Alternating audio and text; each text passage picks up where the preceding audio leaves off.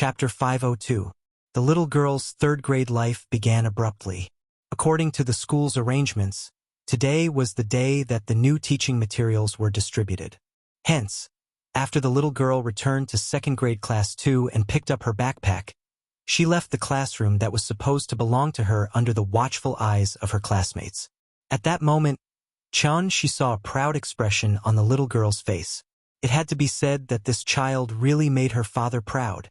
Under the guidance of the teacher, Nian quickly arrived at the entrance of third-grade class 2. The form teacher of third-grade class 2 was also a middle-aged woman with the surname Li. She was slightly chubby and looked exceptionally amiable. It should be known that the form teachers of elementary schools were usually not changed easily. From the day the child entered school, the form teacher would always be by their side for the next 6 years until the child graduated. Hence, the moment teacher Li saw Nian, her face was so happy that flowers were about to bloom. Since this child could skip grades, it meant that she had huge potential. In Wuxia, the child's results were naturally the teacher's achievements. Wasn't this equivalent to her picking up a huge bargain? Teacher Li was so happy that she wanted to help Nian carry her backpack. But she didn't expect that her suggestion was politely rejected by the little girl. "Thank you, teacher. I'm a student. I should carry my own backpack." Seeing the little girl's obedient manner, Teacher Li was instantly delighted. "Io! This child is so sensible. You're called Nian, right? I like you." It was class time now, so after a simple exchange of words with Teacher Zhang, Teacher Li directly put her hand on the little girl's shoulder and walked her into third-grade class 2. The third-year students were basically all old foxes. After Teacher Li went out and was delayed for a while, the classroom suddenly became a little noisy. "Come, everyone quiet down. Let me introduce you. This is our new classmate, Nian. Everyone welcome." After saying that, Teacher Li took the lead in clapping her hands. In an instant, there was a burst of lively applause in the classroom. The little fellow stood nervously beside Teacher Li, looking at the unfamiliar faces below the stage. She suddenly felt a burst of fear in her heart for no reason, so much so that her little face slightly tensed up. Nian skipped a grade, so he should be 1 year younger than you. But her grades are very good, so she doesn't need to go to the second grade anymore. Now that she's in our class, she'll be the youngest student in our class. As Nian's elder brother and sister, you should. Speaking up to this point, Teacher Li deliberately paused for a moment, then raised his hand to signal the students present to answer together. Seeing this, the students in the class were also quick-witted. Even if they hadn't rehearsed it beforehand, they all replied in unison, "Take care of her." "Yes.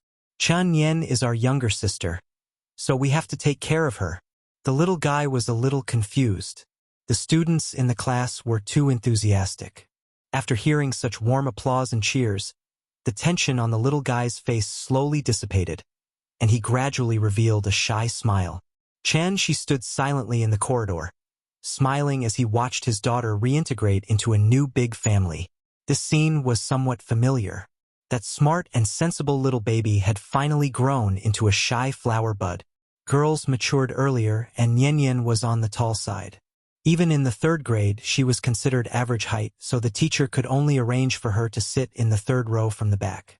One had to know that the little brat now was incredible. Not to mention the third grade, even kindergarten had the phenomenon of puppy love. Regarding this, many parents' reactions were, "The child is still young and doesn't know anything. It's just two people together for fun." On this point, their understanding was too one-sided. Actually, children also knew what it meant to be in a relationship. It was just that their thinking was still very simple, and they couldn't understand the meaning of the word sex. What was wrong with children? Couldn't children like other people? Thinking about the opposite sex day and night, yearning for the opposite sex day and night, this wasn't something only adults could do.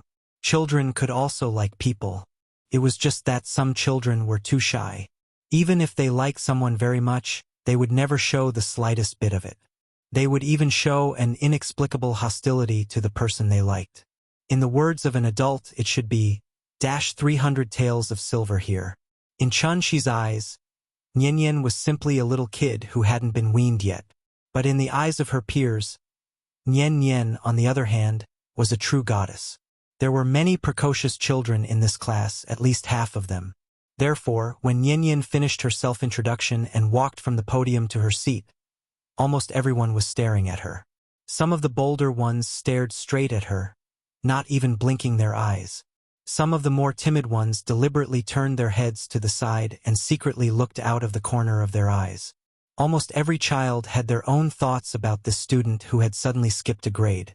However, most of the boys' hearts were filled with admiration, while most of the girls' hearts were filled with jealousy. She naturally saw the subtle changes on everyone's faces. However, he was like many parents and didn't take these things to heart. They were just children. They were the flowers of the motherland. They were the pillars of the motherland's future. How could they have so many dirty thoughts? Seeing the little guy sitting down, Shi's mood immediately relaxed.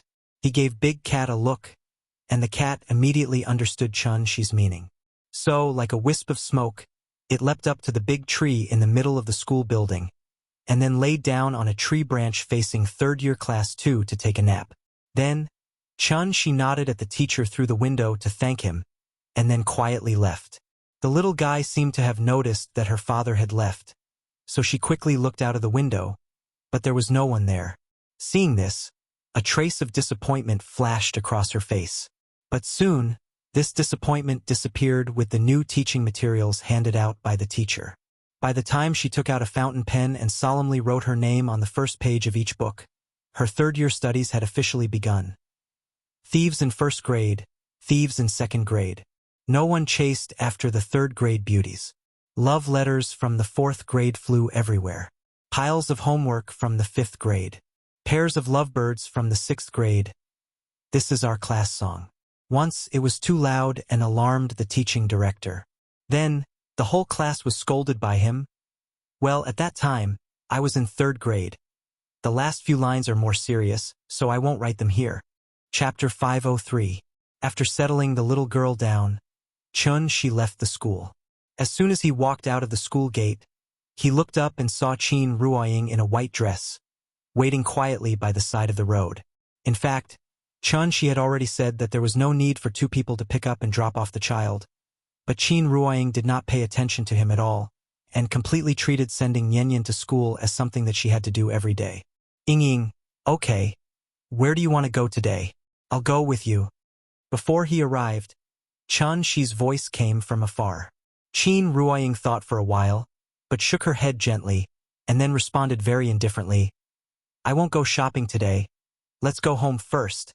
I have a few questions about cultivation that I want to ask you. Ask?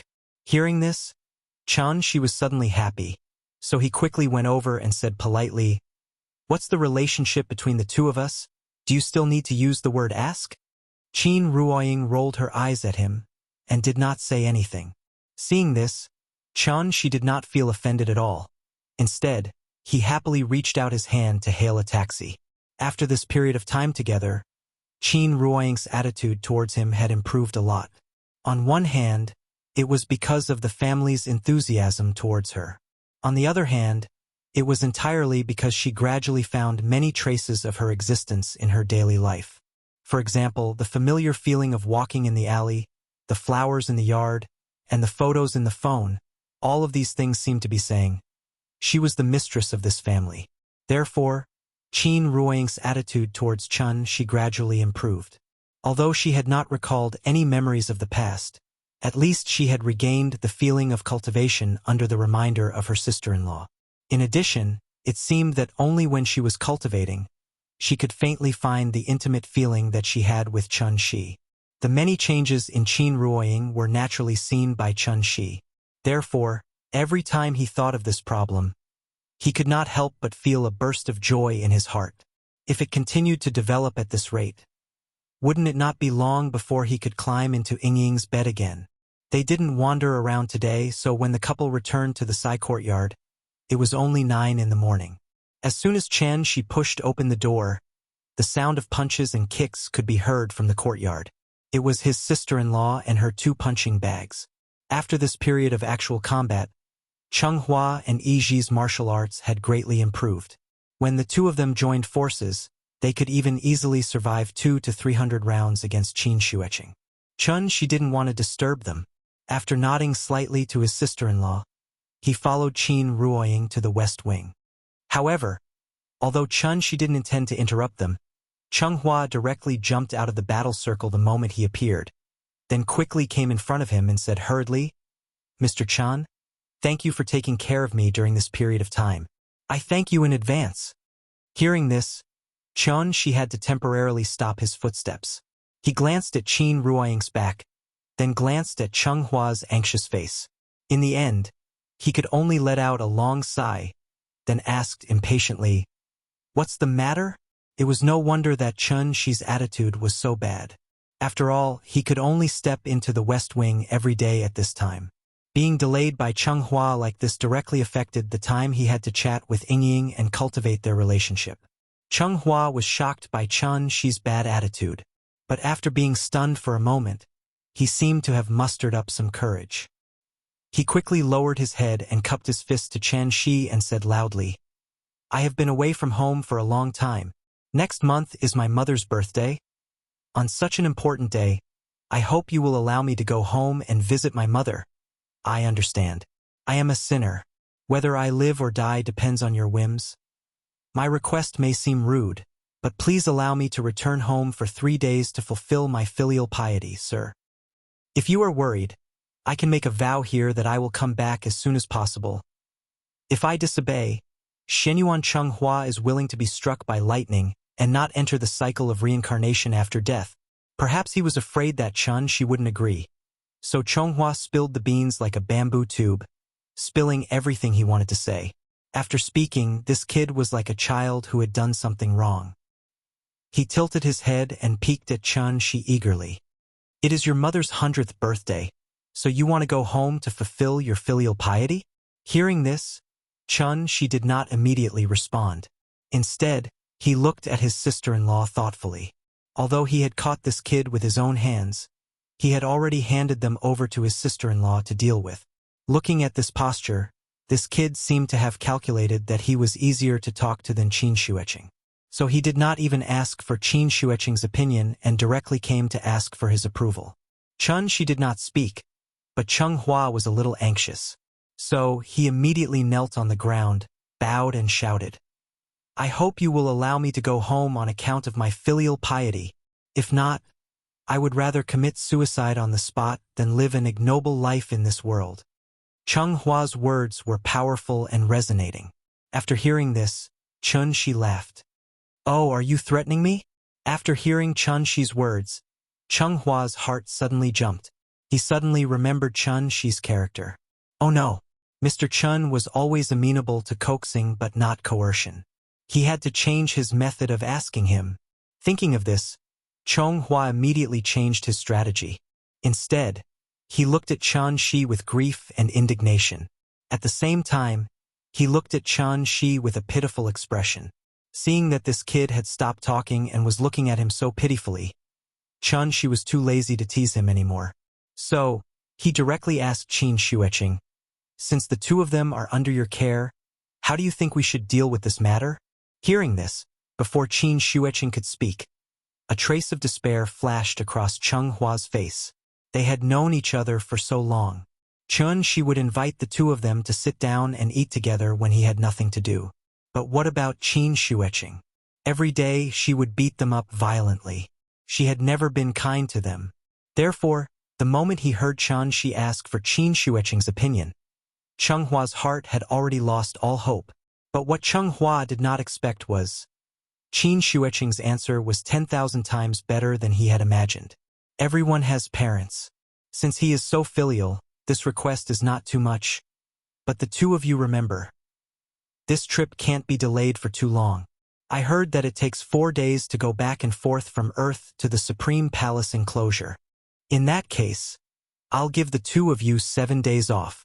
If I don't see the two of you back after 7 days, I think the two of you should know very well what the consequences will be." After speaking, Qin Shueqing walked to the East Wing without looking back. Only the two of them were left standing there in a daze. She agreed just like that. Hua was in a daze.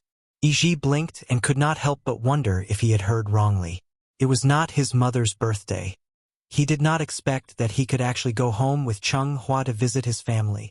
Qin Xueqing actually agreed. Seeing the two of them looking as if they had seen a ghost, she could not help but smile. Then he turned around and walked into the West Wing. If Cheng Hua and Yi were to be seen as students, then Qin Xueqing was obviously their class teacher whom they feared like a tiger. Mischievous bad children were never liked by teachers. The two of them knew their place.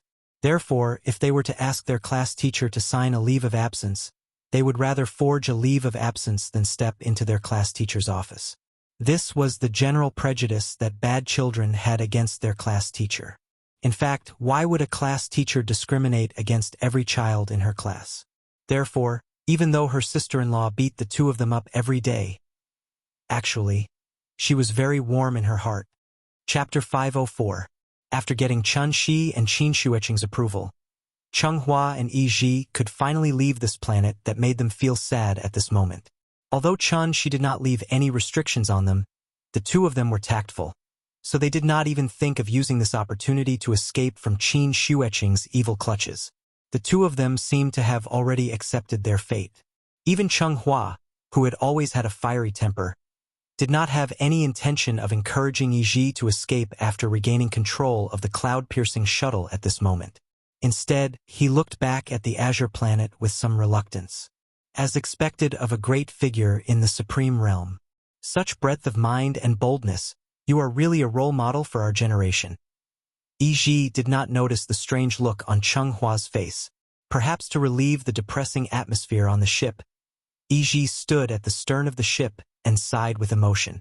Then, as if he suddenly thought of something, he could not help but tease with a smile. Cheng Hua, let's hide in the heavenly market enclosure, shall we?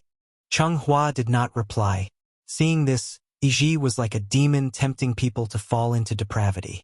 He moved closer to Cheng Hua and continued to bewitch him. How about the purple myrtle enclosure? The three enclosures are like three wooden rafts floating in the vast void. Although their whereabouts are uncertain and difficult to find, they converge once every 100 years. I heard my father mention it before we set off. The next time the three enclosures converge should be within the next 10 years. You see, when the time comes, we only need to hide in the heavenly market enclosure or the purple myrtle enclosure. So what if Mr. Chen is a supreme realm cultivator? Could it be that he can turn the three enclosures upside down and be determined to find us? Yi kept bewitching Cheng Hua.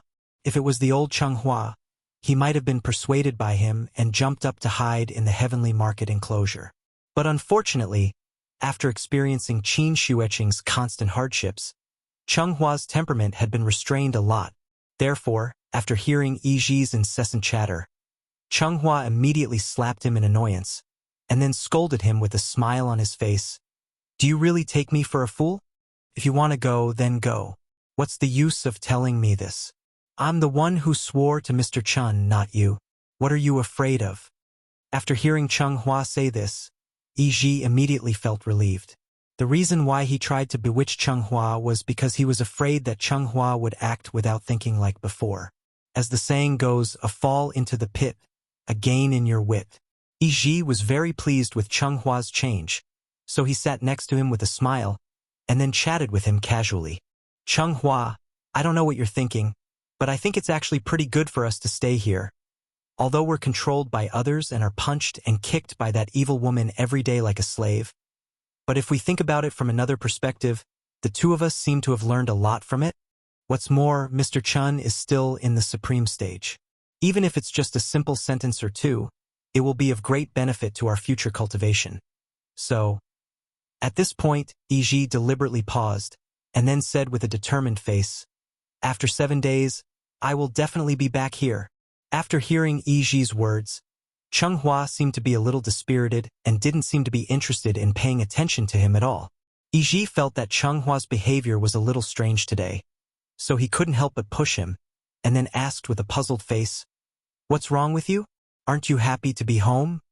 Hearing this, Cheng Hua shook his head, and then muttered in a very strange tone, Don't mess around.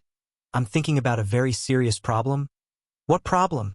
I'm thinking about whether Nian will like the taste of the dragon saliva fruit. You see, it's rare for the two of us to go home. We should take this opportunity to bring some gifts back for Nian, right? But I thought about it, and I didn't think of what to bring her. Think about it yourself. What does Nian usually treat us to? Chocolate, biscuits, jelly, French fries, yogurt. These are all delicacies in the world. As a return gift, we can't take out something too shabby, right? After hearing Changhua say this, Yiji couldn't help but be stunned. Oh right, I actually forgot such an important thing. Come. Let's quickly think about what gifts we should bring for Nian. Time flew like an arrow, and the sun and moon flew like a shuttle. In the blink of an eye, a month's time passed. During this time, the adults were busy cultivating in seclusion all day long. And because the little girl skipped a grade, she needed to spend more time reviewing her homework every day. Everyone was busy with their own things, and the courtyard was much quieter because of this. As time passed, although Qin Shueqing didn't have any clear expression, the expression on her face was so gloomy that it seemed like water was about to drip out. They clearly agreed on 7 days, and a month had already passed. But Changhua and Yiji still hadn't returned to Earth. Were these two brats playing with her like a monkey? As soon as she thought of this problem, Qin Shueqing's towering chest couldn't help but begin to rise and fall rapidly. After enduring for a full month, she couldn't bear it anymore. Therefore, Qin Shueqing found Chen Shi and wanted to borrow a xingcha from him. Do you still have a xingcha? Lend it to me. Hearing this, Chen Shi raised his eyebrows and asked, What do you want to do? Find someone.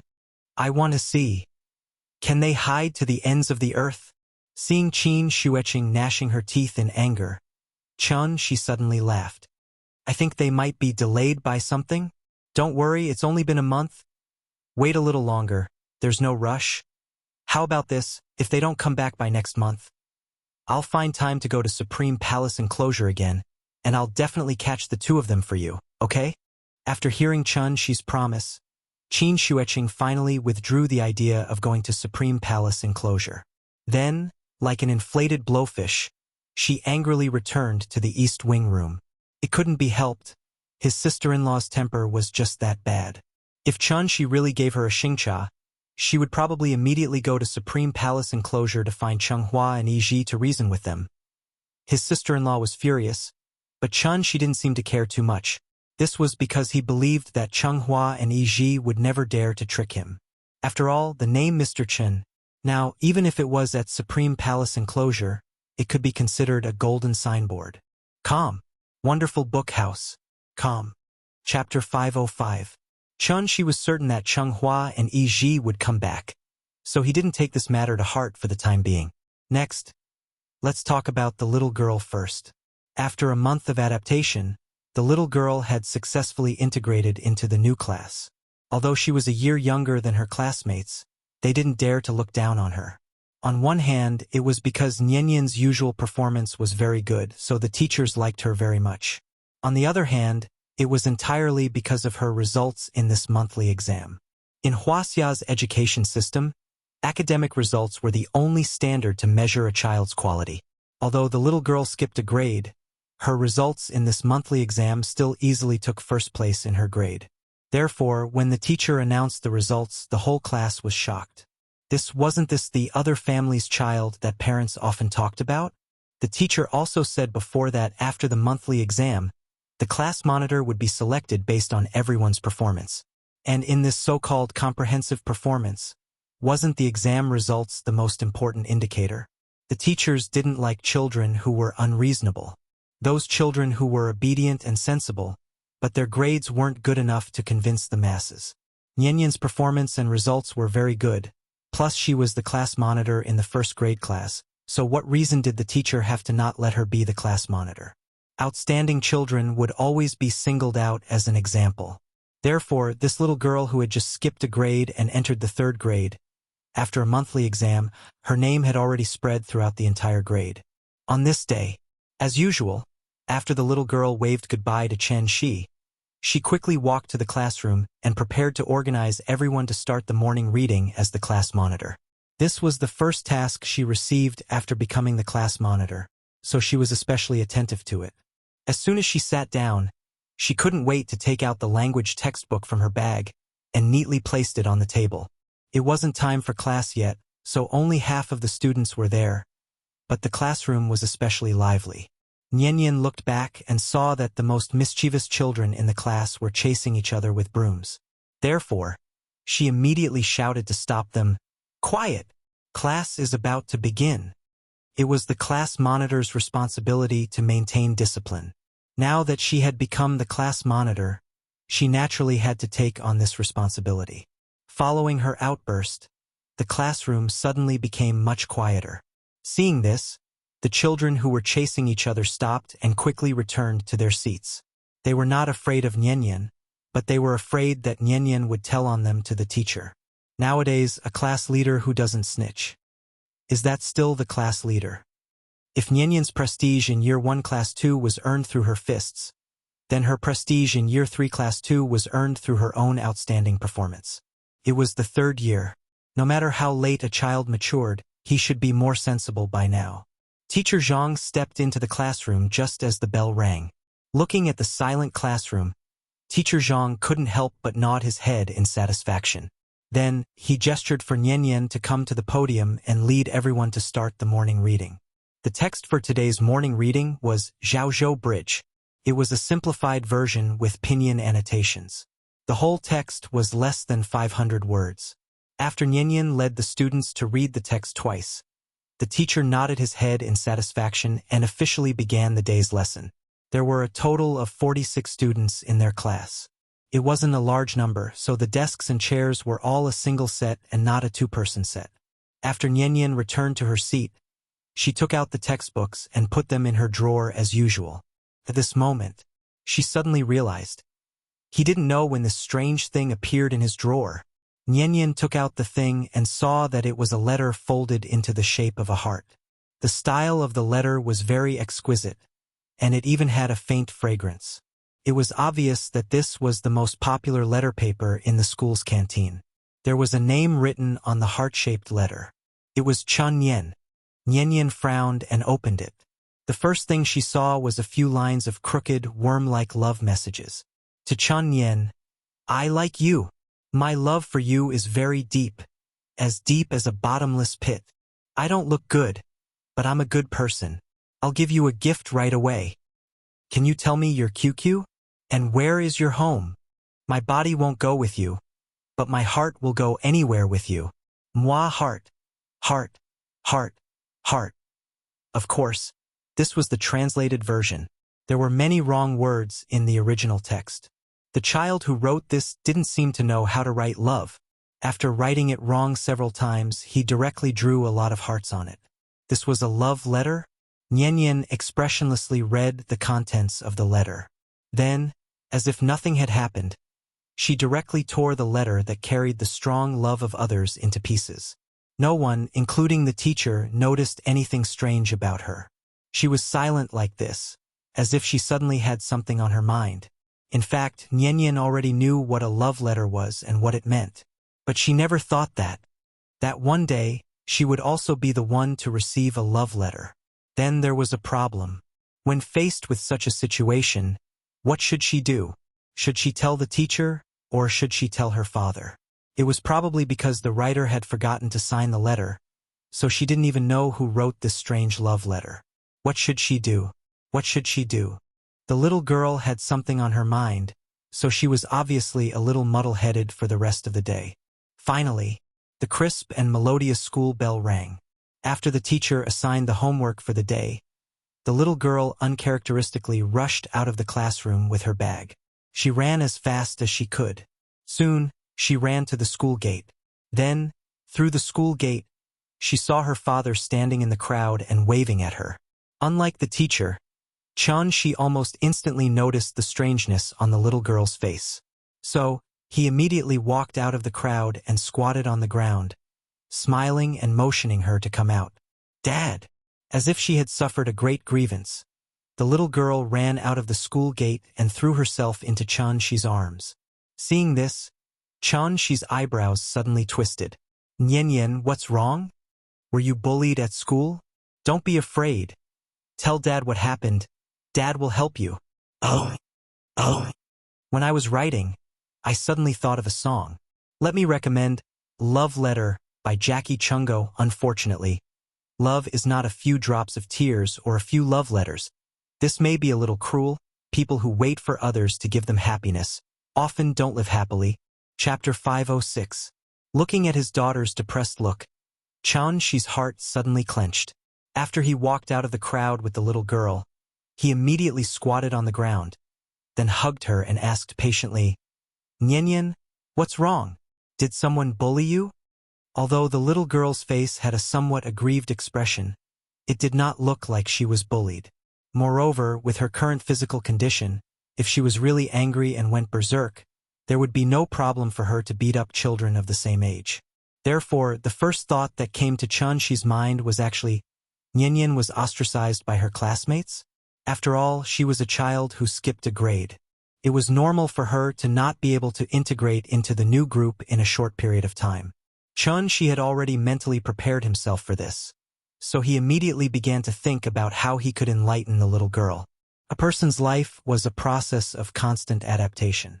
If she wanted to shrink back because she could not adapt to skipping a grade, how could Nyenyen smoothly adapt to other environments in the future? He had to persuade her properly. But on second thought, Chan-shi had an idea in his mind.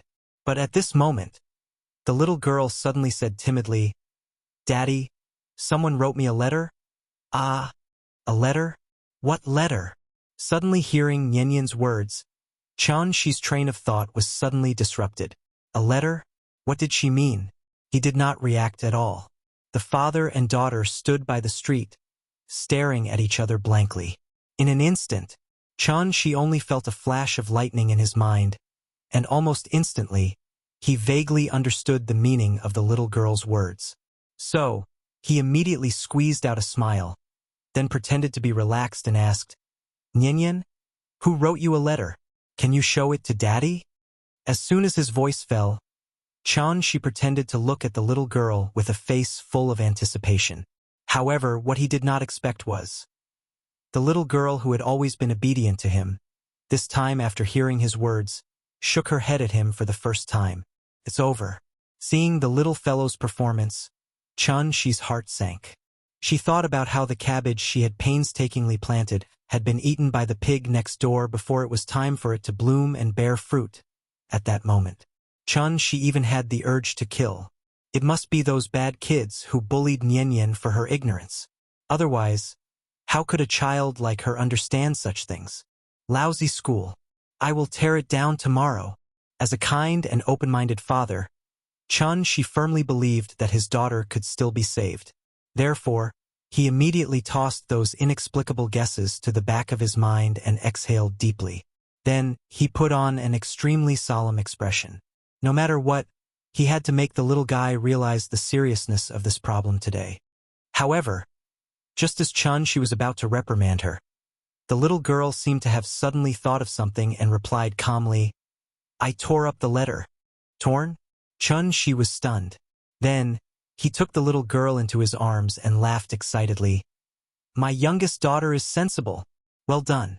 Well done." MD.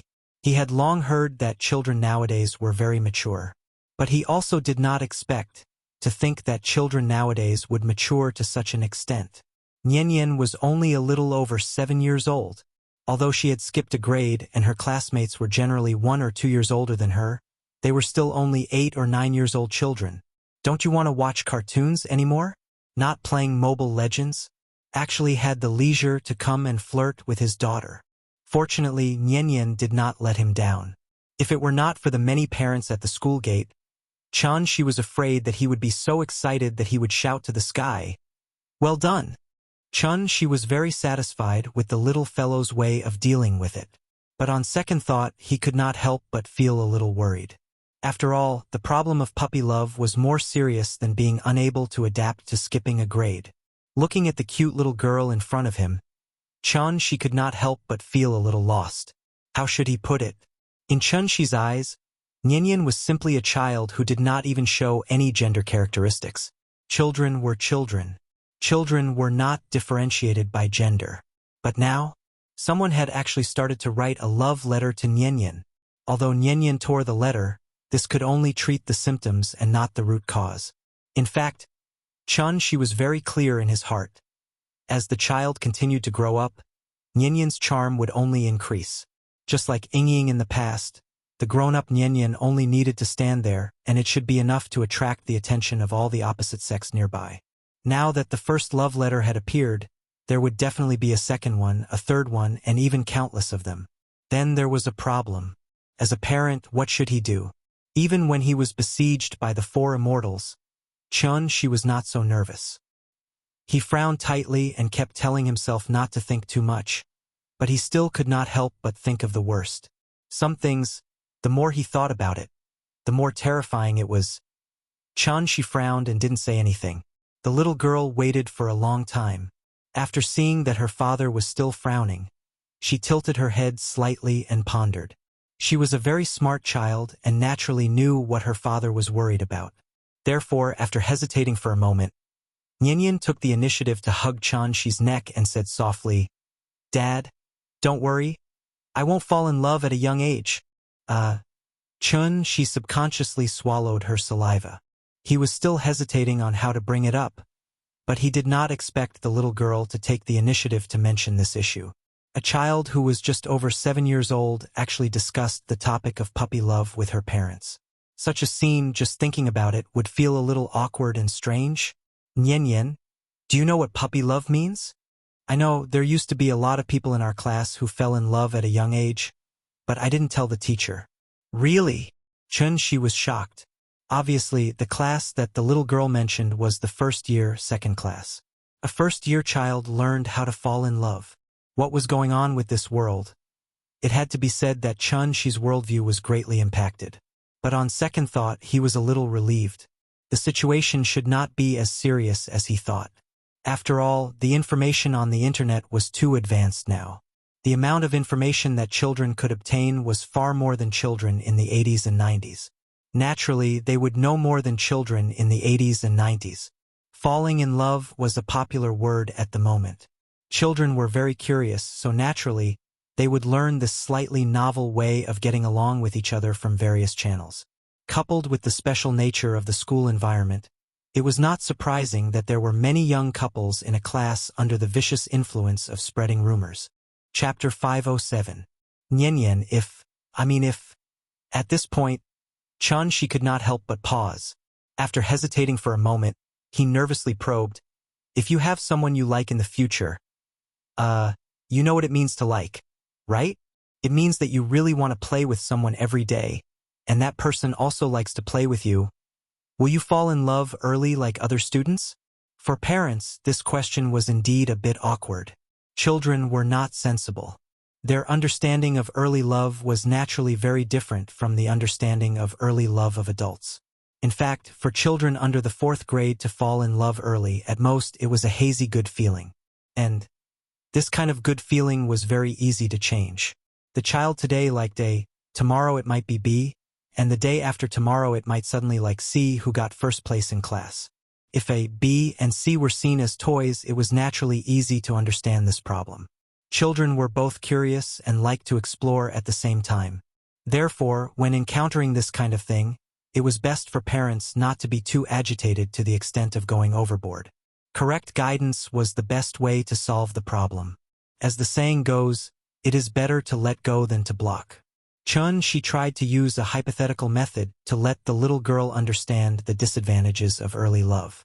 But what he did not expect was, as soon as he said his hypothesis, the little girl directly shook her head and then replied with a firm expression, "No, I won't like anyone, and I won't fall in love with anyone." Hearing this, she could not help but ask, "Are you so sure?" "Why?" "Because they are too stupid. I don't like to play with them." Looking at the little girl's expression of disdain, she suddenly understood. So, she thought that her classmates were too stupid so no one could enter her eyes at all? Although Wenwen and Mingming are also very stupid. But they have always been my best friends, so I don't dislike them. Also, I know what it means to like. If puppy love means 2 people are together all day long, Then if I play with Wenwen and Mingming every day, isn't that also early love? We're not dating. We're good friends. So, Dad, your example is wrong. After hearing his daughter's reasonable rebuttal, she couldn't help but be speechless. But on second thought, it was as if he had heard something happy. After laughing and shaking his head, he stretched out his neck and kissed the little fellow's face heavily. Mua! The little fellow was preoccupied with expressing her views on puppy love. Suddenly, she was ambushed by Chun-Shi and immediately forgot what she was going to say next. Daddy, you're so annoying. After saying that, the little thing buried its head in Chun-Shi's shoulder, seemingly a little shy. Silly child, are you shy now? After today's conversation, Chun-Shi finally realized Nian was really starting to grow up. Time is always relative. Now let's rewind time to 1 month ago. After a period of hurrying, Chunghua and Yi successfully arrived at the Supreme Palace enclosure on the 3rd day after they set off. She didn't have the habit of showing off in front of children, so the two of them didn't know that she had caused a ruckus in the jade-clear grotto heaven. They also didn't know that the Tuoba family had suffered heavy losses because of it. As the instigators of all this, the two brats only had the chance to visit home after leaving home for almost a year.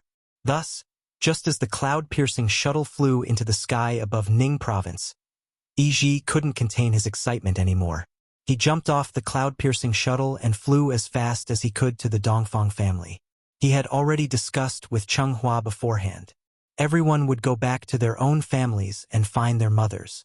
3 days later, they would meet here and head back to Earth together.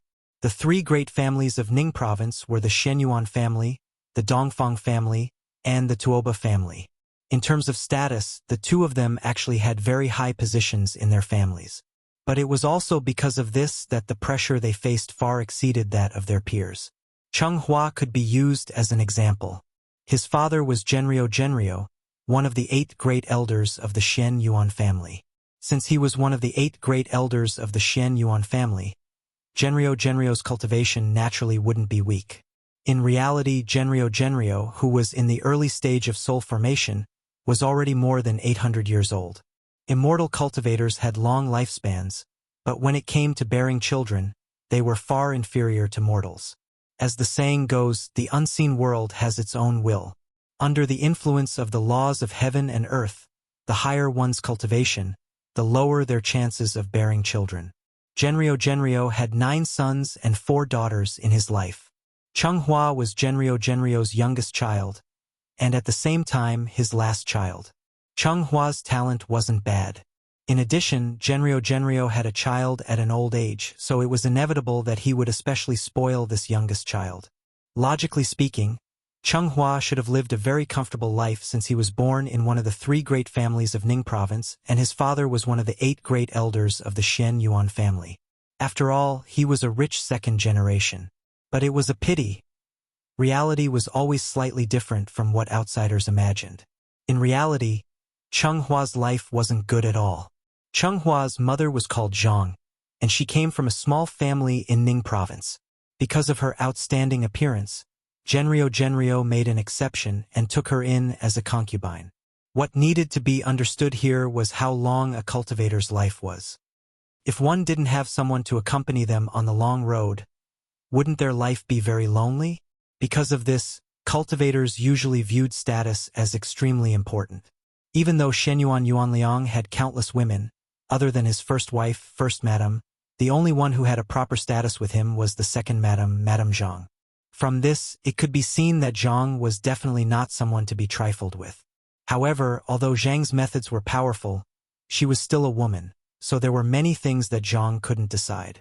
For example, Chunghua's eldest brother always used the excuse of training as an excuse to often throw Chunghua into an extremely dangerous place, and left him to fend for himself there.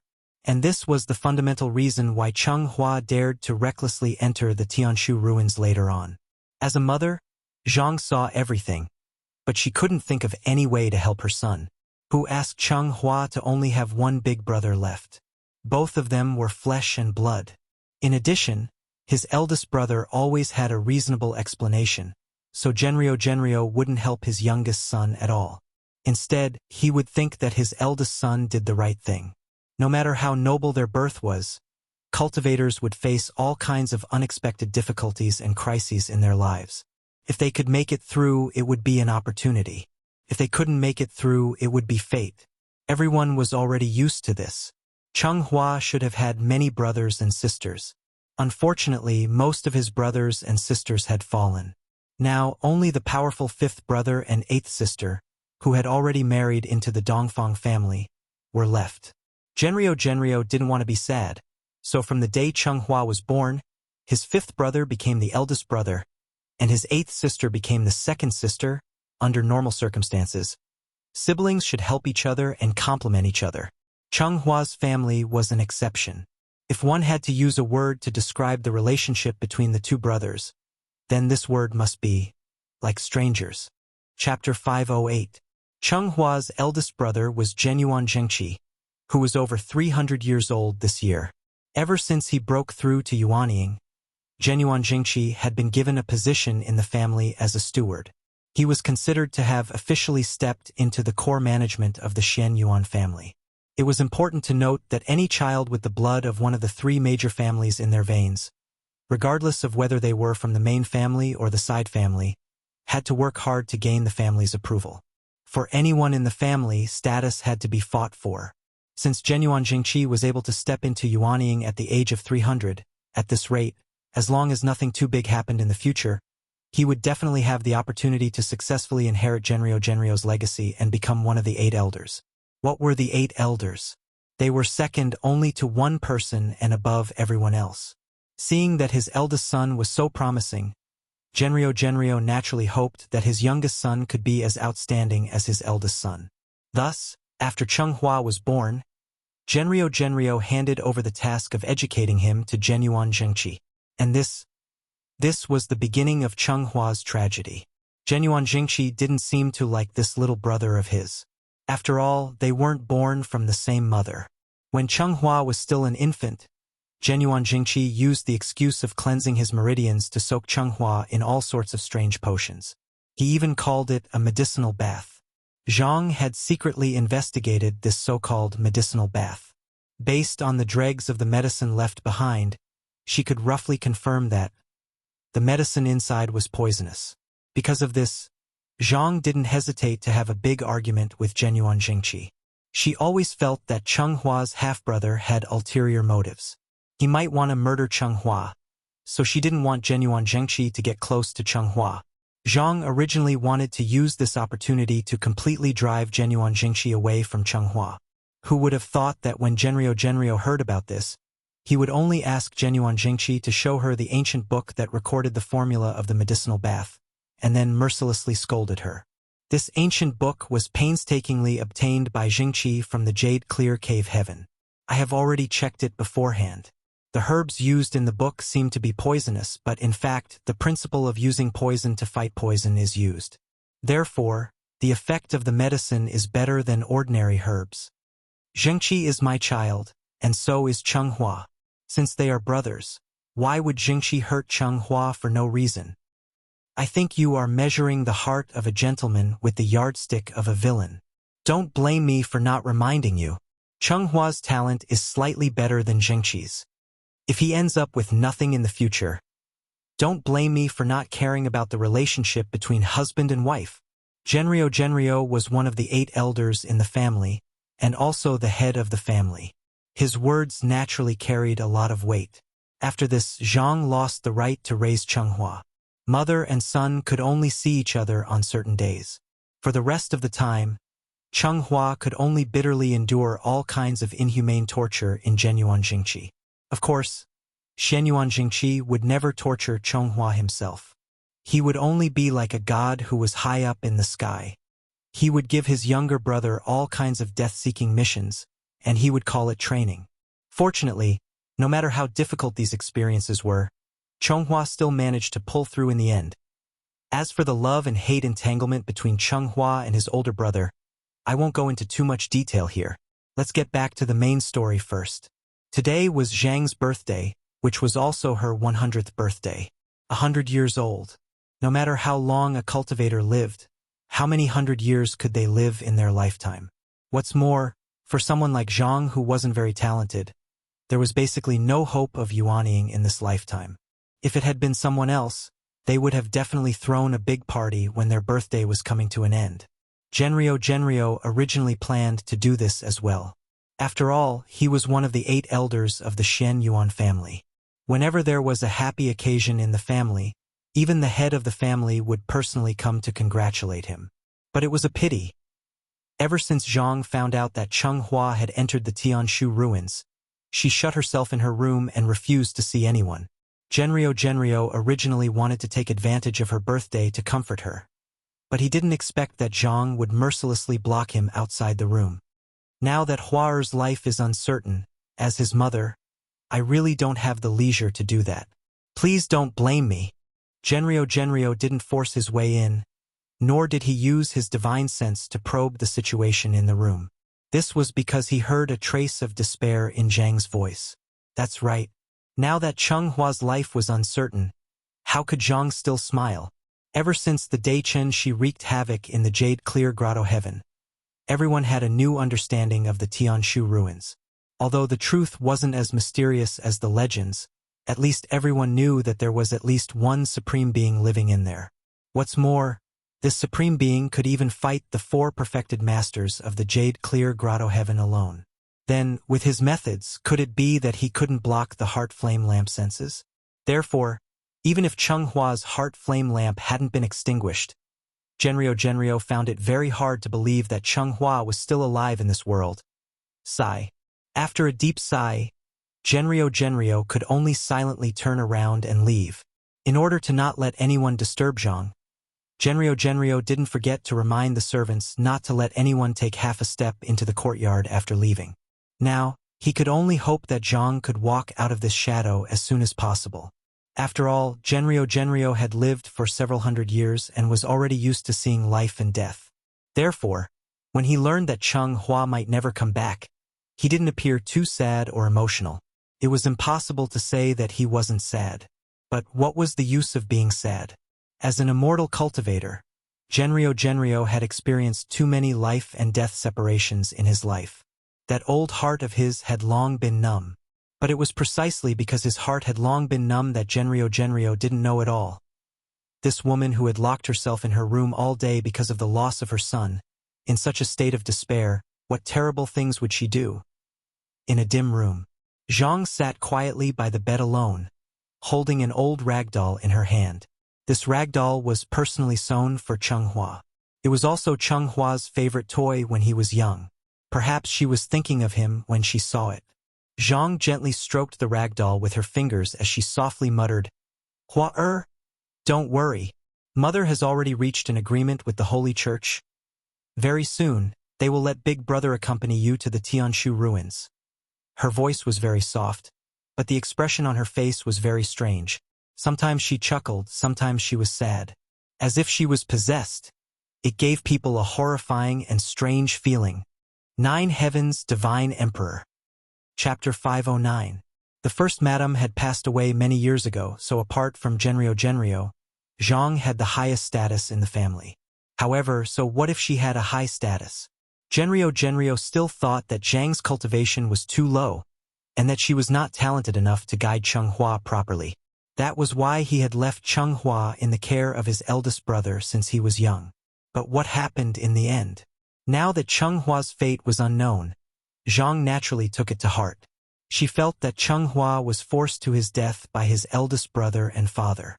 Her son was forced to his death, so as Cheng Hua's mother, how could she continue to remain calm? One had to know that when a woman went crazy, she would not recognize her own family. To Zhang, although the Shen Yuan family was huge, there was nothing in it that she was reluctant to part with. Cheng Hua's trip to the Tianshu ruins could only end in death. As a result, Madame Zhang's heart was filled with hatred. She hated everyone, including Genrio. Just as she had said before, if something really happened to Cheng Hua, she would make sure that the entire Shen Yuan family was buried with him. The Holy Church had already responded, so Zhang believed that her plan would come to fruition soon. Zhang silently planned. At this moment, a figure completely ignored Genryo's ban and forced his way into her courtyard. Genryo had set up a restriction on the entrance of the courtyard, allowing only people to leave and not enter. Thus, this person could only use all his strength to break through the restriction and try to force his way in. Soon, this commotion alerted the guards in the courtyard.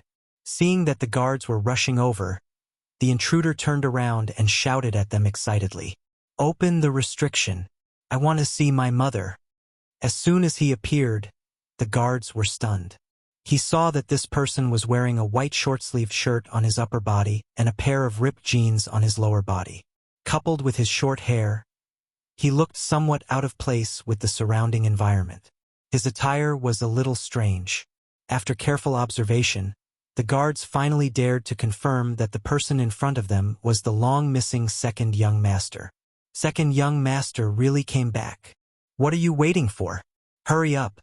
Seeing that everyone was hesitating, Chonghua no longer bothered with them.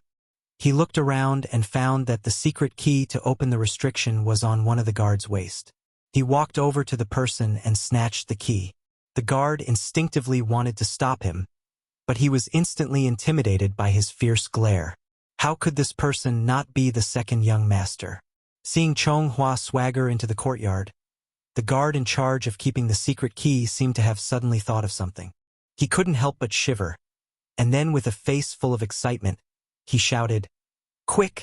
Report to the master. Second young master is back." Chenghua's return was like a stone heavily smashed into the water. As the restriction was opened, Zhang finally heard the commotion outside. She frowned and opened the door. Just as she was about to scold him, she unexpectedly saw the figure that made her worried the moment she raised her head. "Mother, I'm back." When Chonghua saw that Zhang had come out, he immediately knelt on the ground and bowed. At that moment, Zhang felt as if she was struck by lightning. She had an expression of disbelief on her face as she stood there in a daze for a full 3 seconds. Then, she subconsciously cried out in shock, "Hua-er! Mother, it's me. I'm back. Hua-er, it's really you?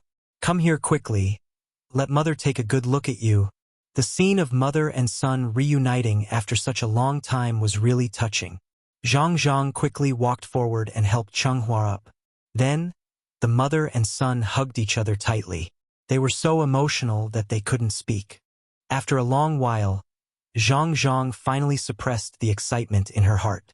Then, with a concerned expression, she asked, "Fortunately, the Immortal Emperor protected me. I didn't have to send off my son just now." After experiencing so many things on Earth, Chonghua had matured a lot. He had learned many things from Chun-Shi, including kinship. How could Zhang not treat him as well as how Chun-Shi treated Nianyan? How great and selfless was this kind of love? Every time he thought of this, Chonghua couldn't wait to rush back to the Supreme Palace enclosure. He only hoped that he could use his filial piety to comfort his mother's silent concern for him all these years. As the saying goes, a tree wants to be still, but the wind won't stop. A child wants to be raised, but his parents won't wait. Now he was finally back. "I'm unfilial and made Mother worry." It's fine. It's good that you're back." Zhang looked at Chonghua up and down. After making sure that he was not hurt, she asked happily, "Hua-er, didn't you go to the Tianshu ruins?" This. Chonghua naturally understood what Zhang was worried about. So, he immediately smiled and replied, "Mother, I came back especially to celebrate your birthday." Zhang seemed to want to say something else. Seeing this, Chonghua directly held her arm and said with a smile, "Let's go. I'll help you back to the house first. Then I'll tell you what happened in detail." The mother and son returned to the room. Then, under Zhang's incredulous gaze, Chonghua recounted his experience during this period of time in detail. "You mean, after you met Mr. Chun, not only did he not kill you, and he even took the initiative to accept you as his disciple?" After listening to Chonghua's story, the expression on Zhang's face was very interesting. Mr. Chen's prestige was now a gold-plated signboard in the Supreme Palace enclosure. Everyone said that the Tianshu ruins were a forbidden area and that trespassers would die. Who would have thought that Cheng Hua not only did not lose his life after trespassing into the Tianshu ruins, but also profited from the disaster and formed a good relationship with Mr. Chen. Mother, you might not understand. Mr. Chen did not accept me as his disciple. He only let me live in his house. When he was free, he would give me a few pointers. In order not to worry his mother, Cheng Hua concealed most of the facts. He did not mention Qin Xueqing at all. So Zhang Zhang mistakenly thought that he had been accepted as a disciple by Chen Shi. Even if it was only a few pointers, it was still pointers from Ji Zun. Mr. Chen is a peerless master who can defeat the 4 perfected masters alone. Hua you've bumped into a great opportunity. Zhang Zhang was very excited. Who knew what kind of great luck Cheng Hua had had to be lucky enough to become Ji Zun's disciple. Looking at her son who was becoming more mature and steady, Zhang Zhang could not help but smile from the bottom of her heart. But immediately after, she seemed to have suddenly thought of something terrible, and a trace of worry flashed across her eyes. Cheng Hua's return was indeed a great thing. But what should she do with the Holy Church? Unilaterally break the contract? Would she dare? Thinking of this, Zhang Zhang's heart could not help but sink, and she instantly became a little worried. Cheng Hua was immersed in the joy of reuniting with his mother, so he did not notice the strange look on Zhang Zhang's face. He thought that Zhang Zhang was blaming him for trespassing on the Tianshu ruins, so he was thinking of something to say to make his mother happy. But at this moment, there was a sudden commotion outside the courtyard. A large group of people was seen hurrying towards Zhang Zhang's room.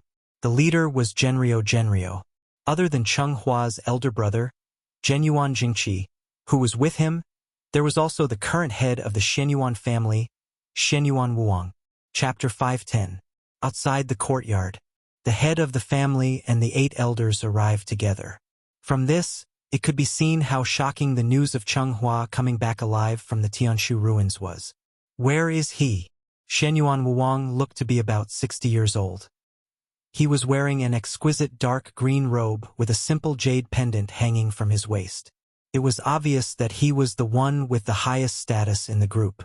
This was Zhenrio's courtyard. Although Shenyuan Wuang was the head of the family, the servants did not recognize him. After all, there was no television in the Supreme Palace enclosure. The guard didn't know Shenyuan Wuang, but he vaguely recognized a few of the 8 elders. Therefore, when he heard Shenyuan Wuang's seemingly random question, the guard was stunned. He didn't know how to answer at all. Seeing this, Zhenrio immediately walked out from the back of the group and quickly scolded in a low voice. Fool! The head of the family is asking you a question. Why aren't you answering? Where did Cheng Hua go?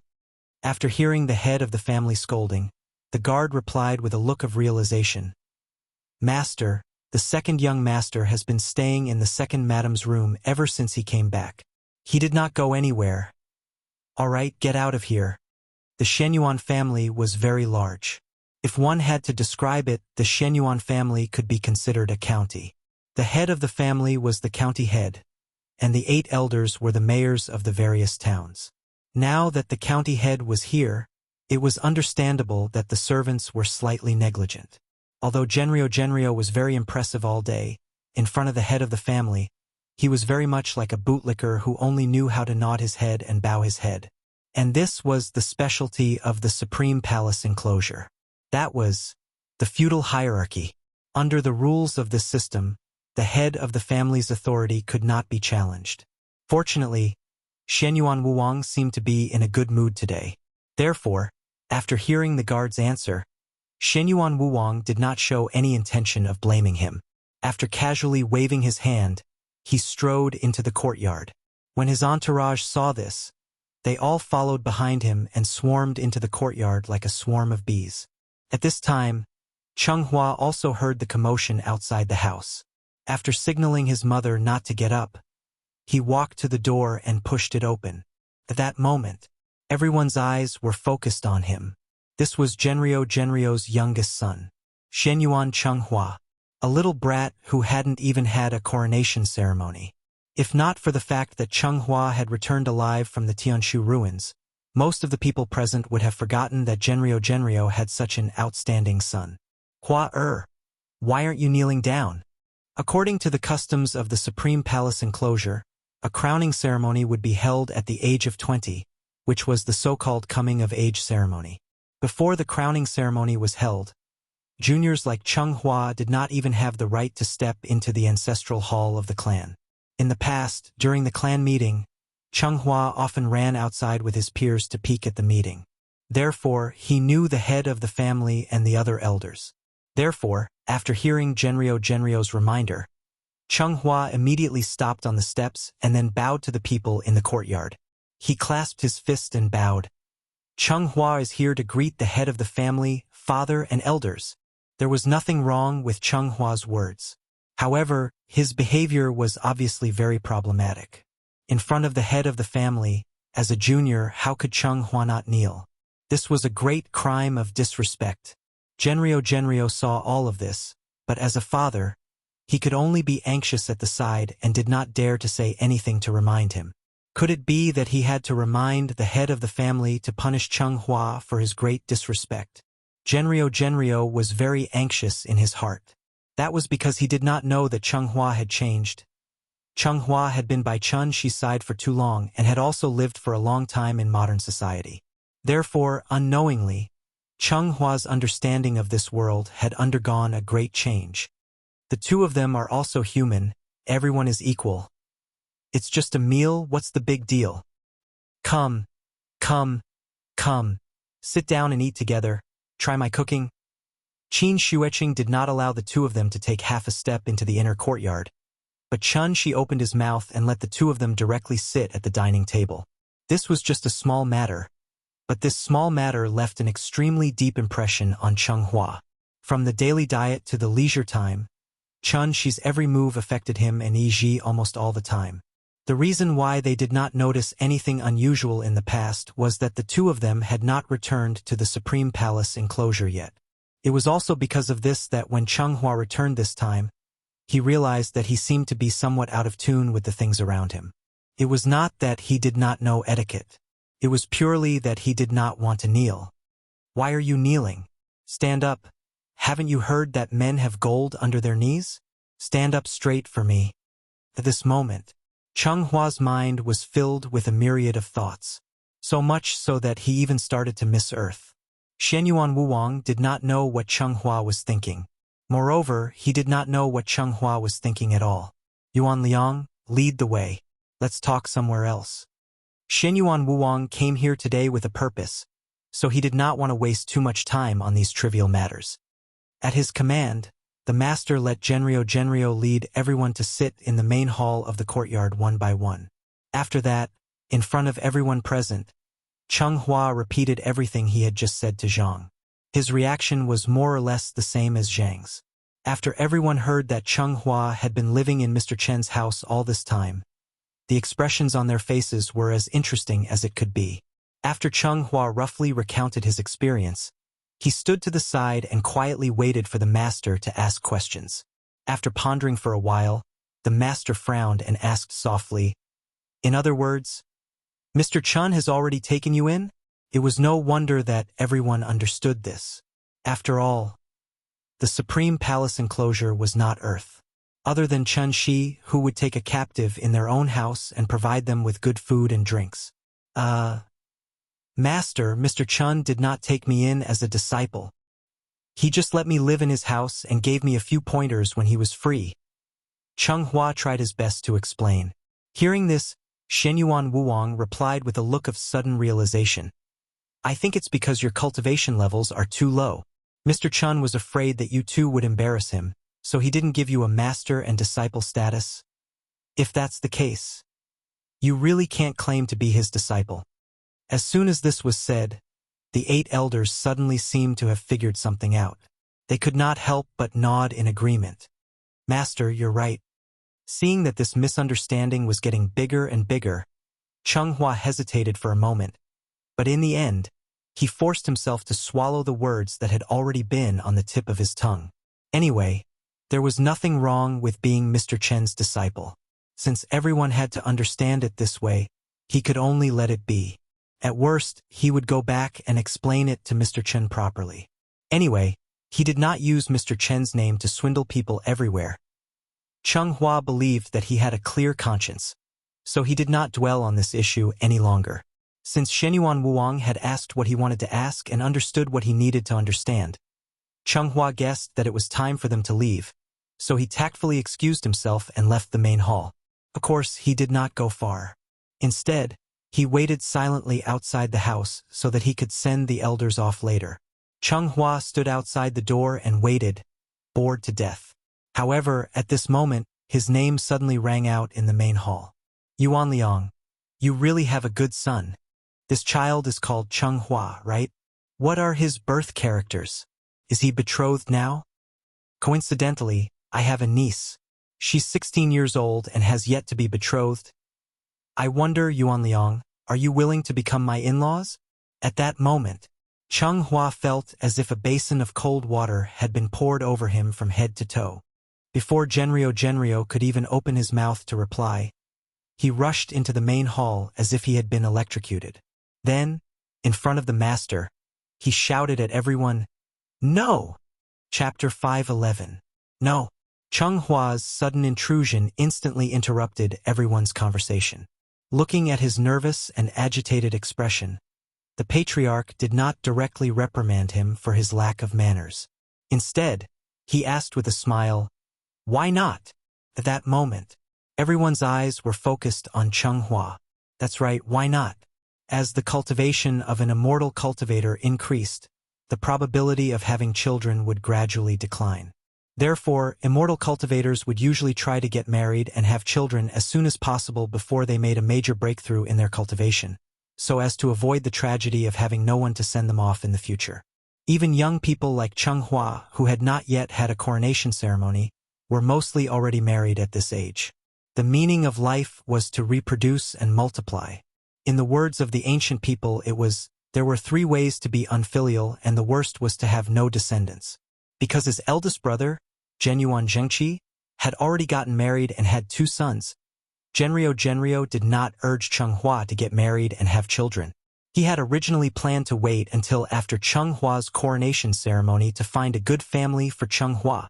Who would have thought that, after Cheng Hua's trip to the Tianshu ruins, he had become a hot commodity in everyone's eyes. In addition to a few elders who expressed their desire to become in-laws with him, it seemed that even the patriarch had this intention. Since ancient times, regardless of the social system, marriage was the most common way to establish relations. Since Cheng Hua had the title of supreme disciple, wouldn't a marriage alliance with him mean that they would suddenly have a huge backer behind them? Even if they accidentally provoked the 4 great spiritual masters of the Jade Clear Grotto Heaven in the future, the 4 great spiritual masters would probably be a little more lenient on account of Great Supreme Master Chun. Therefore, even if Cheng Hua's behavior was a little rude, no one had the intention to blame him.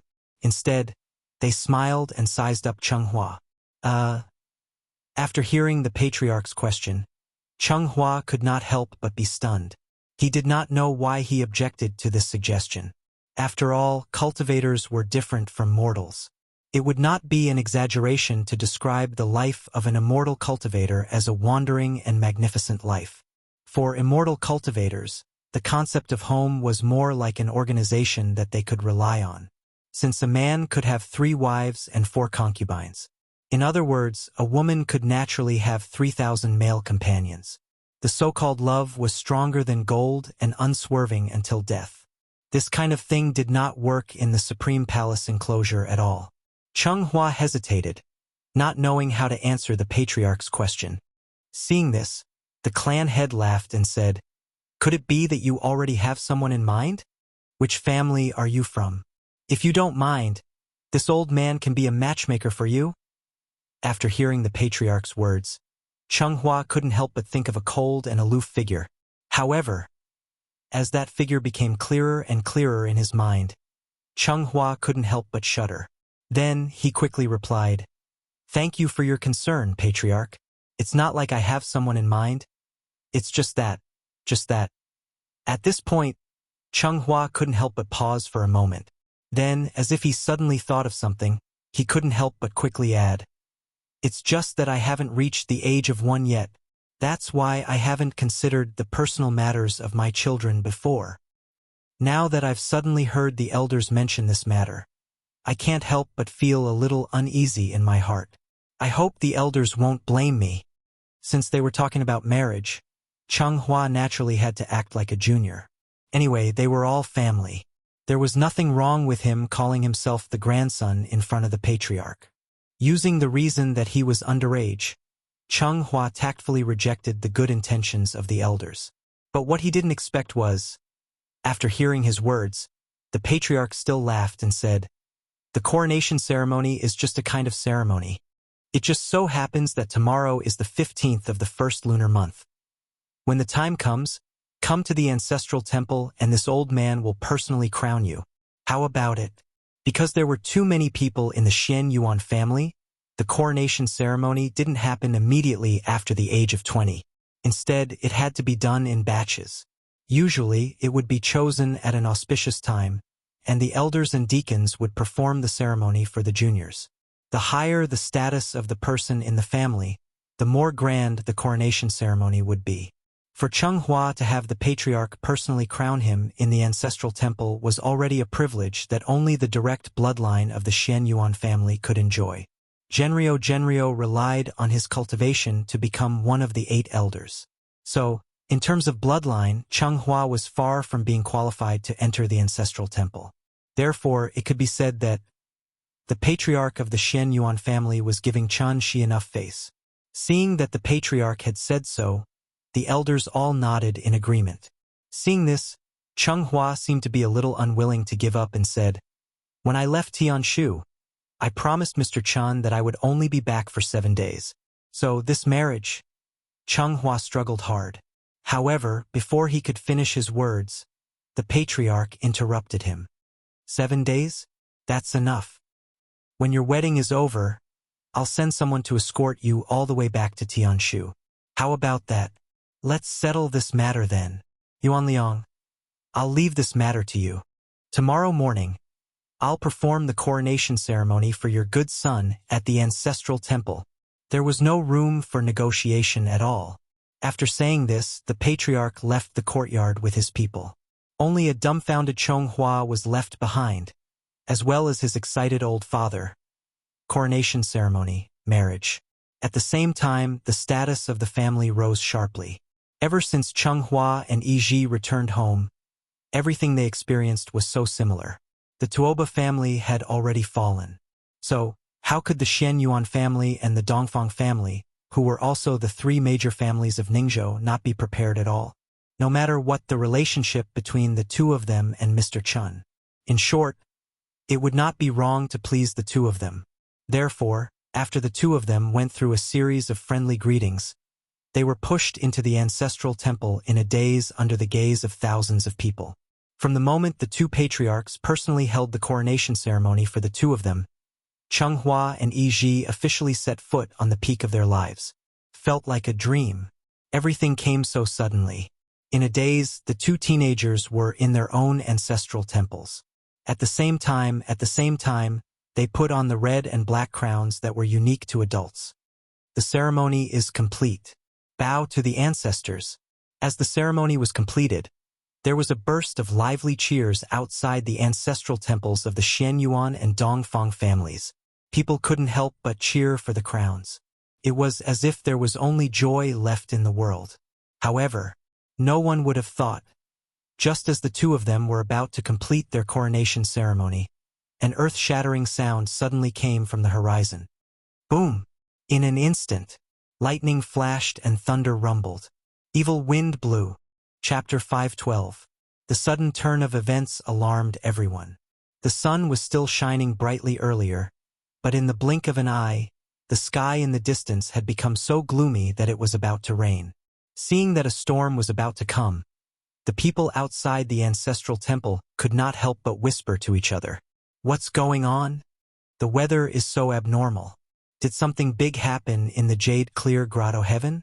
Like the Great World, there were no stars near the Supreme Palace enclosure, so the changes in the weather and the movement of the sun and moon were all controlled by the formation.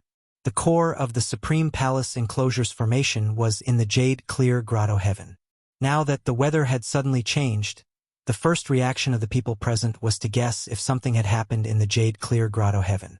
Thick black clouds covered the entire sky, and the sky was as dark as ink that had dripped into water. Looking from afar, the black clouds surged over one after another, like the ferocious and terrifying faces of monsters. Like the low growl of a vicious dog before it pounced on its prey. The thunder in the sky accumulated power for a while before it suddenly burst out with an earth-shattering sound. Rumble! Rumble! In an instant, the thunder rumbled, and the wind howled. In front of such a terrifying scene, no one had any intention of hiding. Instead, they all looked up at the distant sky. In the ancestral temple, the moment Xianyuan Wuong heard the thunder, he stopped the warning and blessing he was about to say to Cheng-Hua. Instead, he quickly walked out of the ancestral temple with a serious face. When the 8 elders saw this, they all followed behind him and walked out of the ancestral temple. Cheng-Hua was supposed to be the main character of today's ceremony. However, the moment the thunder sounded, he completely became a side character that no one cared about. Seeing that no one cared about him, Cheng-Hua did not bother to care about the complicated etiquette. He directly took off the white crown on his head and hugged it in his arms. Then, he quietly moved to Genryo's side. "Father, did something big happen?" The patriarch and the 8 grand elders stood proudly on the steps facing the demonic wind. After hearing Cheng-Hua's question, Genryo frowned and glared at him. He then quickly scolded him in a low voice, "Silence." "Oh, okay." Cheng-Hua had never seen such a scene before. Therefore, when he heard Genryo's reprimand, he could only shrink his head in confusion and obediently stand behind the crowd, not daring to make any noise. Rumble! Rumble! The sound of rolling thunder reverberated in the air. One after another, there was not a single moment of rest. It lasted for about 2 minutes before the deafening thunder gradually subsided. What's going on? Like Cheng-Hua, most of the young people outside the ancestral temple had blank looks on their faces. They had no idea what had just happened. Cheng-Hua stole a glance at his father. He realized that his father's expression was somewhat strange. There was a hint of nervousness, excitement, and even a hint of excitement. Could it be something good was about to happen? In the past, Cheng-Hua would not have the right to stand on the steps outside the ancestral temple. Today, he had a rare opportunity to do so. Naturally, he wanted to experience the feeling of standing at the top. However, at this moment, the patriarch of the Xianyuan family and the 8 grand elders, who were standing at the front, suddenly knelt on one knee and shouted in unison, "Yes, Zhenren." Seeing this, Cheng-Hua was stunned. This was because he had no idea what had just happened. Seeing the patriarch of the Xianyuan family and the 8 grand elders kneeling on the ground, Cheng-Hua was stunned for a moment. He could only follow suit and kneel down immediately. However, the moment he knelt down, the patriarch of the Xianyuan family and the 8 grand elders stood up again. This was great. Cheng-Hua did not know whether he should kneel or stand now. Forget it. This is fate. It can't be changed. Yuan Liang, explain to this child first. If Mr. Chun wants to blame someone in the future, I don't think he will be the one to blame. The dark clouds in the sky did not disperse, and the thunder stopped. The patriarch of the Xianyuan family looked at Cheng-Hua with a complicated expression and shook his head gently. Then, he led the rest of the elders back to the ancestral temple. Explain? Explain what? Hearing this, Cheng-Hua could not help but feel confused. He was about to ask when Genryo's voice suddenly rang in his head. It was a voice transmission. His father was transmitting a voice transmission to him. After listening to Genryo's explanation, Cheng-Hua finally understood what had just happened. So, the thunder just now was not a natural phenomenon. It was caused by the thunder drum of the Jade Clear Grotto Heaven. The so-called thunder drum was a special method used by the Jade Clear Grotto Heaven to transmit information to the various forces in the Supreme Palace enclosure. It was roughly equivalent to the radio station on Earth, and it was the encrypted kind. Only when one's cultivation reached a certain level could they hear the message that the jade-clear grotto heaven wanted to transmit from the thunder. The reason why the jade-clear grotto heaven suddenly sounded the thunder drum today was completely because a grand event that happened once in 100 years was coming. What was a grand event? The meeting of the three enclosures was a grand event. Cheng Hua had heard many rumors about the three enclosures since he was young. The so-called three enclosures were the Supreme Palace Enclosure, the Crepe Myrtle Enclosure, and the Heavenly Market Enclosure. Legend had it that a long time ago, the three enclosures were originally a complete planet. Later on, something happened that caused the planet to be torn apart and turned into the three enclosures of today. Like the Supreme Palace Enclosure, the Crepe Myrtle Enclosure, and the Heavenly Market Enclosure were also plate-shaped landmasses that had been drifting in this vast universe for thousands of years. Because there were no stars to guide them, there was no trace of the three enclosures' whereabouts. The Supreme Palace Enclosure was now near the solar system. Perhaps the Supreme Palace Enclosure was still on the other side of the Milky Way 100,000 years ago. The three enclosures would meet once every 100 years, and the principle of its operation was still unknown. According to the speculation of a senior expert in the Jade-Clear Grotto Heaven, the reason why the three enclosures would meet at regular intervals should be related to the arrangements left behind by the ancient powerhouses. In other words, the three enclosures were still hiding some shocking secrets that had not been discovered by anyone. In order to uncover this secret, since the establishment of the Jade-Clear Grotto Heaven, its successive sect masters had been secretly searching for the truth. After various efforts, they finally found a clue. This clue came from Great Illusionary Land. Cheng Hua knew about the three enclosures, but he had never heard of the Great Illusionary Land. Therefore, after hearing this term, he could not help but interrupt Genryo and ask directly, "Father, I still don't understand what you mean. This Great Illusionary Land. What does it have to do with me?" Hearing this, a meaningful smile suddenly appeared on Genryo's face. He reached out and patted Cheng Hua's shoulder, then whispered in Cheng Hua's ear, "Hua, prepare well. Your opportunity is here." Chapter 513. For a junior like Cheng Hua, the Great Illusionary Land was an extremely unfamiliar term. However, for existences like Genryo and even the Shenyuan family head, the Great Illusionary Land was a good place that symbolized opportunities and fortuitous encounters. Although the Great Illusionary Land was a specific name, it did not have a specific address. That was because the address it appeared at every time was not fixed. The Great Illusionary Land would only appear briefly in a thick fog on the day when the three enclosures converged. Every 100 years, the three enclosures would gradually get closer and more or less join together under the influence of an unknown force. Just like Asia, America, and Europe, if a sea was filled in between the three enclosures, then one could roughly see its original appearance when looking from afar in the starry sky. Once upon a time, it was also a complete planet.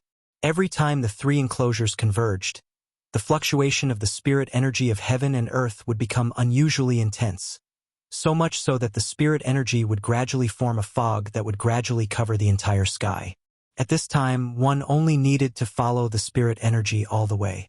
The place with the densest spirit energy would be the place where the Great Illusionary Land appeared. Unlike the unknown dangers of the Tianshu ruins, the Great Illusionary Land had real benefits.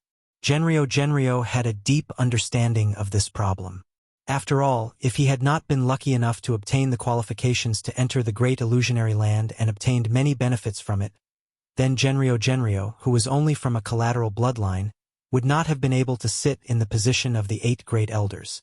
At this point, it was necessary to first mention the so-called social resources and class consolidation.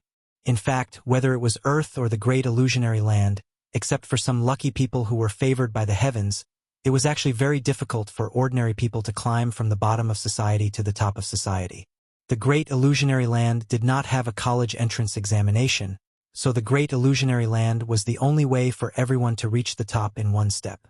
Once one entered the Great Illusionary Land, all the opportunities and fortuitous encounters were in front of one's eyes. But it was a pity. The Great Illusionary Land could only allow 3,000 people to enter at a time. 3,000 people sounded like a lot. However, if it was placed in the entire Great Illusionary Land, this number was too small. Just Ning State alone had the Shenyuan, Dongfang, and Tuoba families, as well as many slightly weaker mid-sized families. Moreover, besides the Ning prefecture, there were still 8 other prefectures in the Supreme Palace enclosure that weren't inferior to the Ning prefecture at all. Since everyone wanted to go in and get a share of the pie, then these 3,000 spots naturally needed to be properly distributed. Thus, with the Jade Clear Grotto Heaven taking the lead, the slots were accurately allocated to the various forces according to their overall strength. The thunderclap drum earlier was actually an announcement to the various great powers about the number of slots they would be able to obtain this time. This was the fundamental reason why Chenghua had never heard of the existence of the Great Illusionary Land before. The quota was limited. Therefore, the fewer people who knew about the existence of the Great Illusionary Realm, the better. Otherwise, wouldn't those bumpkins from small families rebel against the heavens and swarm into the Great Illusionary Realm to change their fates? Therefore, it could be said that this was a carnival for the upper class of the Supreme Palace enclosure, and it had nothing to do with the general public. It was probably because the Tuoba family had suffered a heavy blow a few days ago, so during the distribution this time, the Shenyuan family and the Dongfang family were both given 3 slots, one more than before. Regarding this, the Shenyuan family patriarch was naturally overjoyed, so he immediately returned to the ancestral temple and used the excuse of inspecting the cultivation progress of his clansmen as an excuse to launch a large clan meeting that involved the entire Shenyuan family. Although it was called a large clan meeting, it was actually a martial arts competition. Anyone whose cultivation was above the Golden Core realm and below the Yuanying realm could sign up.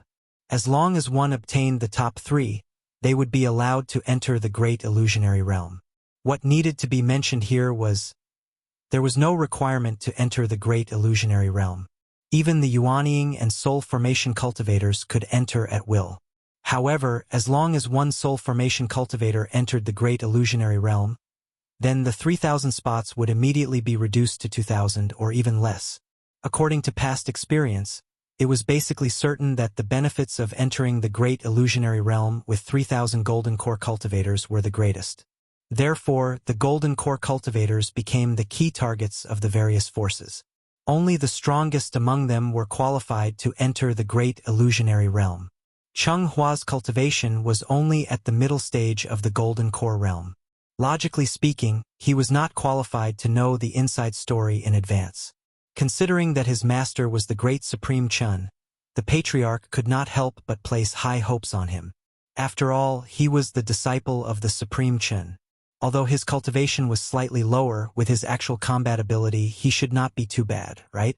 However, nobody would have thought, after hearing Genryo's words, Chenghua said hesitantly, "Father, can I not participate?" "What?" Genryo looked as if he had seen a ghost. It should be noted that the reason why Chenghua's elder brother did not enter the Great Illusionary Realm back then was that there was no third spot, so he could only stay in the top 3. Now that there was an extra spot, Chenghua actually wanted to give it up directly? Was there a mistake? Thinking of this, Genryo only felt a surge of anger in his heart rushing to his head. However, considering that this matter could not be forced, after taking a deep breath, Genryo forced himself to calm down and said, "Why don't you want to participate? Mr. Chan only gave me 7 days." Seeing his father's unfriendly expression, Chenghua could only answer honestly, "After 7 days, I must return to Tianshu. Otherwise, with Mr. Chen's temperament, it's very likely that he will personally come to the Supreme Palace enclosure to ask me to return." After hearing the 3 words Mr. Chan, Genryo's eyelids twitched obviously. With the Tuoba family as an example, nobody dared to provoke Mr. Chan in Tianshu. However, was this really going to be a waste of this opportunity? Huar, you have to think carefully. Some people are willing to waste 100 years and force themselves to stay in this realm with the purpose of exploring the Great Illusionary Land. Although you are a disciple of a supreme being, what Mr. Chun can give you may not be as much as what the Great Illusionary Land can give you. When the 4 words Great Illusionary Land were mentioned, Genryo's face clearly flashed with a strange light. However, due to some unspoken agreement, he could not tell Chenghua what exactly was in the Great Illusionary Land. Moreover, Are you so sure that you can easily win the first place and obtain a spot to enter the great illusionary land? After hearing Genryo say this, Chunghua was stunned for a moment. That's right. Ever since he found out that he had to compete to obtain a spot, Chunghua's first reaction was that he could not participate. Otherwise, if he did not return to Tianshu on time, Mr. Chun would definitely be angry. In Chunghua's subconscious mind, as long as he participated in the clan meeting, then he would definitely be able to defeat everyone and successfully obtain the qualification to enter the great illusionary land. He seemed to be a little too confident. Chapter 5:14. Due to the lack of time, the patriarch immediately announced the start of the great clan meeting after receiving the news from the Jade Clear Grotto Heaven. This was a grand event that concerned the future of the Shen Yuan family. In this grand event, regardless of whether it was the Shen Yuan family's collateral bloodline, or the relatives who were related to the Shen Yuan family through marriage, or even some criminals who had violated the family rules regardless of birth or background. As long as one's cultivation was above the Golden Core stage and below the Yuanying stage, one would be qualified to participate in the Great Clan Meeting. Of course, most people did not know what the Great Clan Meeting meant because the Great Illusionary Realm was too far away for them. But even so, everyone wanted to do their best in this Great Clan Meeting and strive to get a good ranking. This grand event was not only related to the Great Illusionary Realm, but also related to everyone's status in the family. Just like how ancient emperors would always pardon the world before they ascended the throne, at this moment, it did not matter whether one was born poor or guilty. As long as they could get a good ranking in the Great Clan Meeting, they could use this opportunity to reverse their previous fate. Could be said that this was the true meaning. The fish leaped over the dragon's gate, and the sky was vast. Therefore, the Great Clan Meeting was actually equivalent to Wuxia's college entrance exam. It was even fairer than the college entrance exam. Everything depended on one's strength.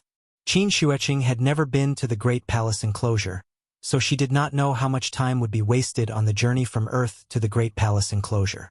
The so-called 7-day deadline was just something she said casually. Regarding this, she was more magnanimous. Considering the long journey, when Chunghua and Yiji left, he even very considerately reminded them that the 7-day deadline would start from the day they reached home. Today was the second day after Chunghua's return. He originally wanted to go home and accompany his mother, but he did not expect that as soon as he got home, his schedule would be packed. He really did not have a moment to rest. Under Genryo's constant persuasion, Chunghua finally signed up for the Great Clan Meeting after some hesitation. After all, it was rare for the clan gathering to be held, so he wanted to use this opportunity to see how much he had improved. If he didn't make any progress, he really wouldn't have the face to see Shi. Under the constant urging of the patriarch, the efficiency of the stewards in the clan instantly rose to the highest level. Therefore, in less than half a day's time, this highly anticipated clan gathering ushered in its first competition. Unlike many of the spectators, Chunghua did not show any excitement on his face. Instead, he stood beside the ring with a calm expression, silently watching the two parties fighting on the ring. It was as if everything had nothing to do with him. What we need to take note of here is, although the entry requirements were limited to those above the Golden Core stage and below the Yuanying stage, there was no age limit. The strength of an Aurus Core stage cultivator who had cultivated for 100 years and an Aurus Core stage cultivator who had cultivated for 500 years were naturally incomparable. Because of this, many of the old fellows who had been cultivating bitterly for their entire lives, but were still unable to enter the Yuanying realm were extremely excited when they heard that the clan leader was going to hold a clan meeting. As long as they could achieve a certain result in the meeting, the clan would definitely notice them. At that time, wouldn't the Yuanying stage be just around the corner? Everyone wanted to do their best for their own future, so the ruthlessness of this clan meeting was far beyond everyone's expectations. Perhaps it was because they wanted to eliminate the weak as soon as possible. Therefore, in the previous few competitions, there was no real sense of parity. Instead, most of the time it was peak Aurus Core stage cultivators against early Aurus Core stage cultivators. Such a deliberate arrangement not only ensured that the peak Aurus Core stage cultivators could enter the final round with the strongest form, but also eliminated the weak as quickly as possible. Why not? However, what was surprising was that, Even if it was always early Aurus core stage cultivators against peak Aurus core stage cultivators, there had never been a situation where the early Aurus core stage cultivators gave up without a fight. There were even a few times when the early Aurus core stage cultivators almost made a comeback. So what if they were peak Aurus core stage cultivators? It was just a battle. What was there to be afraid of? Regardless of their cultivation level, everyone gave it their all in order to obtain a better ranking for themselves. If it wasn't for the clan meeting's explicit prohibition against self-detonating magic treasures, it was estimated that the arena would have been filled with crackling sounds. When night fell, Chunghua finally welcomed his first battle. His cultivation was at the middle Aurus core stage. Now that even he was on the stage, it meant that the early Aurus core stage cultivators had basically been eliminated, and it was time for the middle Aurus core stage cultivators. Chunghua's opponent was an elder from a collateral branch. Because the news of Chunghua going to the Tianshu ruins was not publicized, most people did not know that he now had another identity. But even if he did not have the identity of the supreme disciple, Chunghua was still Genryo's second son. So when he just appeared, it caused a big commotion. The patriarch seemed to be very interested in Chunghua's experience during this period, so he wanted to see what exactly he had learned under Chen Shi. Therefore, after hearing the news of Chunghua's appearance, the patriarch immediately led the 8 elders to the arena where Chunghua was. In the arena, Chunghua and the elder stood facing each other. The elder did not know Chunghua, but he had learned about Chunghua's identity from the onlookers, so he was extremely polite as soon as he came up. "I'm older than you, young master. Now that I have the honor of exchanging pointers with you, please make your move first." As he spoke, the old man took out his Dharma treasure. It was a simple long saber, and its rank was a 3rd-grade spirit treasure. At first glance, one could tell that it was a collection of the elders for many years. If Chunghua's phoenix perch scorched tail box was still there, then this long saber was naturally not a good item. According to the usual practice, the 2 sides should introduce their magic treasures before exchanging pointers. Therefore, the elder roughly introduced his long saber. He estimated that, with Chunghua's identity, his 3rd-grade spirit treasure would not be good enough for him. Who would have thought? After hearing his introduction, Chunghua shook his head directly, and then said calmly, "I won't use my magic treasure. Please make your move." At that moment, not only was the elder on the arena stunned, but even Genryo, who was flying in the sky, was also surprised. How could this child be so arrogant? Not using his phoenix perch scorched tail box, he actually wanted to fight against a peak golden elixir with his bare hands? Could a supreme disciple be so arrogant? Regarding this question, Genryo had wronged Chunghua, because he did not know. Not using magic treasures had long been a tradition of the Sai courtyard. The one who really made Chunghua decide not to rely on magic treasures to fight was actually not Qin Xueqing, who had entered the Dao through martial arts, but Chen Shi. As the saying went, "Loud voices come from afar, not from the autumn wind." You are just ordinary people. How can you understand great Supreme Master Chen's painstaking efforts? Chapter 5:15.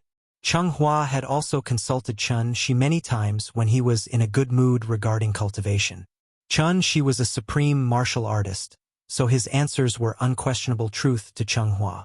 There were 8 methods of immortals: pills, talismans, weapon arrays, and witchcraft. Earth originally lacked the corresponding inheritance and materials, so there were very few rare and strange magic treasures. Even if there were 1 or 2, most of them were old antiques passed down from ancient times. The Supreme Palace enclosure was different from Earth. It had not experienced many changes, so compared to Earth, which lacked the inheritance of the 8 methods, the Supreme Palace enclosure was actually more like the United States, where weapons were not banned. Magic treasures were just consumer goods that could be seen everywhere. This was the reason why Qin Xueqing did not like to use magic treasures. On one hand, it was because she entered the Dao through martial arts, and her body was her most powerful weapon. On the other hand, it was completely because she had never come into contact with magic treasures. Since she had never come into contact with them, how could she understand the benefits? If it was normal that Qin Xueqing did not like to use magic treasures, then Chen Shi, who also did not like to use magic treasures, was obviously a little abnormal. Chung Hua had always thought that if the phoenix perch scorched tail box was still in his hands, Qin Shueqing could not possibly be his opponent. Therefore, after he was beaten up by Qin Shueqing, he had a discussion with Chun Shi about whether magic treasures were important or not. The result was naturally very obvious. From then on, Chung Hua was infected with the bad habit of not liking to use magic treasures. In fact, with Chun Shi's current cultivation, if he really wanted to obtain a magic treasure that suited him, it would not be difficult at all. He did not even need to spend much effort to find the materials. He only needed to take a stroll in the Jade Clear Cave Heaven with the title of Supreme Martial Artist Tianshu. There were so many treasures in there, so why couldn't he just casually pick one? As long as it was not some sect guarding treasure, would the 4 perfected masters not even give this little face? So in the end, it was just that Chun Shi himself did not want it. Just like the words he always said, "There is no other reason other than the sword in your heart." Magic treasures were indeed very useful. Some magic treasures were even more powerful than the cultivator's own strength. But even so, what could they do? No matter how strong the magic treasure in his hand was, this power was still just an external force. Personal strength was the foundation of an immortal cultivator. Blindly pursuing the grade of magic treasures and neglecting one's own strength, wasn't such behavior already inferior? You don't understand? It's fine. Let me ask you the simplest question. Didn't you have a 9th grade spirit treasure previously? If the current you with your bare hands were to face the you who used to have a 9th grade spirit treasure, then do you think, which period would you be more powerful? With that, Chun Shi smiled mysteriously and patted Chung Hua's shoulder. This scene also left a deep impression on Chung Hua. Actually, this thing is just like dating. The one that suits you is the best. Though the phoenix perch scorched tail box is good, it does not suit you. Also, if you rely too much on external forces, other than being able to kill a few more people, it does not help your cultivation at all. So, before you truly find a Dharma treasure that suits you, I suggest that you be yourself first. After Chun Shi's advice, Chung Hua finally understood. This sword, it was both in his hand and in his heart. When he did not have a sword in his hand, it was time for him to take out the sword in his heart. No magic treasures. After hearing Chung Hua's words, the elder's eyes flashed with joy. One had to know that the competition schedule of the clan gathering was very tight. The competition was basically one after another. There was not enough time to rest and recuperate. If he went through a fierce battle right after he appeared, then even if he could successfully enter the final round, his performance would be greatly reduced. And if he could obtain victory at the lowest cost and then face opponents of the same level in his peak state, his chances of winning would naturally increase by 30%. To the elder, the clan gathering was the only chance for him to make a comeback. Therefore, just as Chung Hua finished speaking, the elder pretended to be in a difficult position and replied, "Since young master is so confident, I can only accept your favor. Young master, be careful. I am about to make my move. This move is called Wave Fanyun. Please enlighten me, young master." Even though the old man was calling himself a young master, the long saber in his hand danced with vigor and vigor. Although this move was called Wave Fanyun, it had nothing to do with water. As he waved the long saber in his hand, a streak of fire covered half of the arena like a cloud in the evening. This brat, how can he be so careless? In midair, seeing the elder attack with all his might, Genryo was so angry that he trembled. Middle stage golden elixir against peak stage golden elixir. His opponent had clearly allowed him to make the first move, but Chung Hua insisted on being careless. Not only did he not use his Dharma treasure, he even allowed the elder to make the first move. What was this if not courting death? If not for the clan leader beside him, Genryo would have even appeared and reprimanded Chung Hua. Genryo was extremely anxious, but the clan leader was extremely calm. It was unknown whether he had confidence in Chung Hua or in Great Supreme Chun. In short, when the clan leader saw Genryo fidgeting, he immediately waved his hand and calmly comforted him. "Yuan Liang, don't be anxious. Let's watch first." The result was just as the clan leader expected. Just when everyone thought that Cheng Hua would be defeated by the elder in one move, Cheng Hua made his move. They saw, in the face of the raging flames that covered the sky, Cheng Hua did not retreat. Instead, he moved forward. In an instant, like a bullet, he passed through the sea of flames and came to the elder's side at the fastest speed. Before the elder could even react, Cheng Hua's fist brought along a strong gust of wind and smashed towards his head. A long punch from a distance and a short punch from close range. At that moment, not only did the elder not react, even the clan leader and the 8 elders who were watching from the side were stunned. Was this the move that Cheng Hua learned from the Supreme Chen? But why did this move seem so strange? Bang! With a muffled sound, Cheng Hua's fist made close contact with the elder's forehead. Cheng Hua had been preparing for this punch for a long time. Previously, when he stood still, he seemed to be careless. In fact, he had been observing the elder's aura and flaws. Lang Fanyun? The name sounded nice, but the move was flashy and impractical. Although the flames in the sky looked scary, the real threat to Cheng Hua was the long saber hidden in the flames. Therefore, Cheng Hua only needed to find the path of the saber and successfully avoid it. Naturally, he could easily come to the elder's side. As a result, under everyone's dumbfounded expression, Cheng Hua's fists were like a storm, crazily smashing on the old man's protective shield. Bang! Bang! Bang! Chapter 5:16. Punching the Nanshan nursing home and kicking the Beihai kindergarten. Wasn't such an absurd and ridiculous scene happening right in front of everyone's eyes? Cheng Hua had almost perfectly inherited Qin Xueqing's lifelong learning. Therefore, as soon as this move, which was very characteristic of Earth, appeared, it immediately caused a big sensation in the crowd. Since the day the 3 enclosures split apart, no one had ever seen such a shameless and strange move.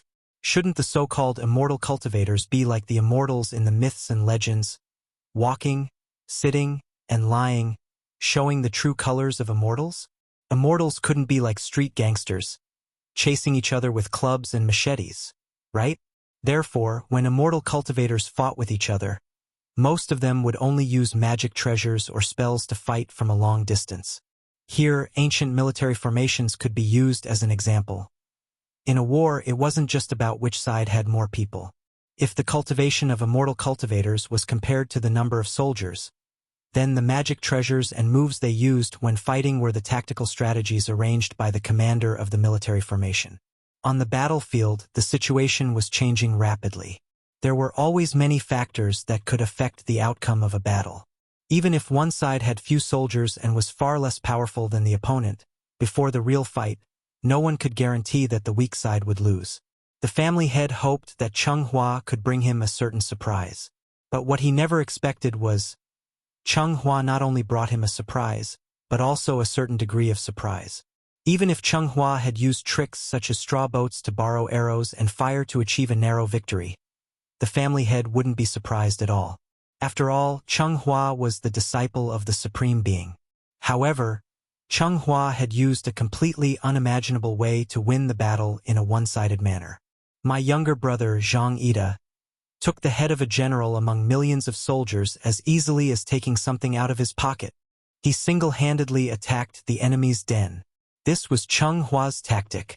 There weren't so many flashy moves, and there weren't so many strange movements. There were only punches to the flesh, as well as repeated attacks that accurately hit the same position. And under this storm-like attack, soon, the old man's protective shield was broken. Boom! A strong gust of wind suddenly rose from the stage, and the old man's body was like a sandbag filled with cement, heavily smashing into the stage. From beginning to end, this unlucky peak Jindan stage cultivator had never fought back even once. On one hand, it was because the rules of the competition forbade the use of defensive treasures. On the other hand, it was completely because he didn't react in time. Cough, cough.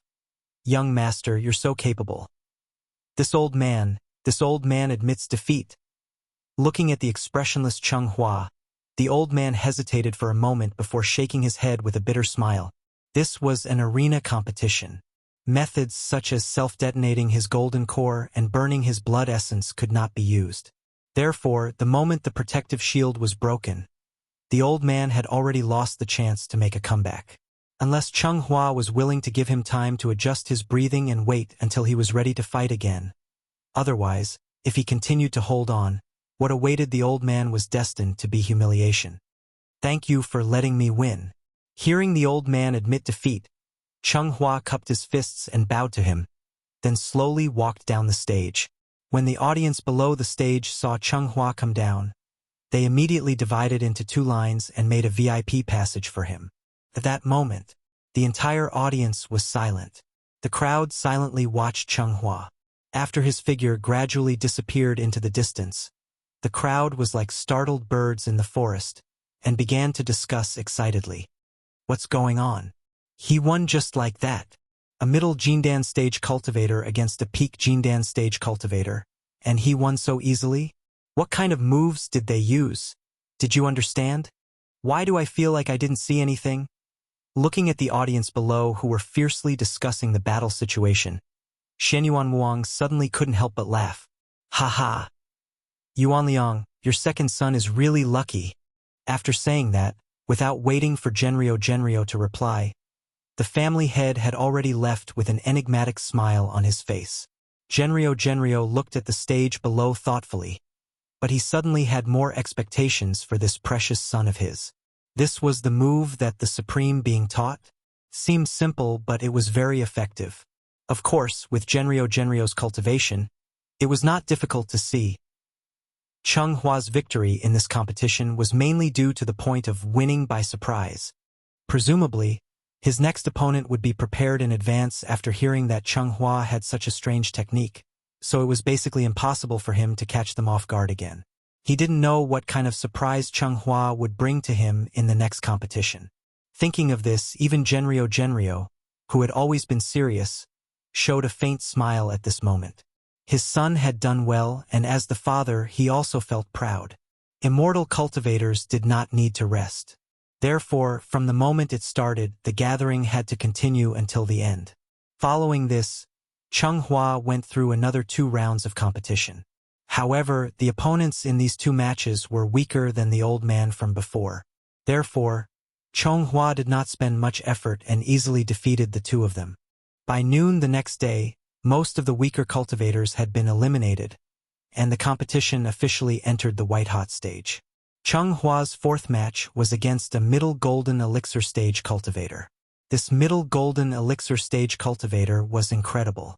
Because he was of the direct bloodline, he even called the current family head uncle. The Shenyuan family had many members, and this person was older than Cheng Hua by 20 years, so Cheng Hua did not recognize him. Of course, Cheng Hua could not be bothered to recognize him. Speaking of which, it was strange, unknowingly, that rash and willful Shenyuan Cheng Hua had now become much more low-key. Therefore, in the face of this direct bloodline cultivator's provocation, Cheng Hua did not even have much of an emotional fluctuation. He only treated the other party as a moving sandbag that could be easily crushed. As a result, Cheng Hua entered the final round just like that without any suspense. The family head was not very satisfied with this result, because Cheng Hua had not displayed any moves other than martial arts. Moreover, he was very curious about what Cheng Hua had learned from Great Supreme Chun. Therefore, in order to let Cheng Hua display his full strength, the family head decided to play some underhanded tricks. He ordered people to replace the opponent that Cheng Hua was supposed to encounter, and put the person who was recognized as the strongest in this meeting in front of Cheng Hua in advance. This person's name was Shenyuan Wuhan. He was of the direct bloodline, and his cultivation was at the peak of the golden elixir stage. However, although Shenyuan Wuhan's cultivation was high, what was truly frightening about him was actually his age. Because this year he was already 233 years old. Chapter 517. Shenyuan Wuhan. Whenever this name was mentioned in the Shenyuan clan, everyone would have some impression of him, because he was already 230 years old this year. Furthermore, this was already the 3rd time Shenyuan Wuhan had participated in the clan gathering. According to common sense, if he hadn't stepped into Yuanying when he was 200 or 300 years old, this kind of cultivation talent wasn't too bad. Yuanying wasn't that easy to condense. Many people spent their entire lives and might never be able to step over that threshold. However, Shenyuan Wuhan's situation was obviously a bit special. As a direct descendant of the Shenyuan clan, he had enjoyed unimaginable cultivation resources since he was young. Therefore, to a second-generation young master like Shenyuan Wuhan, who was still stuck in the Oris core stage when he was 200 or 300 years old, this was actually a rather humiliating thing. Could it be because Shenyuan Wuhan's cultivation talent was too bad? However, the truth was exactly the opposite. In fact, Shenyuan Wuhan's cultivation talent, even when placed in the entire Shenyuan clan, could be considered as one of the top few. This was a genius who had fallen. How high-spirited was the Shenyuan Wuhan of the past. When he participated in the clan gathering for the first time, his radiance was as dazzling as the afternoon sun, to the extent that bystanders couldn't even look straight at him. He was like the sun and moon in the sky. Anyone could only be overshadowed in front of him. Therefore, when Shenyuan Wuhan easily won the first place with his absolute tyrannical strength, everyone thought that he would be another rising star of the Shenyuan clan, even possibly becoming the next celestial lord of the Tuoba clan. However, no one would have thought that. In the following 100 years, Shenyuan Wuhan's cultivation actually didn't have the slightest bit of progress. When he participated in the clan gathering for the first time, his cultivation was already at the peak of the Oris core stage. 100 years had passed.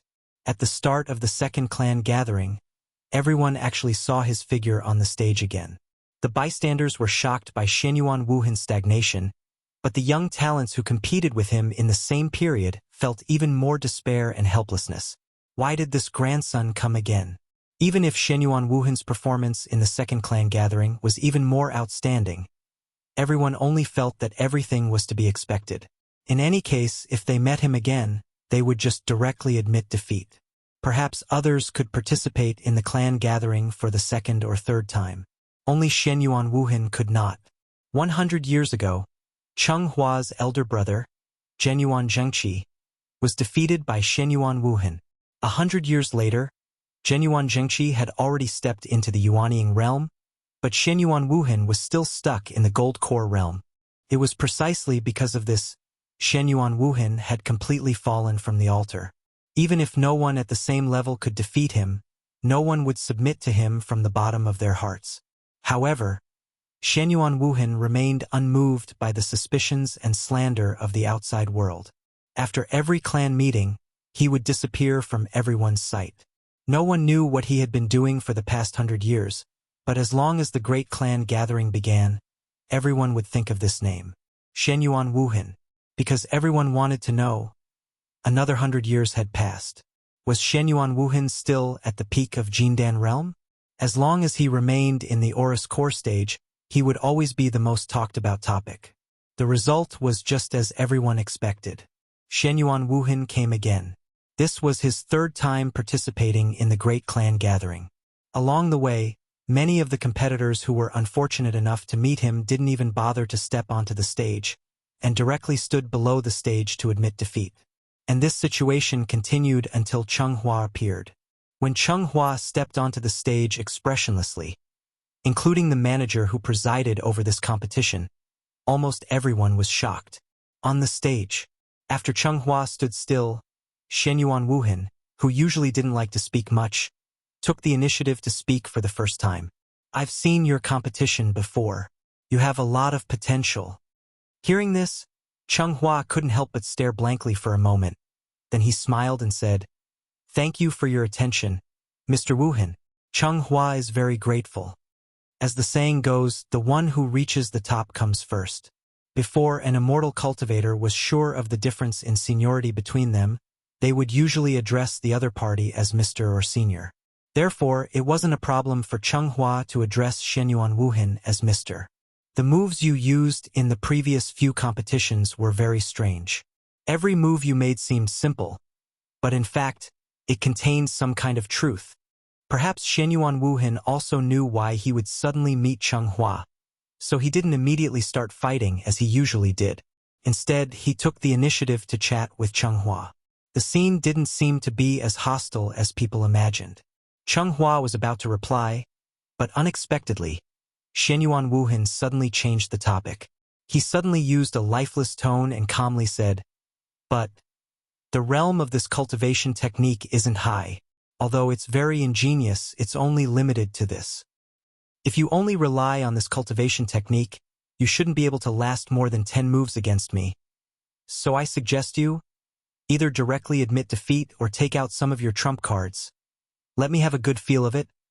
What's so special about the inheritance of the sovereign bloodline?" Shenyuan Wuhan didn't say the last sentence in front of everyone. Instead, he used the secret method of telepathy to send it directly to Chenghua's ears. Obviously, this brother was very clear about Chenghua's background. The reason why he was willing to talk nonsense with Chenghua was actually entirely because of Sovereign Chun. Chenghua was somewhat non-committal about this.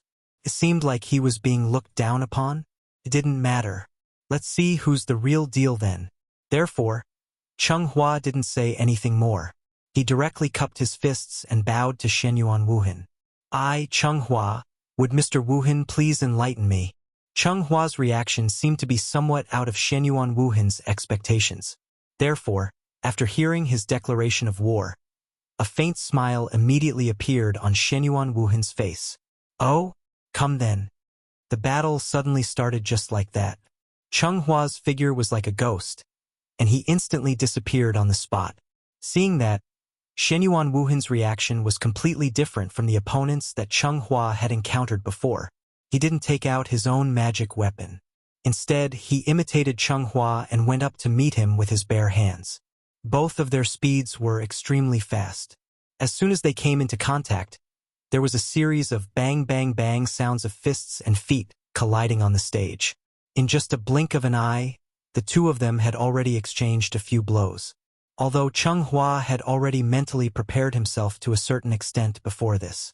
But at this moment, only then did he truly understand how terrifying Shenyuan Wuhan was. Even though Shenyuan Wuhan hadn't learned martial arts before, he was actually able to rely on his own rich cultivation and some shallow experience that he had accumulated from watching the battle before the competition to firmly suppress Chenghua. Chenghua's movements were very fast, but Shenyuan Wuhan was even faster than him.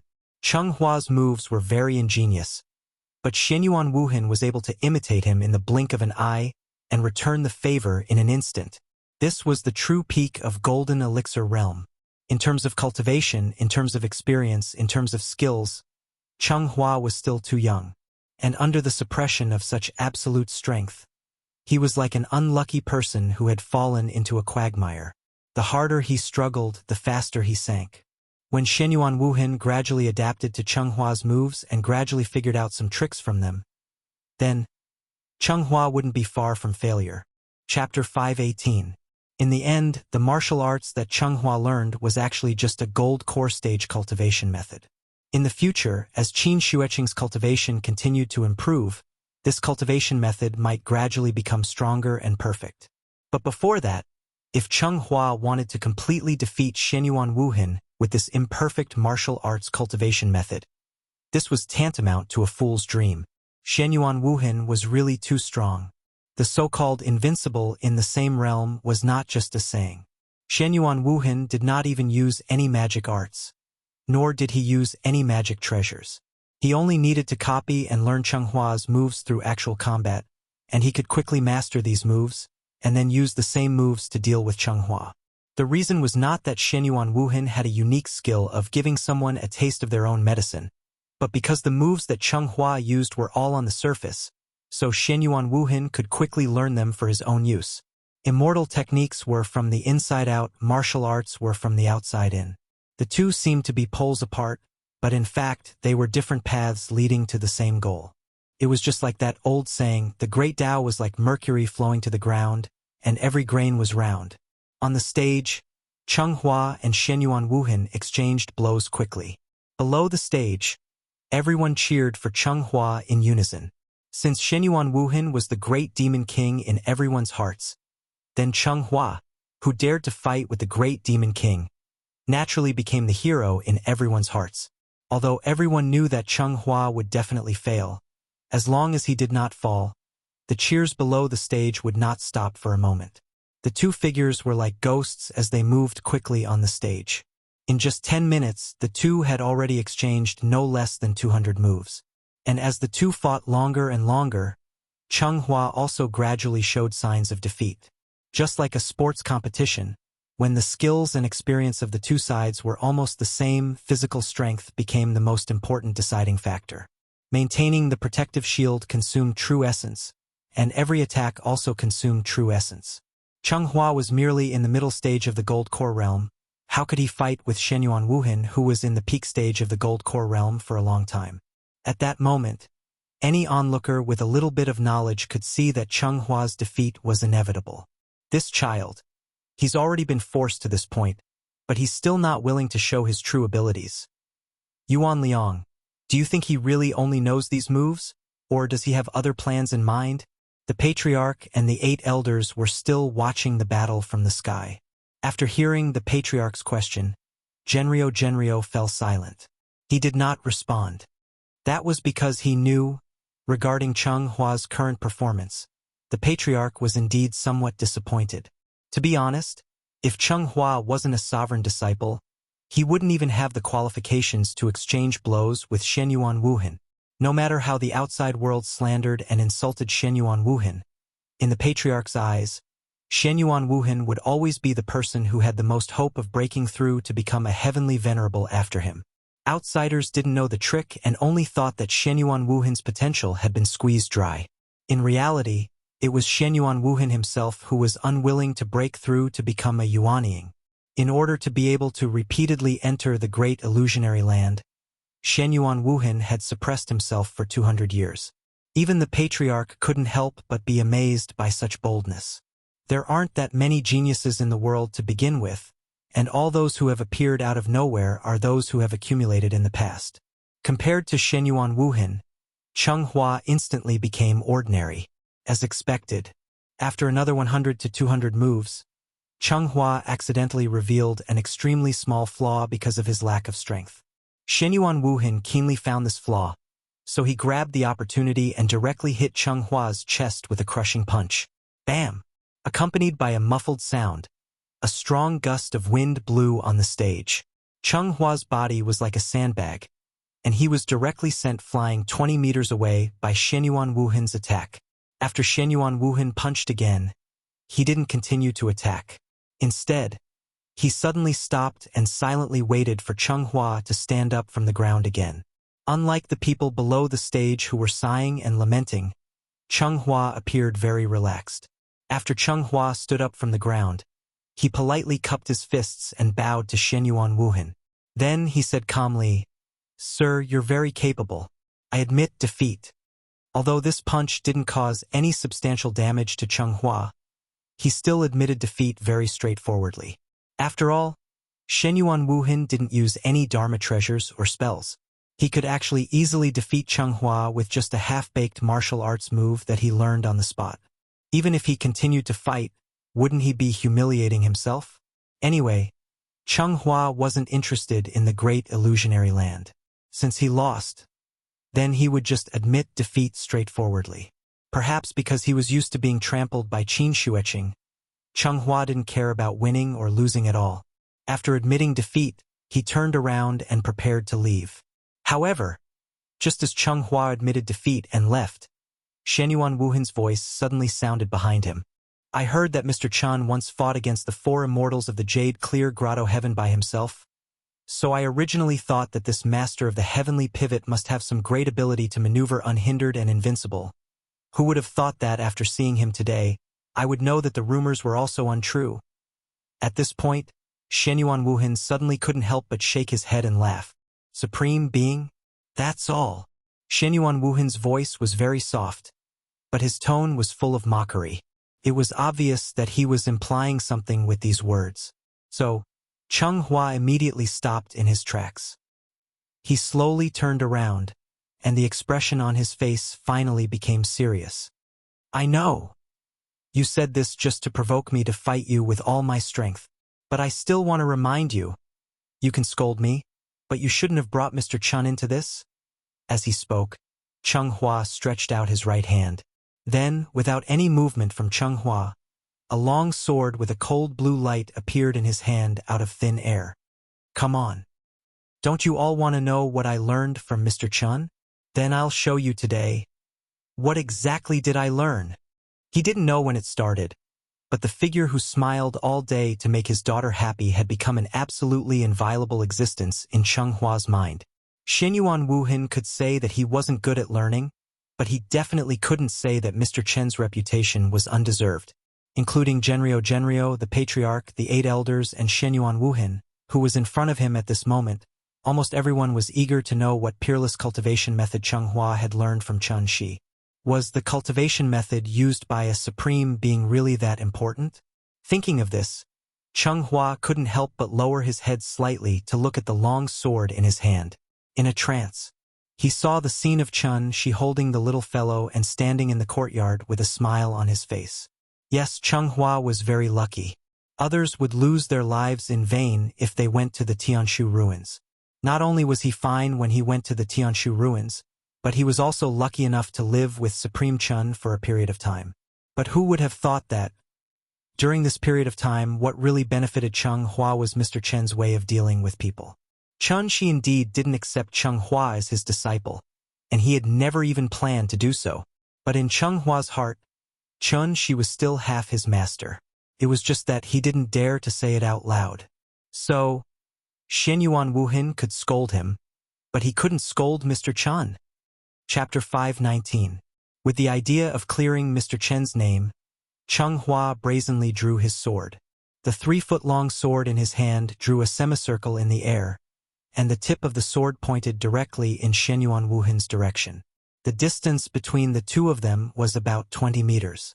The moment Cheng Hua pointed his long sword at Xinyuan Wuhan sensed a strong murderous aura surging toward him.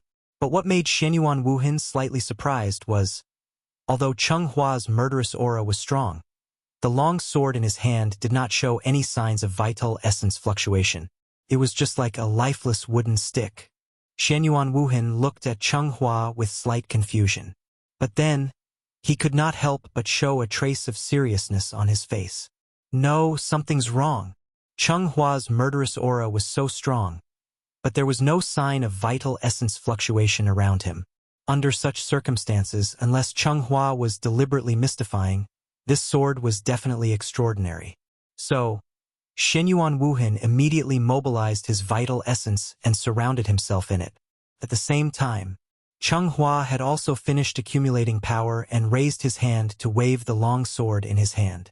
Mr. Wuhan, please enlighten me. Cheng Hua roared fiercely, and the long sword in his hand suddenly bloomed with a dazzling light. Before the sword was drawn, the sword chi became one, hidden but not released. The sword momentum was released. In an instant, like a long river hanging upside down, it soared into the sky and into the clouds. Wherever the sword light went, it could be said that heaven and earth lost their color, and the sun and moon turned away in shame. The ultimate sword was only for a moment of youth.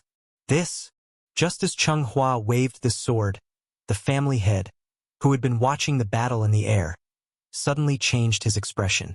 This sword, why was it so similar to the rumors? As one of the 3 major families in Ningzhou, the Xinyuan family was naturally very concerned about the Tuoba family's change. There were rumors that the reason why Tuoba Yi was seriously injured and had to escape to death was because he was hit by Mr. Chen's sword. One had to know that Tuoba Yi was an Empyrean-level existence, but he couldn't even take one hit from Mr. Chun. Such a strange situation. Just thinking about it made one's hair stand on end. After all, the outside world didn't know what exactly happened at that time, so it was inevitable that everyone would speculate too much about this incident. As the person involved in the incident, Tuoba Yi had been recuperating in seclusion. As for Taoist Master Voidpierce stage, due to his identity, it was impossible for him to personally appear and refute the rumors. This also caused the rumors to become more and more outrageous. Many people were even guessing whether Chun Shi had already touched the threshold of the semi-sage realm. Otherwise, how could he explain his magnificent feat of fighting against 4 opponents in the Jade Pure Cave Heaven? Since Mr. Chun was so powerful, as his direct disciple, Cheng Hua should have learned something, right? The patriarch had high hopes for Cheng Hua, so he sent Shenyuan Wuhan to test Changhua. The result was just as the patriarch had hoped. Changhua was successfully enraged by Shenyuan Wuhan. Thus, he no longer held back, and his first move was a killing move. It was like pressing the shutter of a camera. As a strong light flashed, time suddenly stopped. Everyone felt their minds go blank. By the time they came back to their senses, Shenyuan Wuhan's tall and sturdy body that couldn't be considered to have landed directly flew backwards. Accompanied by a strong gust of wind, Shenyuan Wuhan fell heavily to the ground. Puff! There were no obvious wounds on Shenyuan Wuhan's body, but the violent impact still caused him some internal injuries, so he couldn't help but cough up a mouthful of blood. Changhua won. Looking at Shenyuan Wuhan, who fell heavily to the ground, everyone suddenly felt like they were dreaming. Are you satisfied now? This is a sword move that Mr. Chan taught me. However, Chenghua's aptitude is too low, and he can't master the trick, so he can only barely make a pose. In fact, that sword move just now had exhausted all of Chenghua's vital essence, but in order to protect Mr. Chen's supreme reputation, Changhua could only hold on to his last breath and pretended to be calm as he declared this victory declaration. After saying that, Changhua turned around and left very confidently. Looking at his back as he left, a thoughtful expression suddenly appeared on Shenyuan Wuhan's face. From the moment Changhua waved the long sword in his hand, winning or losing this competition was no longer important. He not only proved himself, but also indirectly defended Mr. Chen's reputation. This sword move was indeed very powerful. But with the cultivation of the patriarch and the 8 elders, how could they not see that Changhua was already an arrow at the end of its flight at that time? Although Shenyuan Wuhan suffered internal injuries, he still had the ability to get up and fight again. Therefore, if they continued to fight, Changhua might not even be able to take one move from Shenyuan Wuhan. However, this was only an internal competition within the family after all. Since Changhua waved this sword move, then no matter what the result was, the patriarch would definitely guarantee that he would be in the top 3. In fact, when Changhua showed that sword move, even the patriarch, who was watching the battle, could not help but be a little tempted. If he were to use such a miraculous sword technique, what kind of power would it display? Thinking of this, the patriarch could not help but want Changhua to hand over the sword technique. However, due to Mr. Chen's illustrious reputation, he could only suppress this greed in his heart and ask Changhua indirectly. However, Changhua was not stupid. No matter how the patriarch probed, his response was always only one word, which was sword one. It was neither the one sword concealing emptiness nor the great Shen Yuan. It was a set of sword techniques that Chun Shi created himself after hundreds of years of deliberation and deduction in the dark space after breaking through to the insightful emptiness realm. Because this set of sword techniques had been created not long ago and still needed to be perfected, Chun Shi passed the first move to Changhua and Yi Ji, only hoping to find more loopholes from them. Their cultivation was not high, so it was easier to see the problem when they used it. There were always risks in doing experiments, right?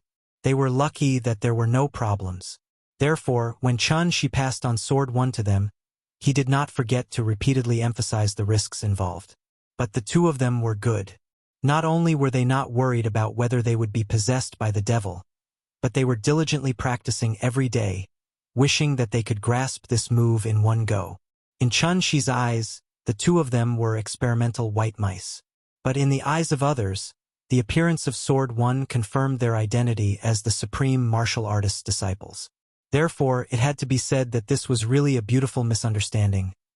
Throughout Chun Shi's life, the cultivation techniques he learned were all the top cultivation techniques in the world. First, there was the 49 styles of heaven evolution. Then there was the Shen Tian evil emperor's saber and sword dual arts. And then there were the various treasured scriptures of the divine sect. As long as Chun Shi could think of a cultivation technique, it was basically included in it. Could it be that Chun Shi had nothing to do, so he wanted to create a set of cultivation techniques to play with? Of course, things were not that simple. Chun Shi seemed to be creating his own cultivation technique, but in fact, he was refining what he had learned in his life. Just like the sentence he taught Changhua, the most suitable for oneself was the best. Whether it was magic treasures or cultivation techniques, in fact, it was the same principle. At the insightful emptiness realm, the experience of predecessors could only be used as a reference. In the future, she still needed to walk down the road by himself. Rough iron ore could no longer meet the needs of the insightful emptiness realm, so she needed to smelt these iron ore until it was refined into steel, then he could continue to use it. She personally leaned towards sword techniques. Thus, he used the Moonlight Sword Technique and Dark Valley Sword Technique as the foundation to create a new cultivation technique that belonged to him. The name of this sword technique was very interesting. It was called Abundant Thought Sword Technique. The meaning was self-evident. She was too lazy to name it, so he used the numbers 1, 2, 3, 4, 5 as the order. The first style was called Sword 1, and the second style was called Sword 2. If not for the fact that he wanted to raise the level and show off a little, he would not even bother to use the traditional 1, 2, and 3.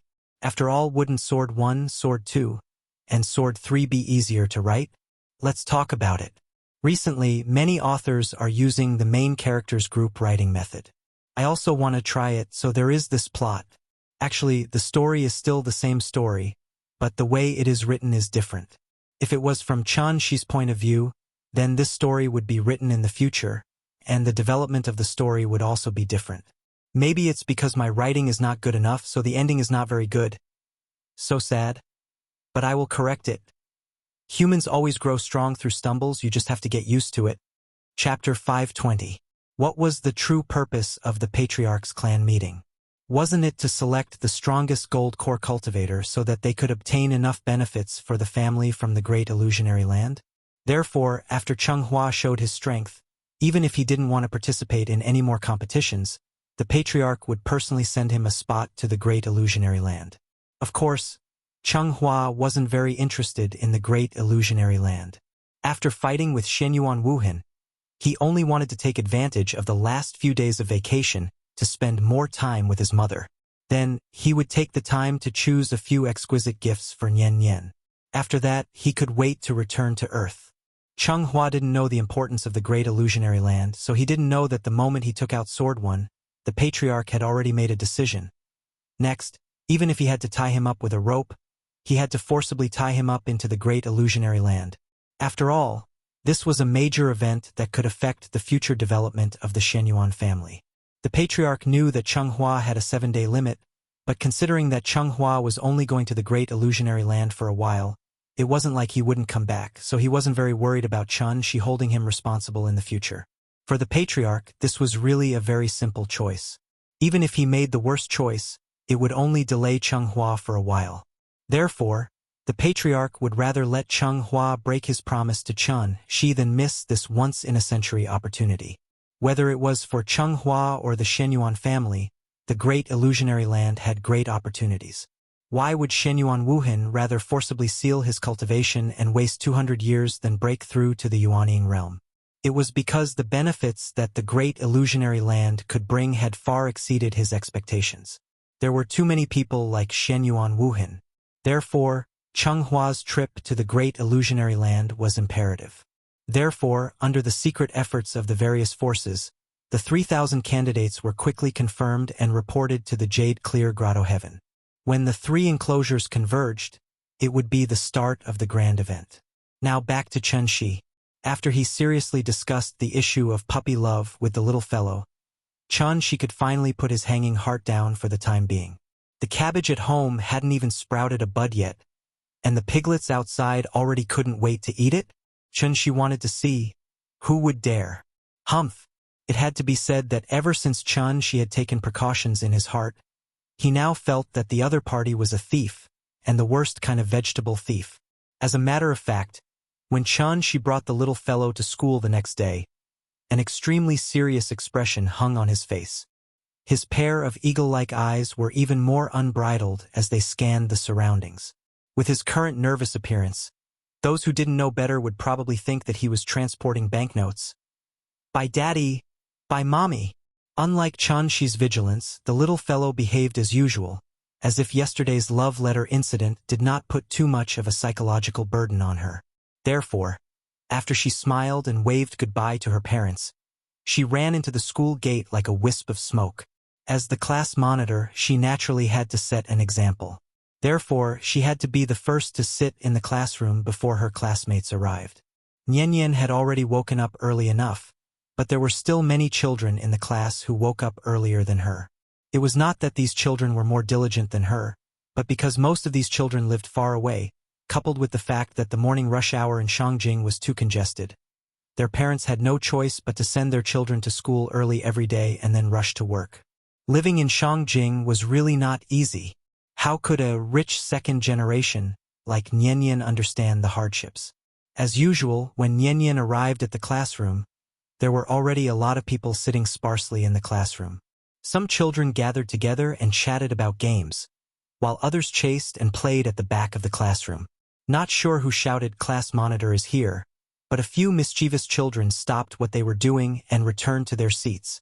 Looking at this situation, Nian, the class monitor, was almost synonymous with the teacher. Nian was very satisfied with the self-awareness of her classmates, so she went back to her seat. Because of yesterday's love letter incident, she did not immediately take out her textbook after putting down her bag. Instead, she bent down and looked at her drawer. Sure enough, there was another thing that did not belong to her. It was a piece of chocolate. Because Changhua and Yiji loved to eat chocolate, Nian also ate a lot with them so she could be considered as knowledgeable. This type of chocolate was very common in the supermarket called Ferrero. Usually, there were 3 in a box and a box cost 9 yuan. For adults, 9 yuan was naturally nothing, not to mention that there was only one here, and it did not even have a complete packaging. But for elementary school students who did not have much pocket money, Ferrero's status was far above spicy sticks and potato chips. After all, he only bought one for 3 yuan. You could only eat 1 bite each. From this, it could be seen that this anonymous confessor's feelings for Nian could be considered true love. The moment Nian saw the chocolate, she could not help but hesitate for a moment. Then she took it out of the drawer. Regardless of who gave her this piece of chocolate, she would never eat it. Because, whether it was Chan Shi or Aunt Zhang, both of them had taught her not to eat things given by others. Therefore, Nian did not even bat an eyelid.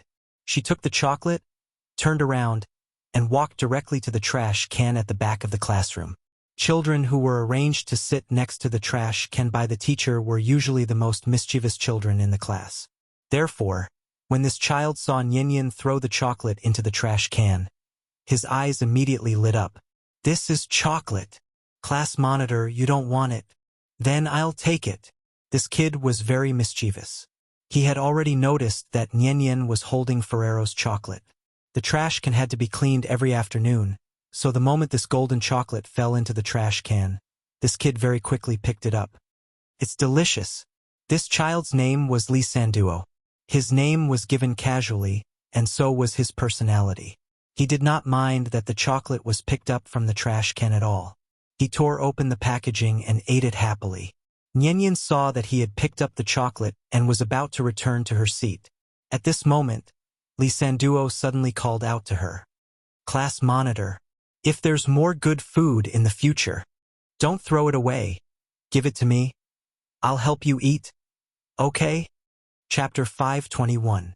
Speaking of which, Li Sanduo was actually quite interesting.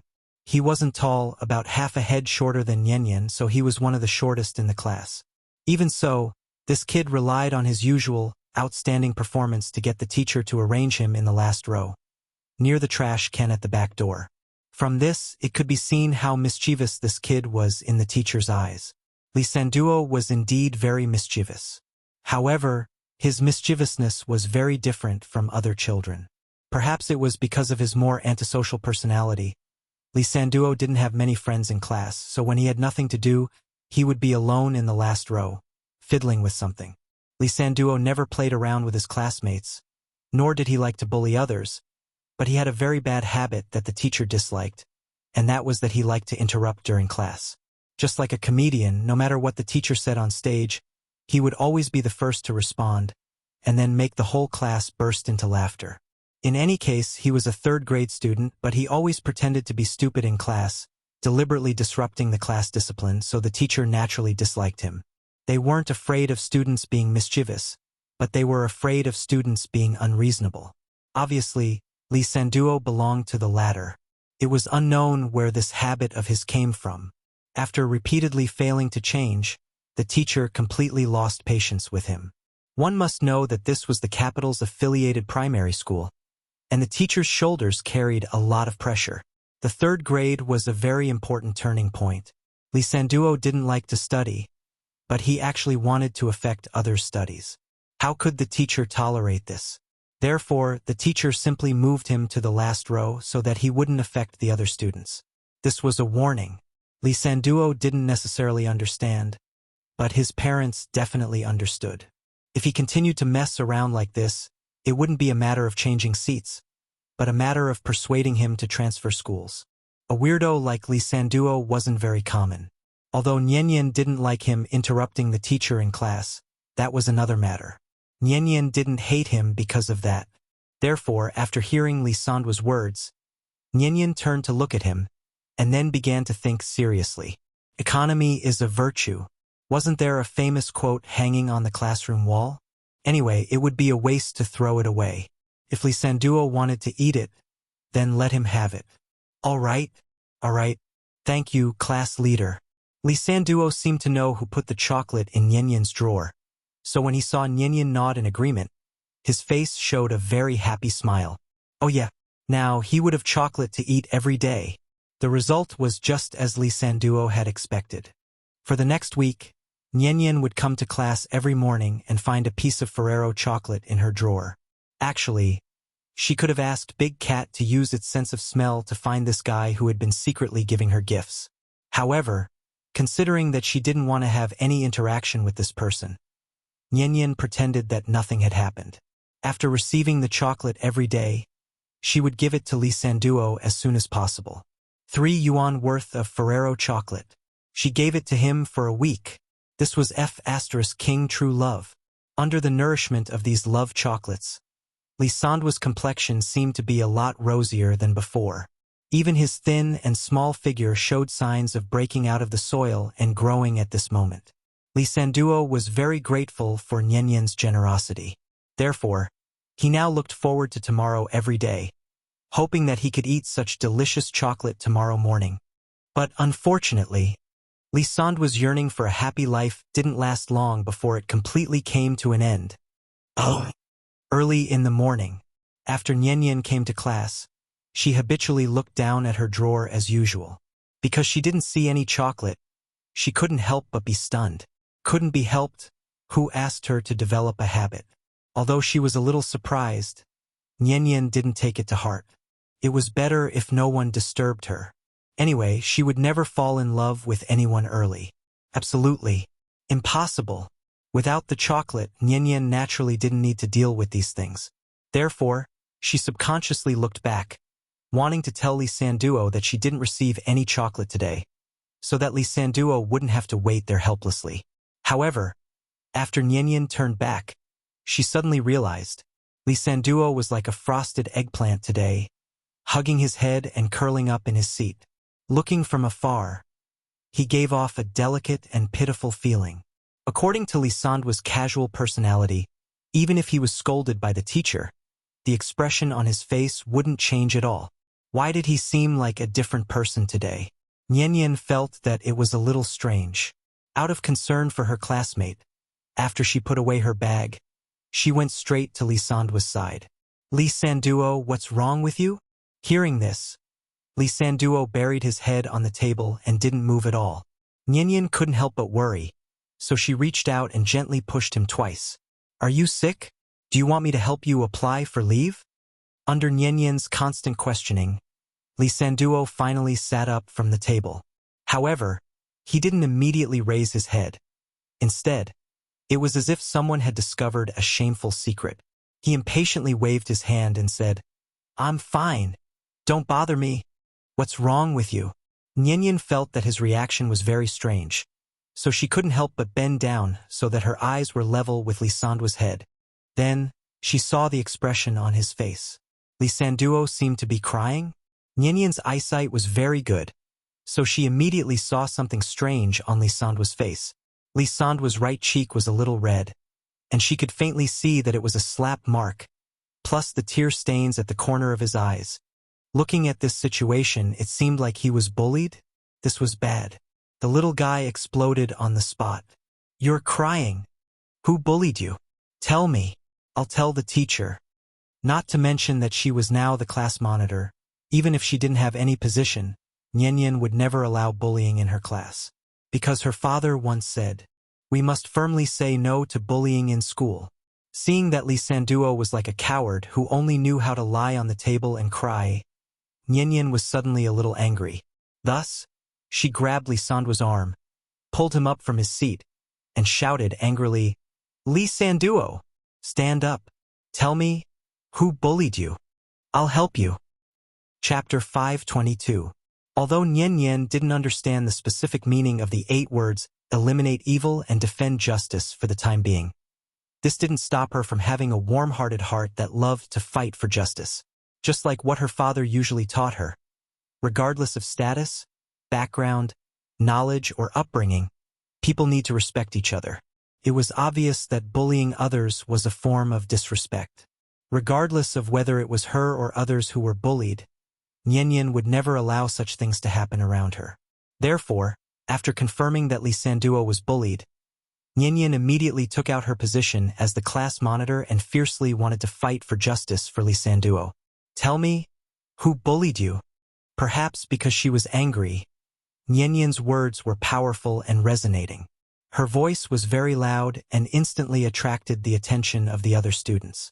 In a moment, Lee Sanduo, who was forcefully dragged out of his seat by Nian, became the focus of everyone's attention. According to Lee Sanduo's personality, he definitely wouldn't care about how others looked at him. In fact, he might even be proud of himself. But Lee Sanduo didn't know what was wrong with him today. But when he realized that the other students were looking at him, his face suddenly flushed red. Following that, he shouted at Nian with an agitated face, "It's none of your business. Go away." As he said that, he struggled with all his might, as if he wanted to break free from Nian's grip. Seeing Lee Sanduo's extreme reaction, Nian could only resentfully withdraw her hand. "Lee Sanduo?" Nian originally wanted to persuade him, but this Lee Sanduo seemed to have eaten gunpowder. Not only did he not accept Nian's concern, he even straightened his neck and shouted at her, "Go away! It's none of your business. What does it have to do with you?" Annoying.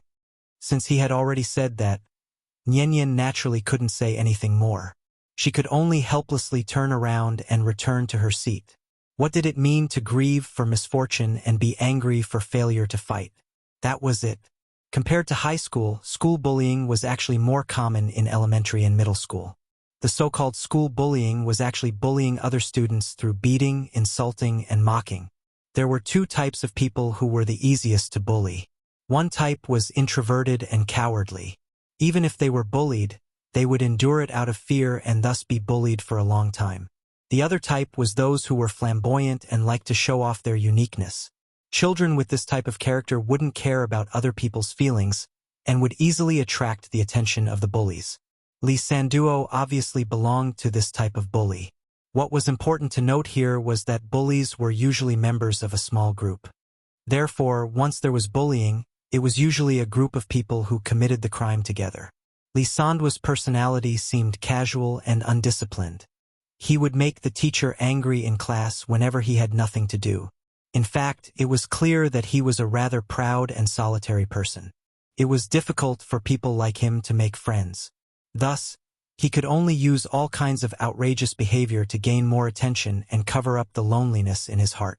It was also because of this that Lee Sanduo would rather suffer silently than show his weak side in front of others. He didn't need anyone's help, whether it was his parents, teachers, or classmates. The only one who could help him was himself. Thus, even if he was bullied today, Lee Sanduo didn't need any help, because he wouldn't easily bow down and admit defeat. Nian couldn't figure out these complicated problems at the moment. Thus, her thoughts at the moment were very simple. That was to help Lee Sanduo get rid of the bullies. To achieve this goal, Nian purposely observed Lee Sanduo for a long time today. However, throughout the day, Lee Sanduo didn't show any signs of abnormality. During class, he would still interrupt the teacher's lecture. After class, he would quietly sit in his seat. During this period, he didn't interact with anyone. Thus, Nian couldn't tell who was bullying him. Without catching the culprit, Nian couldn't help even if she wanted to. Thus, she could only watch from the side. It wasn't easy to wait until school was over, but Lee Sanduo ran away with his school bag. This made Nian, who wanted to know more about the case, feel a little depressed. She had no choice but to complain to her father. As usual, Chun-Shi arrived at the school gate on time. When Nian came to his side, Chun-Shi picked her up from the ground. "Hey, what happened? Who made our little princess angry?" Since yesterday, when he learned that the little girl had begun to experience puppy love, Chun-Shi increased her security level. Thus, even if he was in the courtyard, he could check on the little girl's situation through the big cat. Thus, even without Nian saying anything, Chun-Shi already knew what she had experienced today. The little girl couldn't figure out Lee Sanduo's behavior, so she immediately told Chun-Shi the whole story. Seeing that the little girl was so warm-hearted, Chun-Shi naturally had to encourage her. Thus, after thinking for a while, he directly pointed out the key point. "Nian, since Lee Sanduo was already crying on the table when you saw him, that means he must have been bullied before you came to school. So if you want to prevent this kind of thing from happening again, you just have to wake up earlier in the future and be the first to go to class." Hearing this, the little girl's eyes suddenly lit up. What Daddy said made sense. No wonder she couldn't find the culprit no matter how hard she tried. They committed the crime in the morning. Then I have to wake up earlier tomorrow. Daddy, remember to call me. I want to protect Lee Sanduo. I can't let him be bullied by others. Seeing the little girl's indignant look, Chun-Shi couldn't help but shake his head and laugh. To Chun-Shi, the importance of this matter might not be as important as the supermarket discount. But to the little girl, this was an important matter that was enough to establish her values. Thus, not only did Chun-Shi not interfere, but he also followed the little girl's request and waited until dawn the next day to pull her out of bed. "Wake up, my little hero. There are still people waiting for you to save them." The little girl was still a little dazed at first. After hearing Chun-Shi's words, she immediately turned over and jumped out of bed as if she had been injected with chicken blood. "Daddy, let's go." How could the great Supreme Chen's daughter be the kind of person with bad values? Born between heaven and earth, she naturally had to be a chivalrous person and uphold justice. Chapter 523. With a firm resolve to uphold justice, the little fellow woke up early in the morning, which was a rare occurrence. When the father and daughter took a taxi to school, they arrived almost an hour earlier than usual. The capital-affiliated elementary school did not have a boarding school. Even though it was still early in the morning, the school gate was already bustling with activity. As a parent, Chun-Shi naturally could not instigate Nian to fight. Regardless of whether he could win or not, fighting was definitely wrong. Thus, when he saw the little girl's excited face, Chun-Shi smiled and reminded her. However, it was just a reminder. From the beginning to the end, Chun-Shi had no intention of interfering in this matter. As long as Nian's starting point was correct, no matter what she wanted to do, as a father, he would support her with both hands and feet. School bullying, in fact, was just school violence.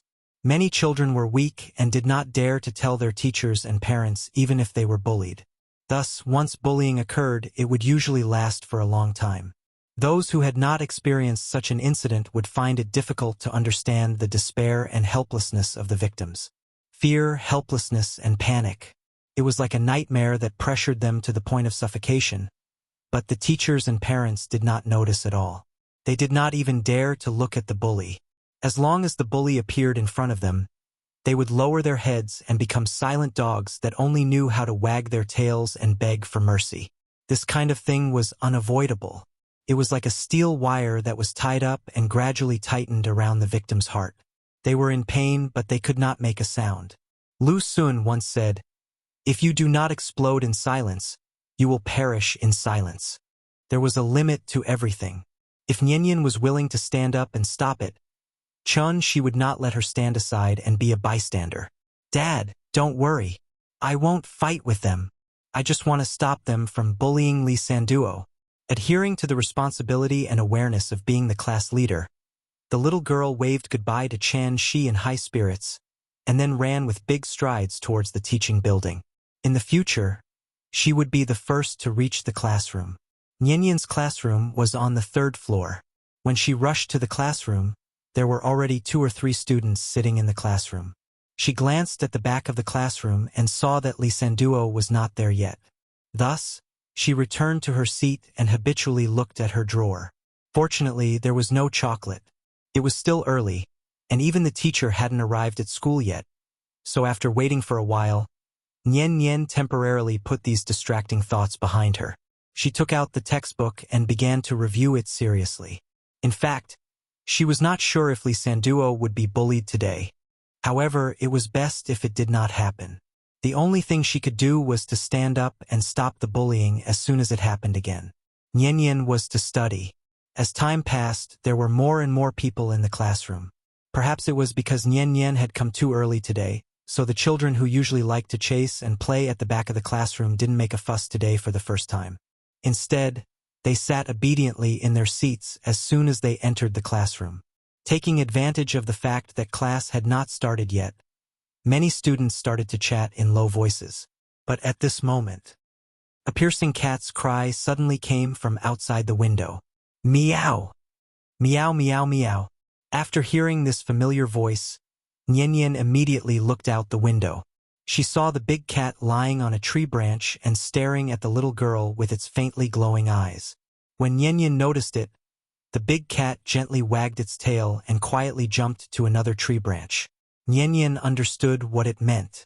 So, without thinking, she stood up and quickly ran out of the classroom.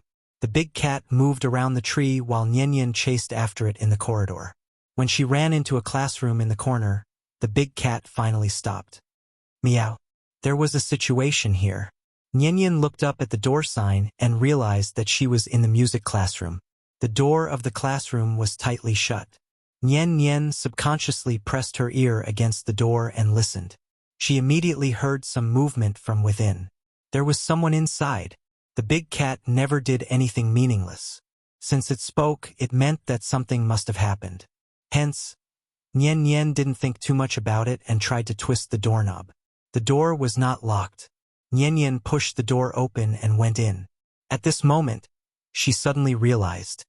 In this half-empty music classroom, there were 6 or 7 people standing there. Seeing this, Nian could not help but be stunned. She glanced at the people in front of her and saw a familiar figure. She could not help but ask, Lee Sanduo, why are you here? There were 7 people in the classroom. Lee Sanduo was alone in the corner of the back door. The other 6 people were in a semicircle, surrounding him. Nian's sudden appearance seemed to have frightened these mischievous bullies. Hence, when they heard her voice, the children who were originally facing away from her all turned to look at her in unison. The situation was awkward. Nian and these people stared at each other. After a few seconds of silence, one of the people who seemed to be the leader reacted. He quickly whispered to his companions, "Let's go." This person was tall and muscular. He looked like he was at least a 6th grade student. Perhaps it was because he was older, but to Nian this guy looked ferocious. She was stunned on the spot. There were no instruments in the music classroom, so the door was not locked. The leader of the group had a high reputation. After he gave the order, the other children followed behind him and walked out of the back door. However, just as they were about to leave, Nian clearly saw. The leader of the group suddenly kicked Lee Sanduo's inner side, causing Lee Sanduo's body to sway. If not for the wall supporting him, he would have fallen to the ground. At this moment, Nian finally regained her senses. So, Lee Sanduo was bullied by these people? She looked at Lee Sanduo, who was curled up in the corner, and then looked at the group of people who were swaggering towards her. At that moment, driven by a sense of justice, Nian rushed to the corridor and opened her arms to block the group of people. "Stop! You're not allowed to leave." Someone said that I should observe children more, so I'm very confused. Haven't you experienced these situations before? Or have you forgotten? Why can I remember what I did in elementary school so clearly? I don't need to observe because I'm writing about myself. Is there a problem? Maybe it's because I've been living in the dormitory since the first year, so I've seen more things than you guys. Tell me a story that's hard to talk about. I once saw two boys hiding in the toilet and fighting with bayonets. My God. I was shocked at the time. This scene cast a huge shadow on my young heart. I probably won't be able to forget it for the rest of my life. Calm. Wonderful book house. Calm. Chapter 524. The teaching building of the capital-affiliated primary school was an outer corridor. Nian Nian was blocking the front door, so she blocked the only way out for this group of people. Although she was only a little more than 2 meters tall, when she bravely stood in front of the crowd, her small figure suddenly seemed infinitely taller. Don't leave. You have to apologize to Li Sanduo. Or I'll tell the teacher. Tell him you bullied him. Nian Nian took out her trump card. For the lower grade students, the class leader's report was naturally quite lethal. However, to these senior school tyrants in front of them, how could such a weak threat be able to scare them? To put it bluntly, even if the teacher came today, they would at most be frightened for a while, then they would quickly calm down. Anyway, the teacher couldn't punish them physically. In the end, the only method that could be used was to call the parents. But if calling the parents was useful, how could they develop such a bad habit of doing things unscrupulously and without respect for others? Therefore, this was a paradox in itself. The fundamental reason why school bullying did not stop, and even had a tendency to become more and more intense, was the fundamental reason why school bullying did not stop. After all, the teachers did not have clairvoyant eyes and ears, so before they had absolutely strong evidence, the teachers could only use verbal warnings to prevent bullying from happening again. But it was a pity. Some people were born bad. With Wuxia's current education system, unless the situation was out of control, the teachers would never easily expel or dissuade a student. And this also meant that once the victim chose to endure, the bullying would continue until he graduated or transferred schools. Years of bullying and oppression, to a child whose mind was not yet fully developed, what kind of cruel torture would that be? There was no junior high school in the capital, so the 6th grade students were the most powerful existence in the school. Therefore, when facing a 3rd grade girl like Nian Nian, the leading child did not take her threat seriously. Children at this age already knew the difference between boys and girls, so he did not deliberately make things difficult for Nian Nian. Instead, he said impatiently, "Go away!" The group of people did not stop walking. Soon, they arrived in front of Nian Nian. Nian Nian tried to reach out and stop him, but he pushed her aside with his long arms and legs. Things were getting out of hand. Before Nian Nian could react, the big cat, who had been observing the situation from the tree, was the first to explode. Meow! As if someone had stepped on its tail, the big cat let out a fierce howl and crouched on the tree trunk, ready to pounce. But just as it was about to pounce, the big cat seemed to have received some sort of command, and its body suddenly froze in place. Both of its ears trembled slightly, and its tensed body immediately relaxed. Then it returned to its soft and feeble state. Meow! The big cat obediently laid back down, as if nothing had happened. The children had no idea that they had just walked through the gates of hell.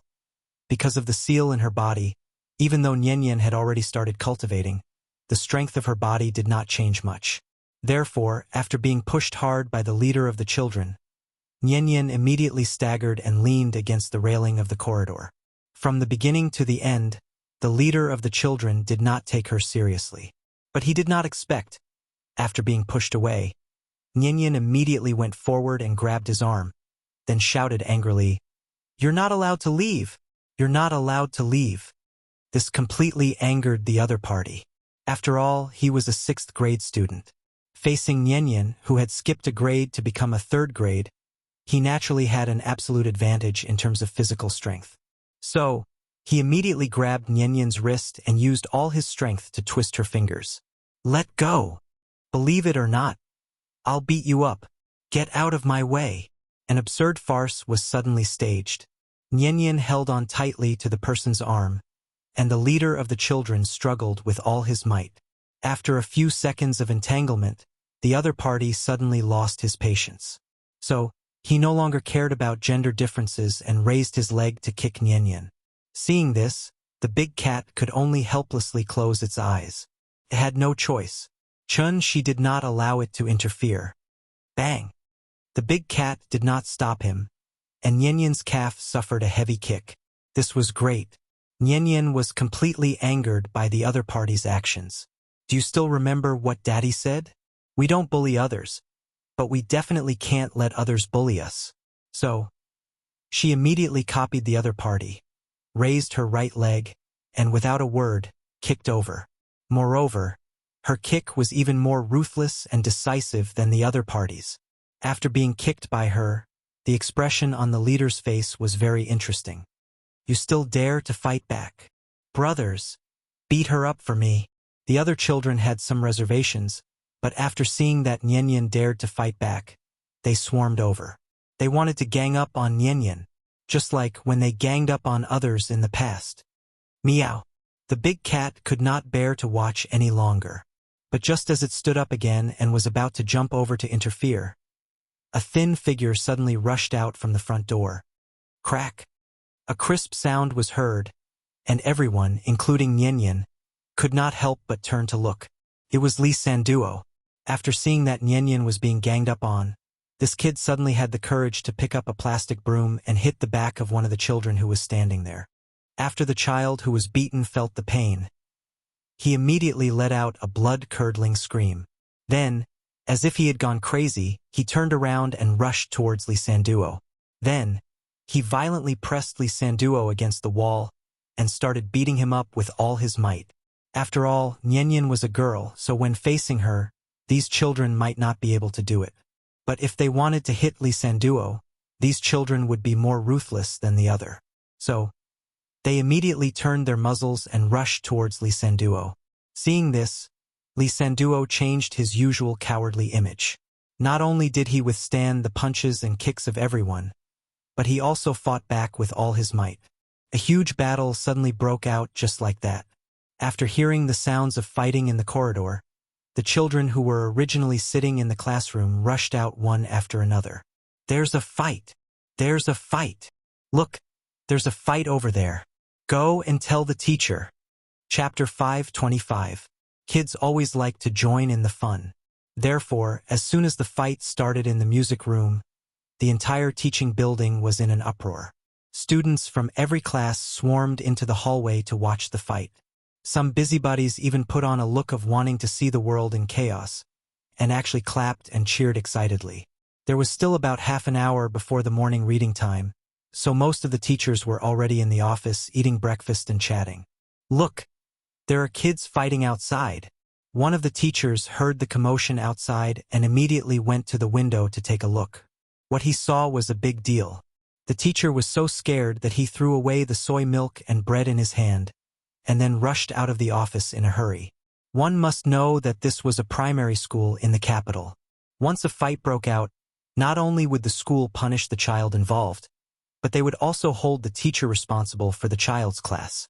Including Nyenyen, there were not only 2 kids pushing and pulling each other in the hallway, but as many as 7 or 8. Therefore, the nature of this matter had escalated to the level of a gang fight, which was why it caused such a big commotion. They were in a gang fight. Everyone stop! What are you doing?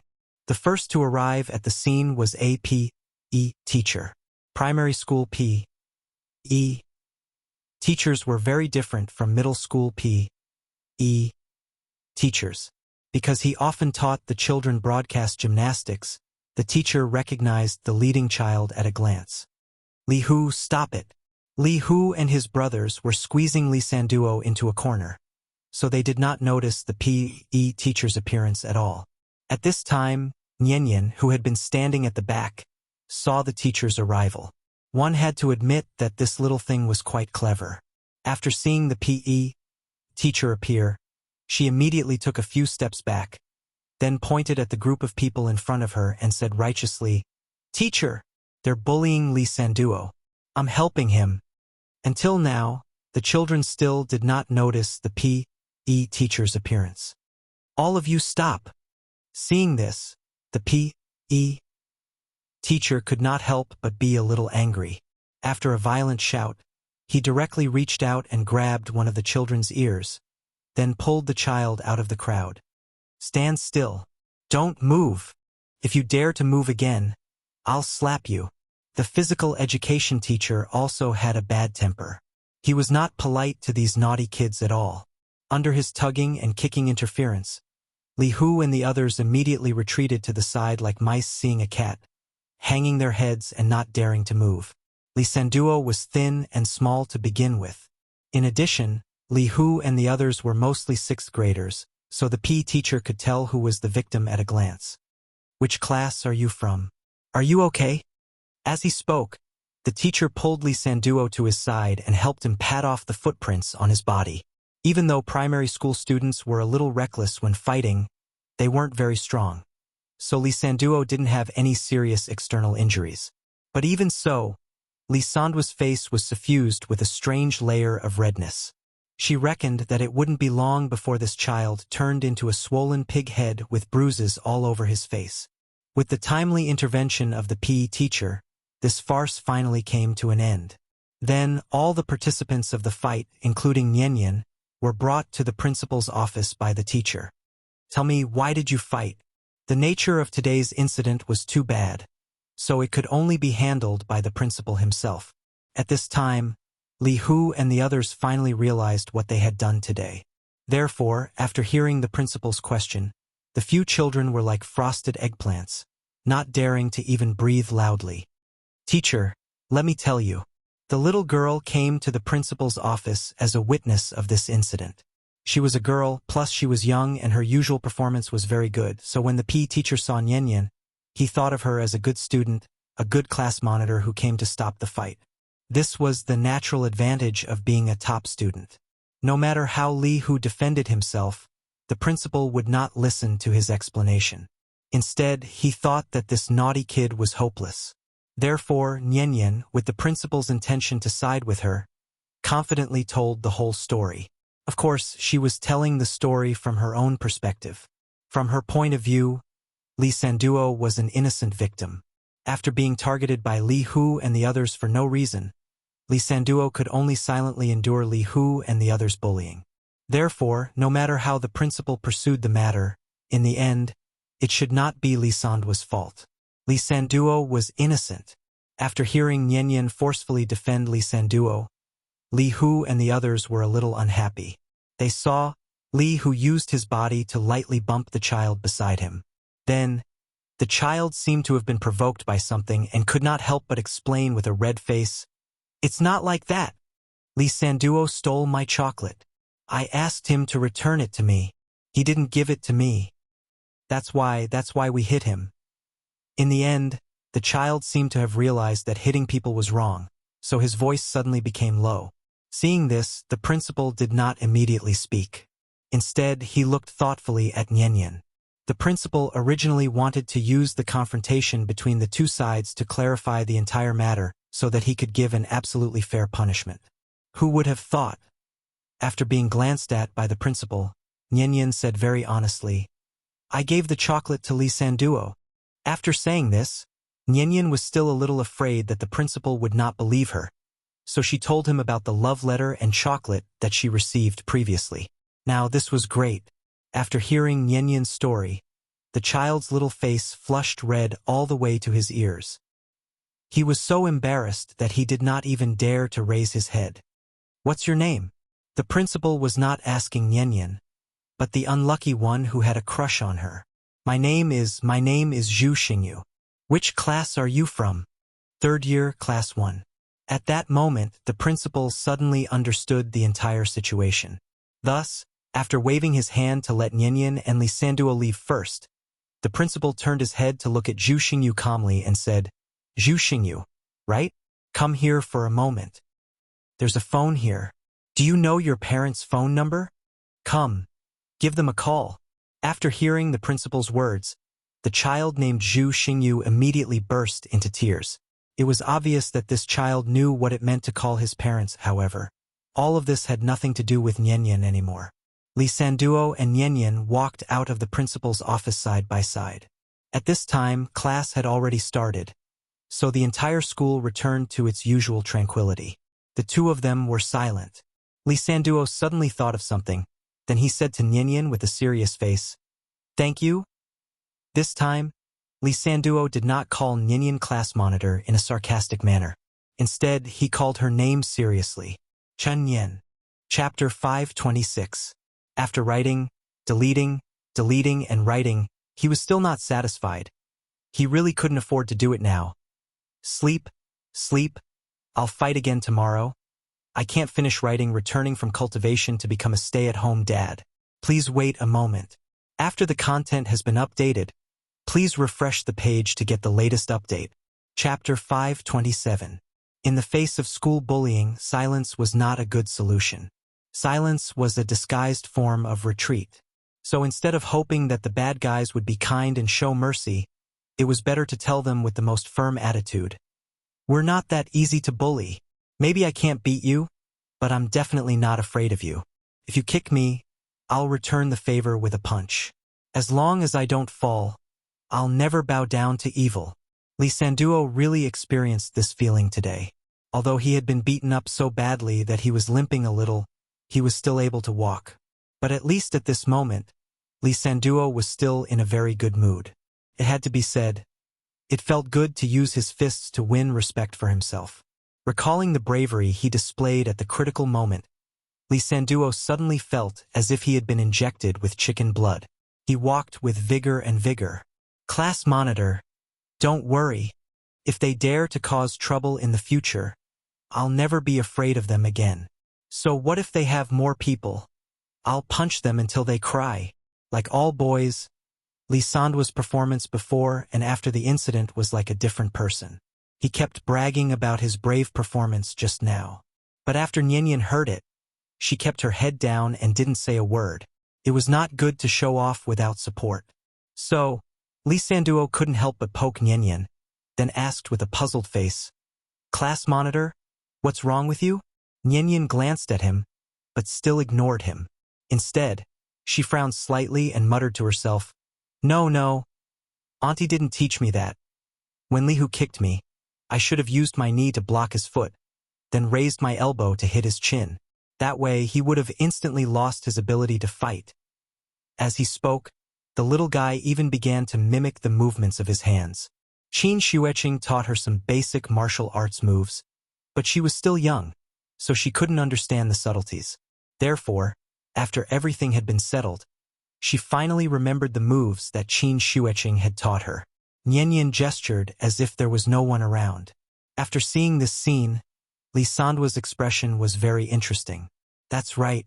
Wasn't the main culprit who started this war the class leader who always acted like a good student in front of him? If it wasn't for the class monitor, would Lee Sanduo be able to walk out of the principal's office unscathed today? Thinking of this, Lee Sanduo didn't dare to say another word. As the two of them returned to the classroom under the watchful eyes of the entire class, the farce finally came to an end. After Li Hu and his group were severely warned by the principal, they were completely dispirited. After that, not only did Lee Sanduo never see them again, but even Nyenyen's drawer didn't have chocolate anymore. Now that he thought about it, Nyenyen seemed to have suffered a loss. Life returned to its usual tranquility. The weather in Shangjing gradually became hot. The tea house welcomed the peak season again, but unfortunately, its owner was no longer in the mood to run it. Because of this, Gu Lao had to make a special trip to the Sai courtyard to drink tea with Chan Shi under the old locust tree. The two played chess and chatted. Their days were particularly comfortable. The life of a retired veteran was probably like this. Early in the morning, Chun Shi sent Nyenyen to school. Not long after returning to the courtyard, there was a rush of knocking outside the courtyard. He thought that Gu Lao was here to drink tea again, so he opened the door with a smile on his face. But what Chun Shi didn't expect was, when he opened the door, it wasn't Gu Lao who appeared in front of him, but a man and a woman. Chun Shi knew these two people. The man was called Xiao Wang, and the woman was called Xiao Lu. The two belonged to the Wu Lian inspection office and were responsible for monitoring him. The year before last, at the request of Qin Yongwang, they delivered a car to his family. What's the matter? Chun Shi wasn't a voyeur, so under normal circumstances, he didn't release his divine sense to pay attention to the situation around him. After all, he lived in the capital of the country, and in the most central part of the city.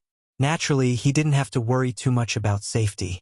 Anyway, as long as no one broke into the courtyard, she didn't care. Mr. Chun, it's like this. Seeing that Shi's attitude was still mild, the young man called Xiao Wang hesitated for a moment before he said, "We just received an emergency report that someone may cause trouble on Chang'an Street tomorrow. Hohai is not far from Chang'an Street. The leader is worried that if there is an accident, it may affect you. So, he asked us to inform you in advance so that you can prepare in advance." After hearing what Xiao Wang said, she was instantly amused. Wang Chuanju's arrangement was a bit interesting. What was Chang'an Street? The first street of Wuxia. Not only was there the Forbidden City and Tiananmen Square on this street, but there was also Zongnanhai and the Great Hall of the People. Who would dare to cause trouble in such a place? They must have eaten too much, right? She subconsciously felt that this matter was a bit ridiculous.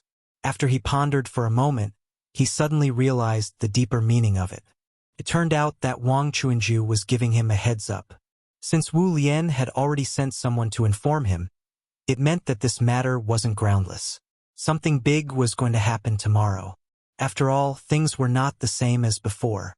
Now that the internet was so advanced, once something happened on Chang'an Street, it would spread throughout the country and even the world in an instant. How embarrassing would that be? It would be embarrassing for the whole country. It was said that the security at the entrance of the Forbidden City was very strong, but had there been any lack of incidents on Chang'an Street over the years? For example, the Jinshui Bridge incident, the Founding Gate incident, the self-immolation incident. It would be embarrassing to pick out any one of them. Why did Wang Chuanju specifically send someone to inform him? It was to prevent the situation from getting out of control, so she wanted Shi to act as insurance. What was prevention? That was to nip all the criminals in the bud before they started their illegal activities. Could it be that they had to wait for the other party to blow up Chang'an Street and directly commit a crime before they could arrest them? What a joke. Nothing must happen on Chang'an Street. Therefore, Wu Lian had to catch them all in one fell swoop before they took action. Although Shi made it clear that he wouldn't help Wu Lian do anything, this happened in front of his house. Could he just sit by and do nothing? If the troublemakers were forced to do something desperate by Wu Lian and did something shocking, they would naturally need Shi's help to resolve all of this in time to avoid causing panic among the people. There was nothing wrong with Wang Chuanju's arrangement. However, what made Shi feel slightly strange was, who exactly was the troublemakers tomorrow? Who would make Wu Lian put on such a big show and even need him to act as the last safety guarantee? Chapter 528. Shi was very curious about what would happen tomorrow, so he asked Xiao Wang in detail. But no matter how he probed, Xiao Wang refused to reveal any details. He didn't know if he really didn't have enough authority, or Wang Chuanju deliberately told him not to say anything. In short, no matter what the truth was, Shi's curiosity was successfully aroused by Xiao Wang.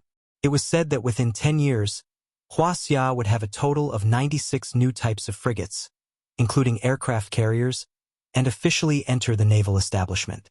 Under such circumstances, there were still people who dared to make trouble on Chang'an Street. It had to be said that they were really courageous. As an outstanding young man of the new era who grew up singing, "I love Beijing's Tiananmen Square. The sun rises on Tiananmen Square." As long as Shi thought about what might happen tomorrow on Chang'an Street, he really wanted to immediately move a small stool to the front row to occupy a good seat. This was a very pure family plot, and it had nothing to do with personal experience. As long as one was not born rebellious, one would have a special feeling for the homeland that raised them. Homeland, homeland, homeland. That was the meaning. Of course, with Shi's current cultivation, he could basically be regarded as a god who lived on Earth.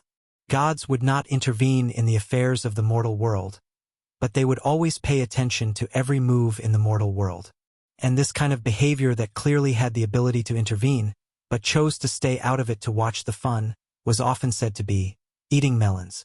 Just like the little girl who watched the trailer of a certain animated movie, after watching the trailer, she would naturally wait in front of the TV on time, only hoping that the movie was more exciting than the trailer.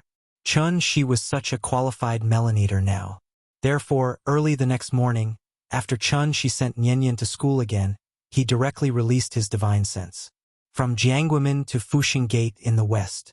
With Tiananmen Square as the center, any movement within a radius of 10 kilometers was under his control. Xiao Wang did not lie to him. On this day, the Forbidden City was still open to the public, but the security forces on Tiananmen Square were obviously more than usual. It could be said that there was a sentry every 3 steps and a sentry every 5 steps. In addition to these guards on the surface, there were also many plainclothes people disguised as tourists wandering around the square. On the surface, everything was as usual, but secretly, they were jittery and paranoid. It's a bit interesting. Even snipers are here? Chan Shi returned to the courtyard, but his attention was always on Chong and Street. In addition to a few snipers hidden on the viewing platform, there were 3 buses with travel agencies' signboards parked not far from the flag stand. There were nearly 100 people in the 3 cars. All of them were warriors, and most of them were at the level of transforming strength. In addition to these conventional arrangements, Chun Shi also found that there was a celestial overseeing each of the 4 cardinal directions of the square. From this, it could be seen how much importance the Wu Lian attached to this impending big event. Because they did not know when the other party would take action, the guards on the square had to be in a state of high tension at all times so that they could control the troublemakers as soon as the incident happened and prevent the situation from escalating. In fact, since Qin Xueqing and the 300 deities of Daiyu Island were not present, it meant that the troublemakers could not pose a threat, so there was no need for the deities to suppress them. This was a contest between mortals. The reason why Wang Chuanju sent someone to inform Chun Shi was mainly because Chun Shi lived nearby. Once the situation changed and went out of the Wu Alliance's control, Chun Shi would have to step in and resolve everything in time to prevent the innocent people from being alarmed. It had to be said that Wang Chuanju was very thoughtful. She did not even ask Chun Shi for help, but she indirectly made Chun Shi pay attention to this matter. As long as Chun Shi paid attention to this matter, then everything else would be easy to deal with. It was not that Wang Chuanju was so shrewd that she even wanted to scheme against Chun Shi, but because this matter was too important. After all, Tiananmen Square was the face of Wuxia, so no accidents could happen. Once the operation began, the Wu Lian would catch all these criminals in one fell swoop. Wang Chuanju's arrangement was very reliable. But what she did not expect was, after the Wu Lian had made all the preparations, there was still no sign of the troublemakers showing up. Chun Shi sat on the rocking chair and waited from morning to afternoon. When the sun was about to set, the streets of Chang'an were still as peaceful as ever. The warm sunlight sprinkled on one's body, and a long wait inevitably made one feel sleepy. Boss, didn't the higher-ups say that something would happen today? How come we haven't even seen a single shadow after waiting for so long? Wait slowly. Are you still hoping for something to happen? Let me tell you, it's best if nothing happens. If something does, you'll cry. In a police car next to the square, 2 men in police uniforms were holding binoculars and chatting idly. Their task today was very simple, which was to maintain order at the scene to avoid causing panic among the crowd. As basic police officers, the 2 of them did not know what would happen today, but this did not prevent them from speculating. Something big was going to happen today. Therefore, the 2 of them were like Chun Shi now, and even somewhat hoped that the troublemakers would show up soon. What time is it now? Let me see. They could not bring their phones on duty, so one of them raised his wrist and looked at it, then replied, "Ah, it's already 4:30 in the blink of an eye." 4:30? The Forbidden City is about to close. Just as the 2 of them were busy lamenting the passing of time, an extremely sharp whistle suddenly sounded not far away. Whoosh! Those who did not know would think that it was the red armband at the traffic light intersection directing traffic. But after the 2 of them heard it, they immediately jumped out of the car as if they had received some kind of order. Quick! Set up the cordon. The whistle was the secret signal for this operation. Since the whistle sounded, it meant that the troublemakers had shown up, just as expected. Just as the police were busy setting up the cordon and sealing off the square, the martial artists on the 3 buses also rushed out of the cars. When was the Forbidden City the most crowded? It was when it opened in the morning and when it closed in the afternoon. Therefore, after the whistle sounded, all the Wu Lian action personnel went against the flow of people and swarmed toward Tiananmen. At the same time, a tour group of about 30 to 40 people walked out of the entrance of the scenic area under the guidance of the tour guide. It's them, take them down. Chapter 529. Although today was not a holiday, the scenic spot was still crowded with tourists from all over the country. According to the latest information received, there were about 30 to 40 troublemakers, and they disguised themselves as a tour group to blend in with the tourists. Therefore, as soon as the operation personnel received the news, they immediately locked on to the tour group that had just passed through the end gate and was slowly walking toward Tiananmen Square. All groups, listen up. You must take down this group of people as soon as possible. Remember, if you encounter resistance during the mission, you can kill them on the spot. Move! In an instant, countless operation personnel disguised as tourists gradually flocked toward the tour group from all directions. However, when the operation personnel really approached the tour group and saw the faces of the troublemakers in front of them, they suddenly felt a storm in their hearts. Many people were so scared that they quickly stopped and began to hesitate whether to continue to go forward and arrest them. Are these the troublemakers mentioned in the emergency report? Before seeing this tour group, everyone thought that the target of today's mission was some kind of vicious and crazy terrorist. Who would have thought? At this moment, what appeared in front of them was actually a tour group of elderly people. The elderly people wore the same clothes. They wore a small red vest with the travel agency logo on their upper bodies and a white baseball cap on their heads.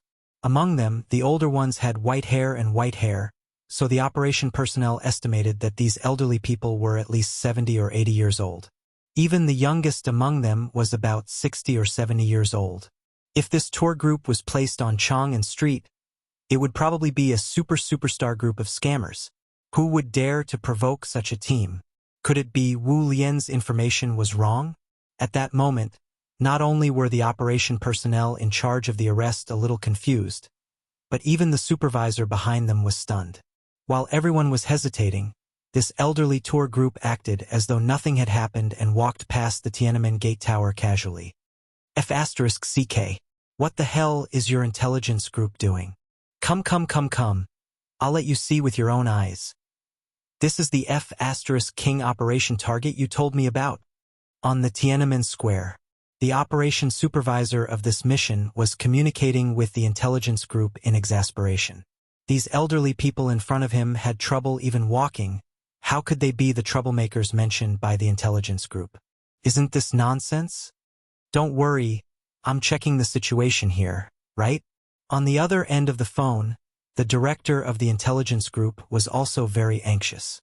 How could such a big mistake be made? That's impossible.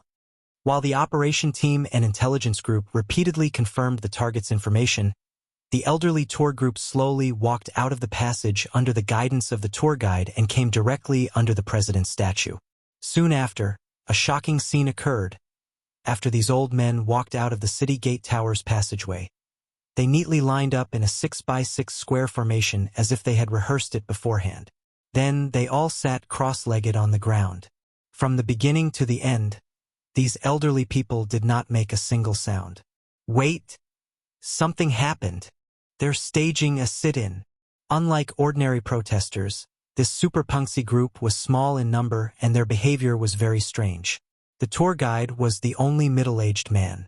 After seeing his tour group doing such a shocking thing, he did not stand up to stop them. Instead, he directly walked past the crowd and stood in the first row of the group. The tour guide stood while the elderly people sat. When the passing tourists saw this scene, they could not help but stop and stand nearby and whisper to each other. What's going on? What's going on? Is something big going to happen? Where's the phone? Take a picture. As more and more people gathered in the square, after taking a deep breath, the tour guide faced the elderly people and slowly sat on the ground. Then, the middle-aged man dressed as a tour guide recited in front of everyone in the room, with a cadence of intonation. This is the beginning of the end. Xian cultivator, the ancestor of nature, and the great sect of thousands of people. It's profound, so it's called subtle.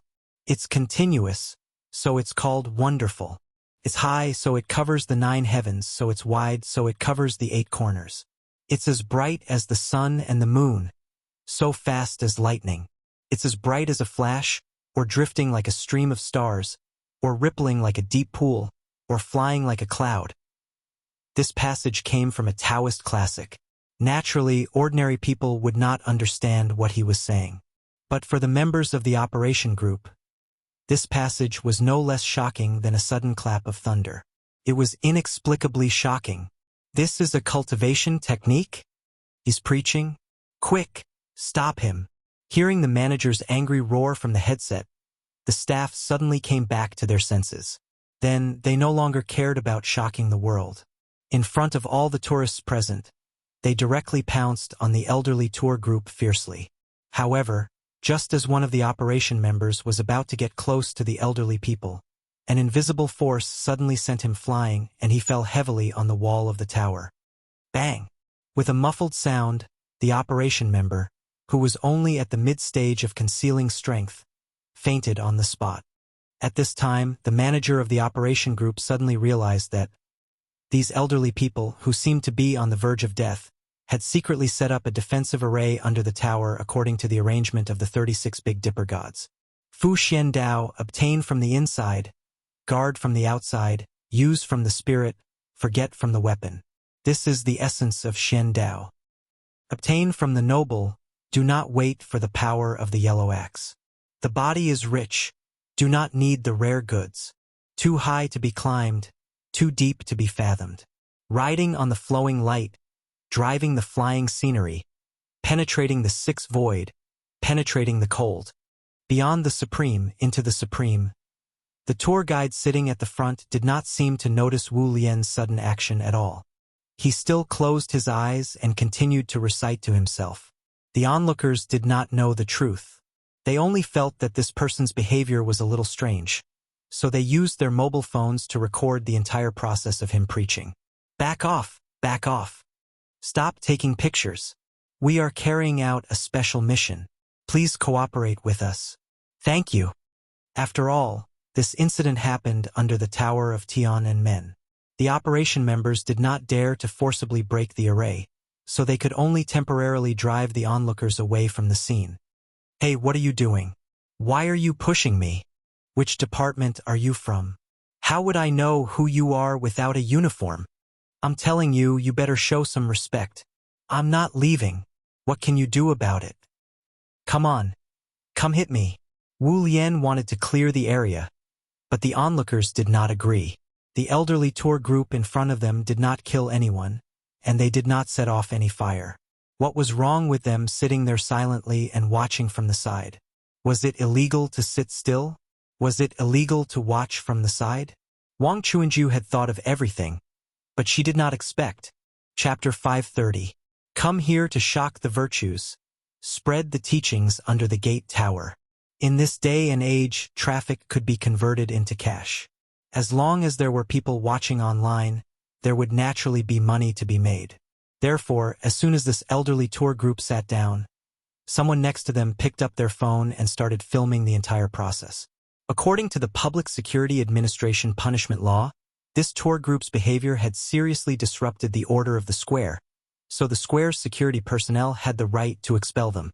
The operation personnel wanted to forcibly take this elderly tour group away, but due to the fact that there were too many tourists around, they did not dare to make too much of a commotion.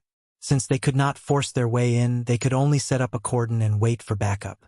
While the operation personnel were anxious, the middle-aged man dressed as a tour guide sat on the ground, turning a blind eye to everything that was happening around him.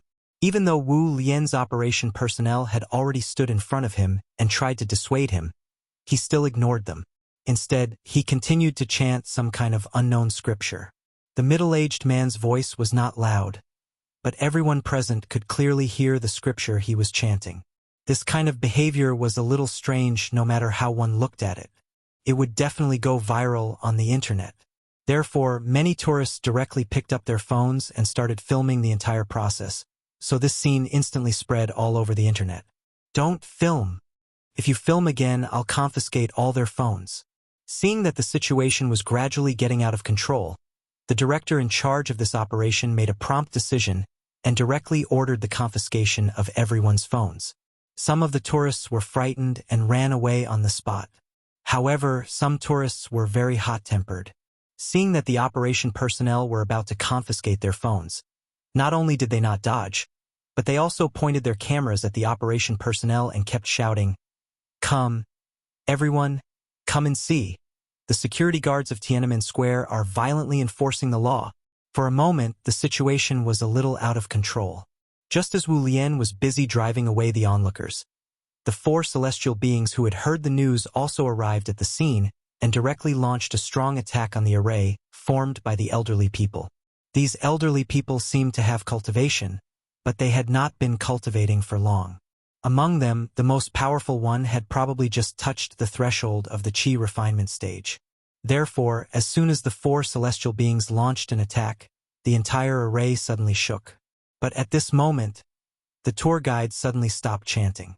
Then, he slowly stood up from the ground and said to the people around him, "Everyone, stop. I've done what I have to do. I'll go with you now."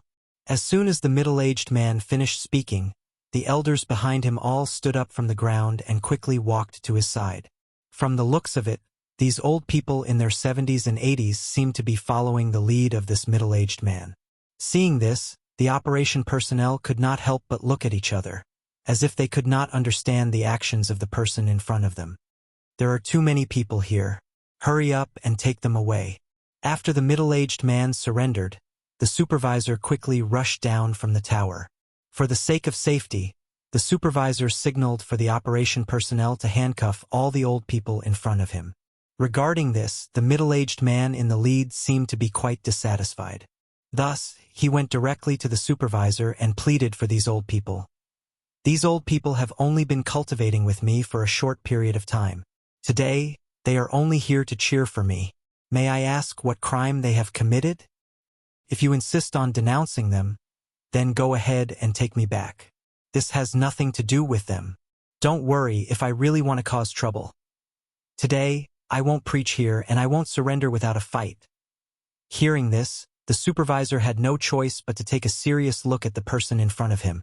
To be honest, if he really had to forcibly take these old people away in front of all the tourists present, there might be some bizarre negative news on the internet tomorrow. And according to the information that Wu Lian had received before, the instigator of everything today seemed to be this middle-aged man in front of him. Therefore, after hearing the middle-aged man's words, the supervisor immediately walked to the side. After a short discussion with the higher-ups, the final decision was made. Take this person back. The others go to the side and register in order. If there are no problems, let them go. The middle-aged man seemed to be very satisfied with this arrangement. Thus, he turned around and whispered some instructions to the old people. Then, he took the initiative to follow the supervisor into a bus not far away. Throughout the entire process, the old people present did not say a word. They all seemed to listen to the middle-aged man in front of them. Therefore, after the middle-aged man was taken away by Wu Lian, only a few old people could not suppress the sadness in their hearts and silently shed tears. On the bus, as usual, Wu Lian began to interrogate the middle-aged man. "What's your name? Where are you from? Do you know what you've done today?" Wu Lian had to treat this celestial being with caution. Therefore, once the man got on the bus, the operation personnel handcuffed him with special stainless steel handcuffs. "My Taoist name is Yujing. Since I was born in Wuxia, then I'm from Wuxia. Is that how you answer? Speak human language." The investigator was very dissatisfied with the middle-aged man's attitude, so he pretended to be fierce and slammed the table. Seeing this, the middle-aged man was not offended at all. Instead, he chuckled and said, "Looking at your arrangements today, it seems like you're afraid that I'll do something evil here? You gathered people to spread religion and tried to mislead people. Isn't that evil? Is that so? Haha." Hearing this, the middle-aged man who called himself Yujing Zi suddenly shook his head and laughed. "I'm just following the will of the heavens. I don't seek selfish desires. I'm only doing this for the common people. Now that the golden age is coming, the ancient path is flourishing. Since the Wu Lian is the weapon of the country, how can we just block and expel them and forcefully cut off the path of cultivation? As the saying goes, it's better to lead than to block. What's the difference between such a forceful and foolish method and the tyranny of ancient times? Hearing Yu Jingzi's words, the investigator was amused. Oh, you know about the Wu Lian too? I almost thought that you've become stupid from cultivating in the mountains. Ha. There was no point in saying anything more. The middle-aged man was a proud man. Seeing the investigator's bad attitude, he shook his head lightly, closed his eyes, and said nothing more.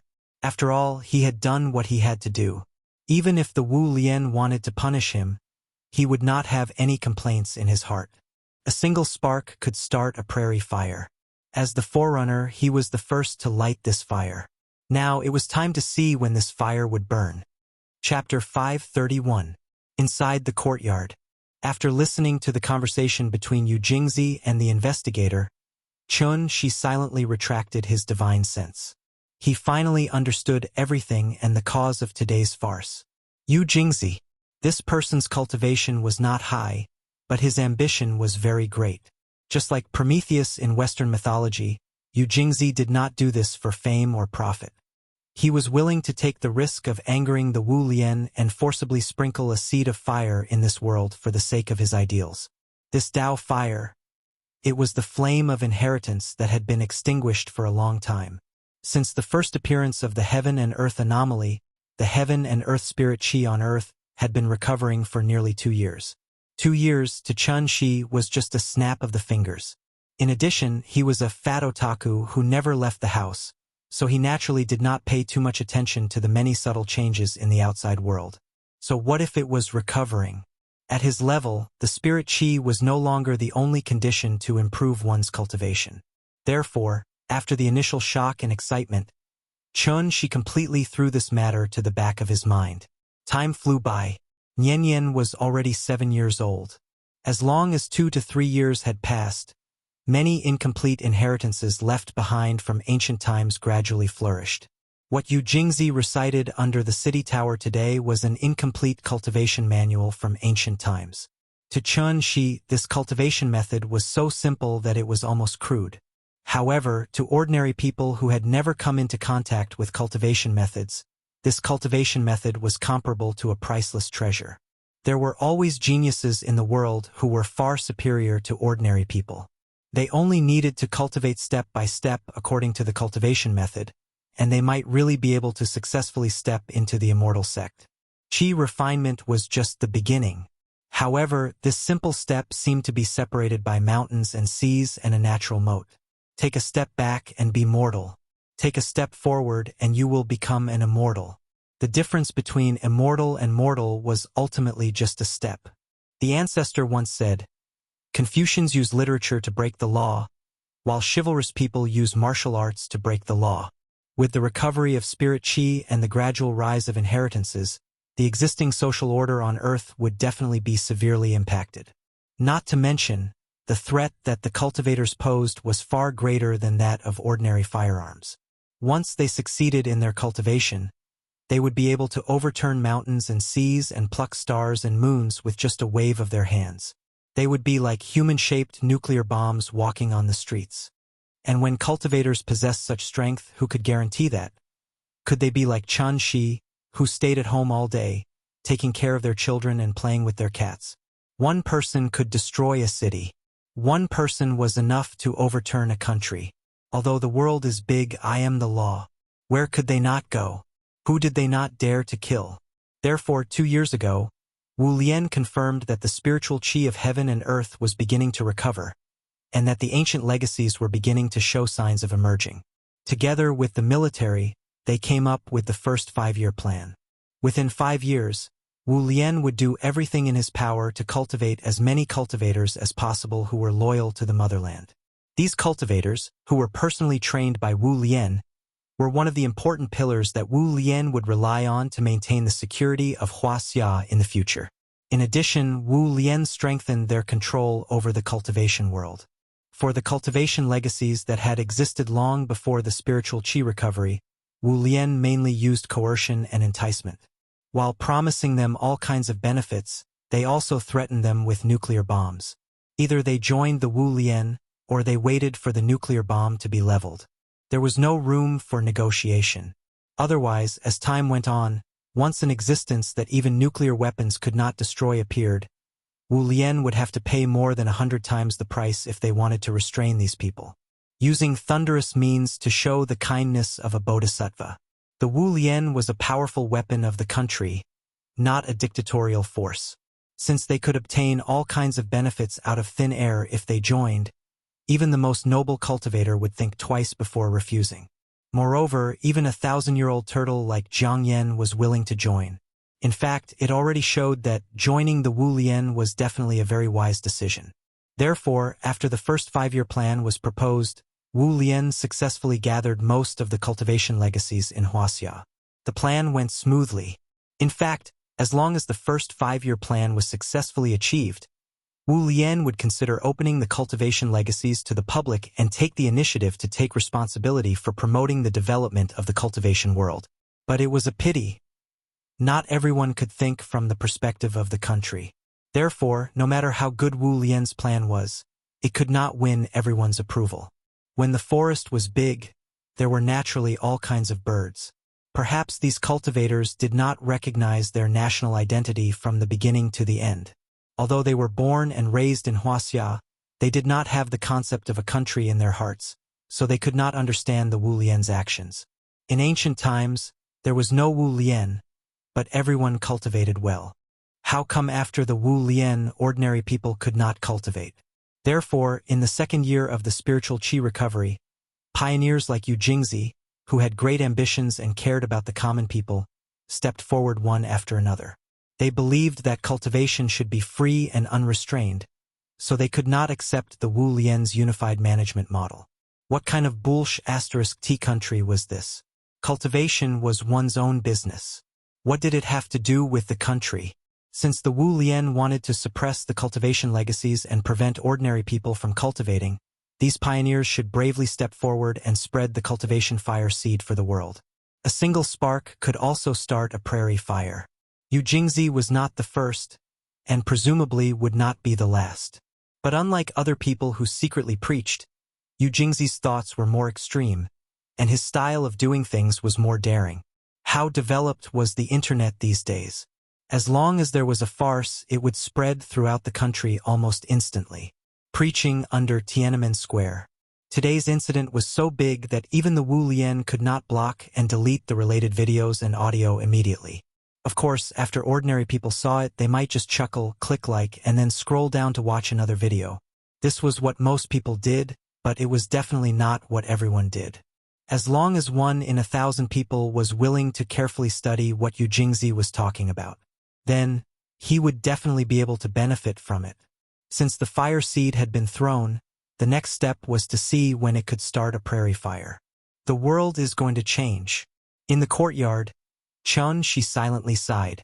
Then, as if he suddenly thought of something, he quickly got up and took out a laptop from his room. Don't forget, long before becoming an immortal cultivator, she was also a diligent programmer, and the kind with excellent professional skills. Yo, it's been deleted so quickly? She took the laptop and did a simple search. He found that the news about today's farce had been mostly deleted by the Wu Lian, leaving only some 404 pages that had not been updated in time. Therefore, he decisively used his specialty. After a series of fierce operations, he opened a slightly strange website on the laptop. Yu Jingzi. Oh, it's here. The update of the information is quite timely. So this is the limit of this cultivation technique. Then what should I do after I reach foundation establishment? This kind of trash can be sold for 5 million? Are you kidding me? Kavenka cried. I'm so sorry. I really don't want to stop updating. Chapter 532. The web page she was browsing at this moment was not a web page that could be accessed by ordinary people. This was the legendary dark web. Since Wu Lian had blocked related events, she wanted to go to the dark web to see if there was any top-secret information that was not known to the public. Of course, he had to enjoy it to his heart's content. The result was just as she expected. Since the beginning of the recovery of spirit qi, countries around the world had taken corresponding actions.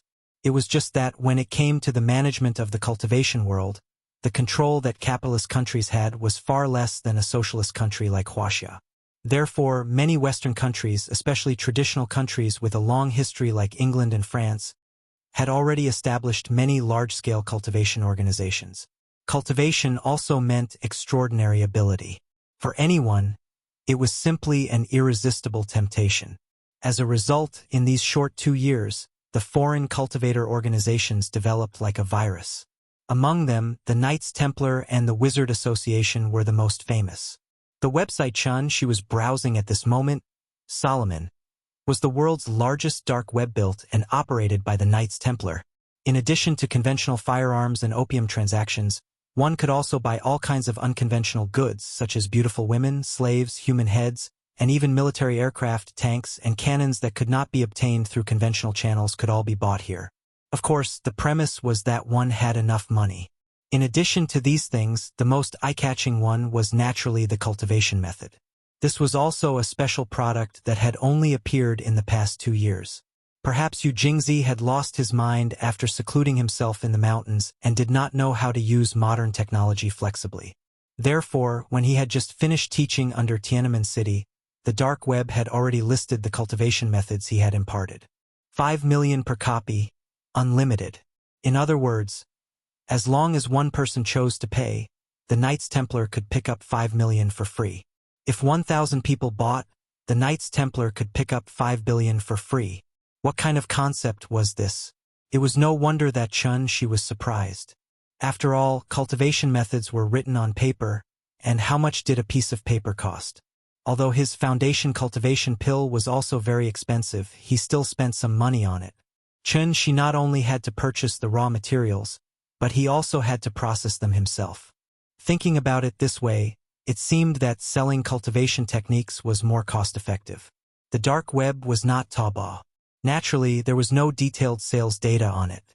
Therefore, she did not know how many copies of this cultivation method had been sold.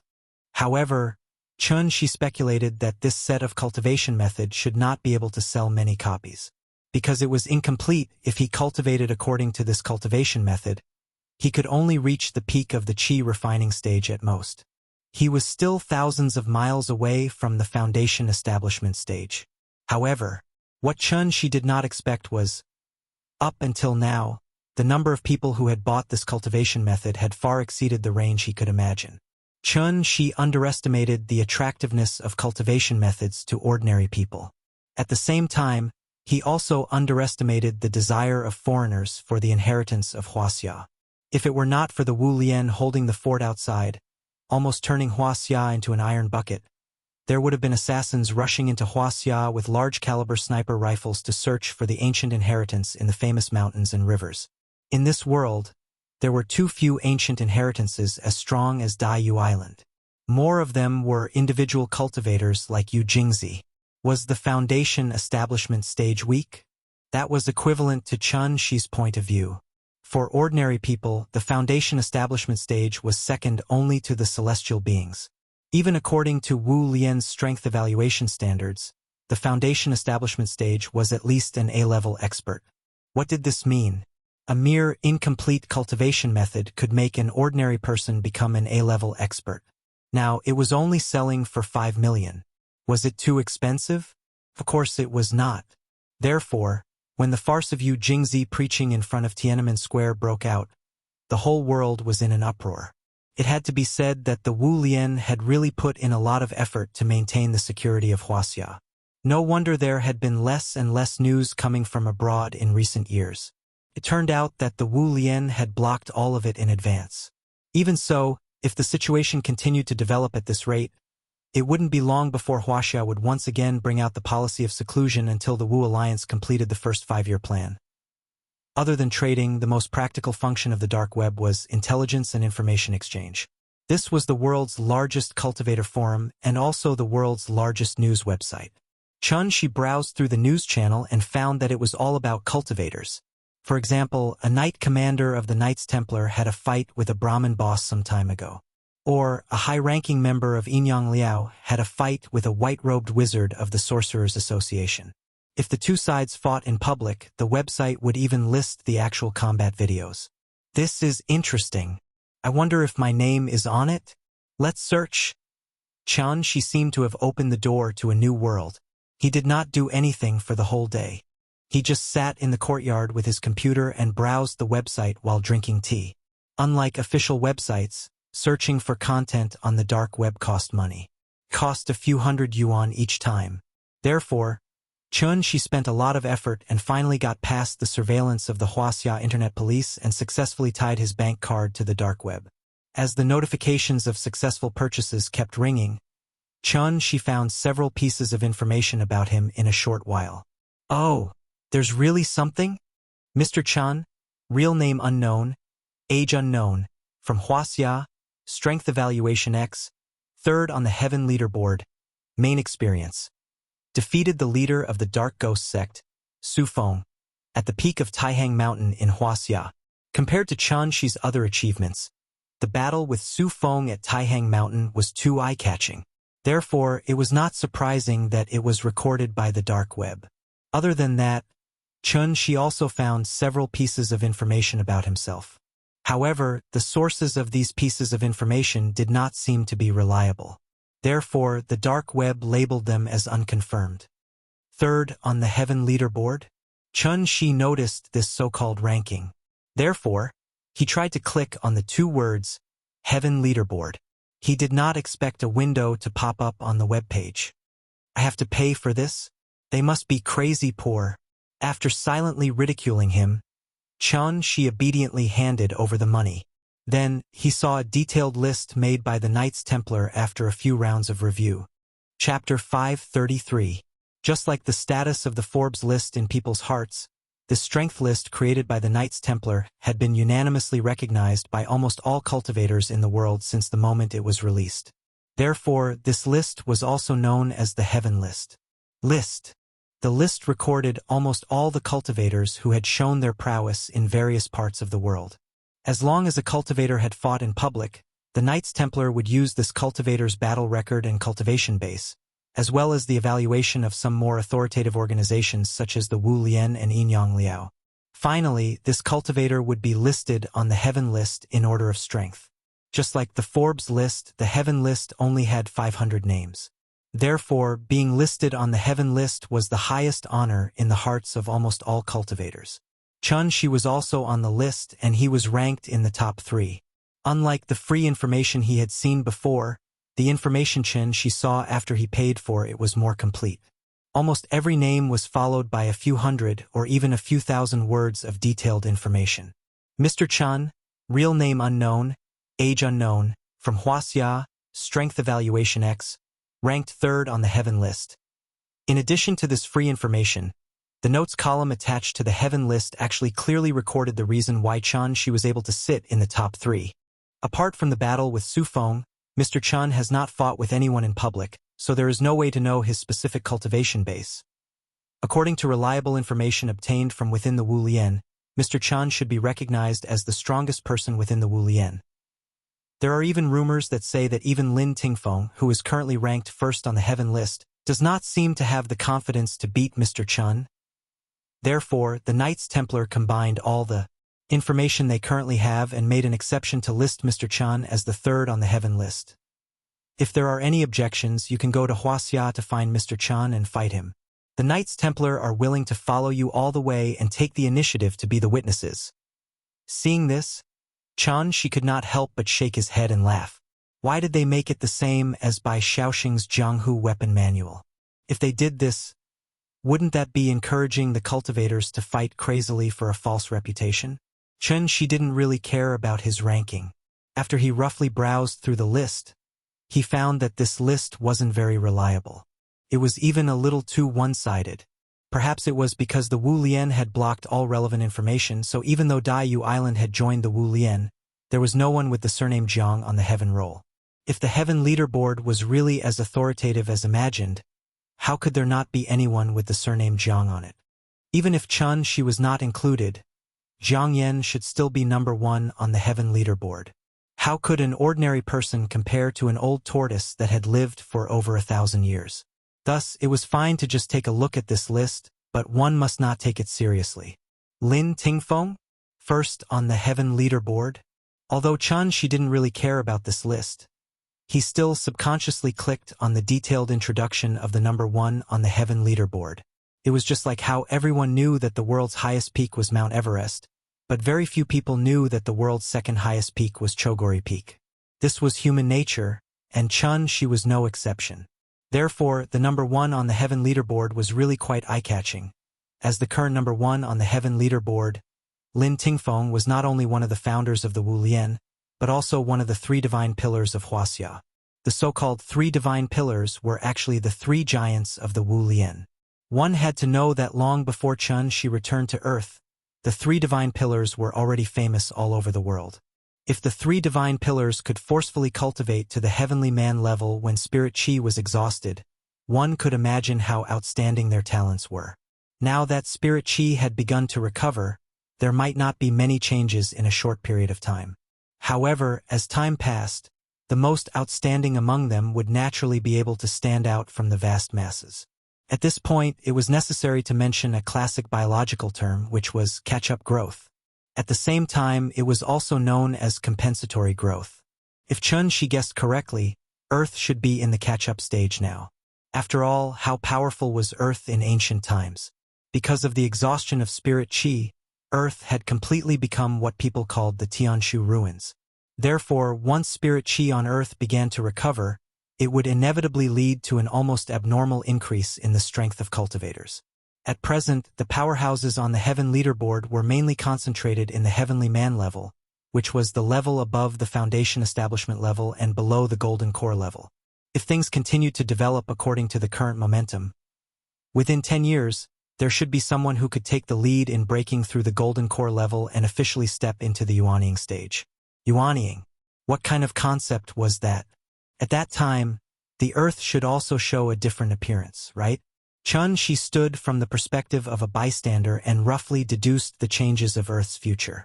Then, he suddenly thought of a very serious problem. 10 years later, Earth would no longer be the stage for him, the great supreme Chun. It would be Nianyan's turn to shine. At the age of 17 or 18, wasn't it the best time for Nianyan to be in her prime and full of vigor? When he thought that Nianyan might face a new golden age in the future, she couldn't help but feel happy for his daughter from the bottom of his heart. At least, she didn't have to be like her father, who had to wander around for most of his life and go through untold hardships before finally finding the goal that he had been pursuing all his life. Wasn't that right? People often said that after having children, they would understand how difficult it was to be a parent. Family was always an endless topic, but parents were still the ones who contributed the most and received the least in return. Flowers could bloom again, but there was no youth in life. In the blink of an eye, time passed quickly. 2 years quietly slipped away just like that. Nianyan was 9 years old. During this time, she skipped another grade, from the 4th grade to the 5th grade. Therefore, not long after her 9th birthday, Nianyan officially ushered in her last summer vacation in elementary school. When school started again next time, she would be a 6th grade student.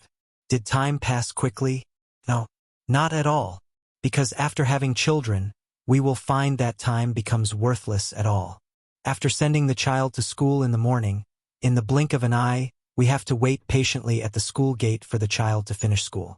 Every day, we have to care about the child's food and clothing, as well as the child's mental health.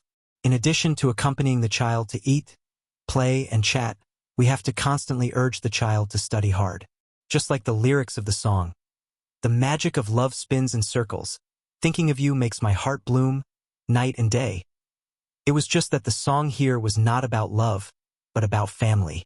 From the moment the child was born, the child officially became the axis of the entire family, so parents had to revolve around the child every day. Early in the morning, after Nianyan had breakfast, she imitated Chun-Shi and brought out a rocking chair from the house. Then, the father and daughter each held a large fan and lay in the chair leisurely fanning themselves. Dad, you said, this time, if I get first place in the grade again, you will take me to ride a horse. When are we going? Nian leaned on the chair and poked Chun-Shi with the fan. After that, a look of anticipation appeared on her face. Sure enough, Dad would never let her down, just as she would not let Dad down. Okay, when do you want to go? I think the weather today is pretty good. How about today? But you have to go back to the room and change your clothes. Don't wear a skirt, it's inconvenient. Hearing this, Nian's eyes suddenly lit up. She quickly jumped off the chair excitedly, then grabbed Chun-Shi's hand and tried to pull him up from the chair. Dad is so nice.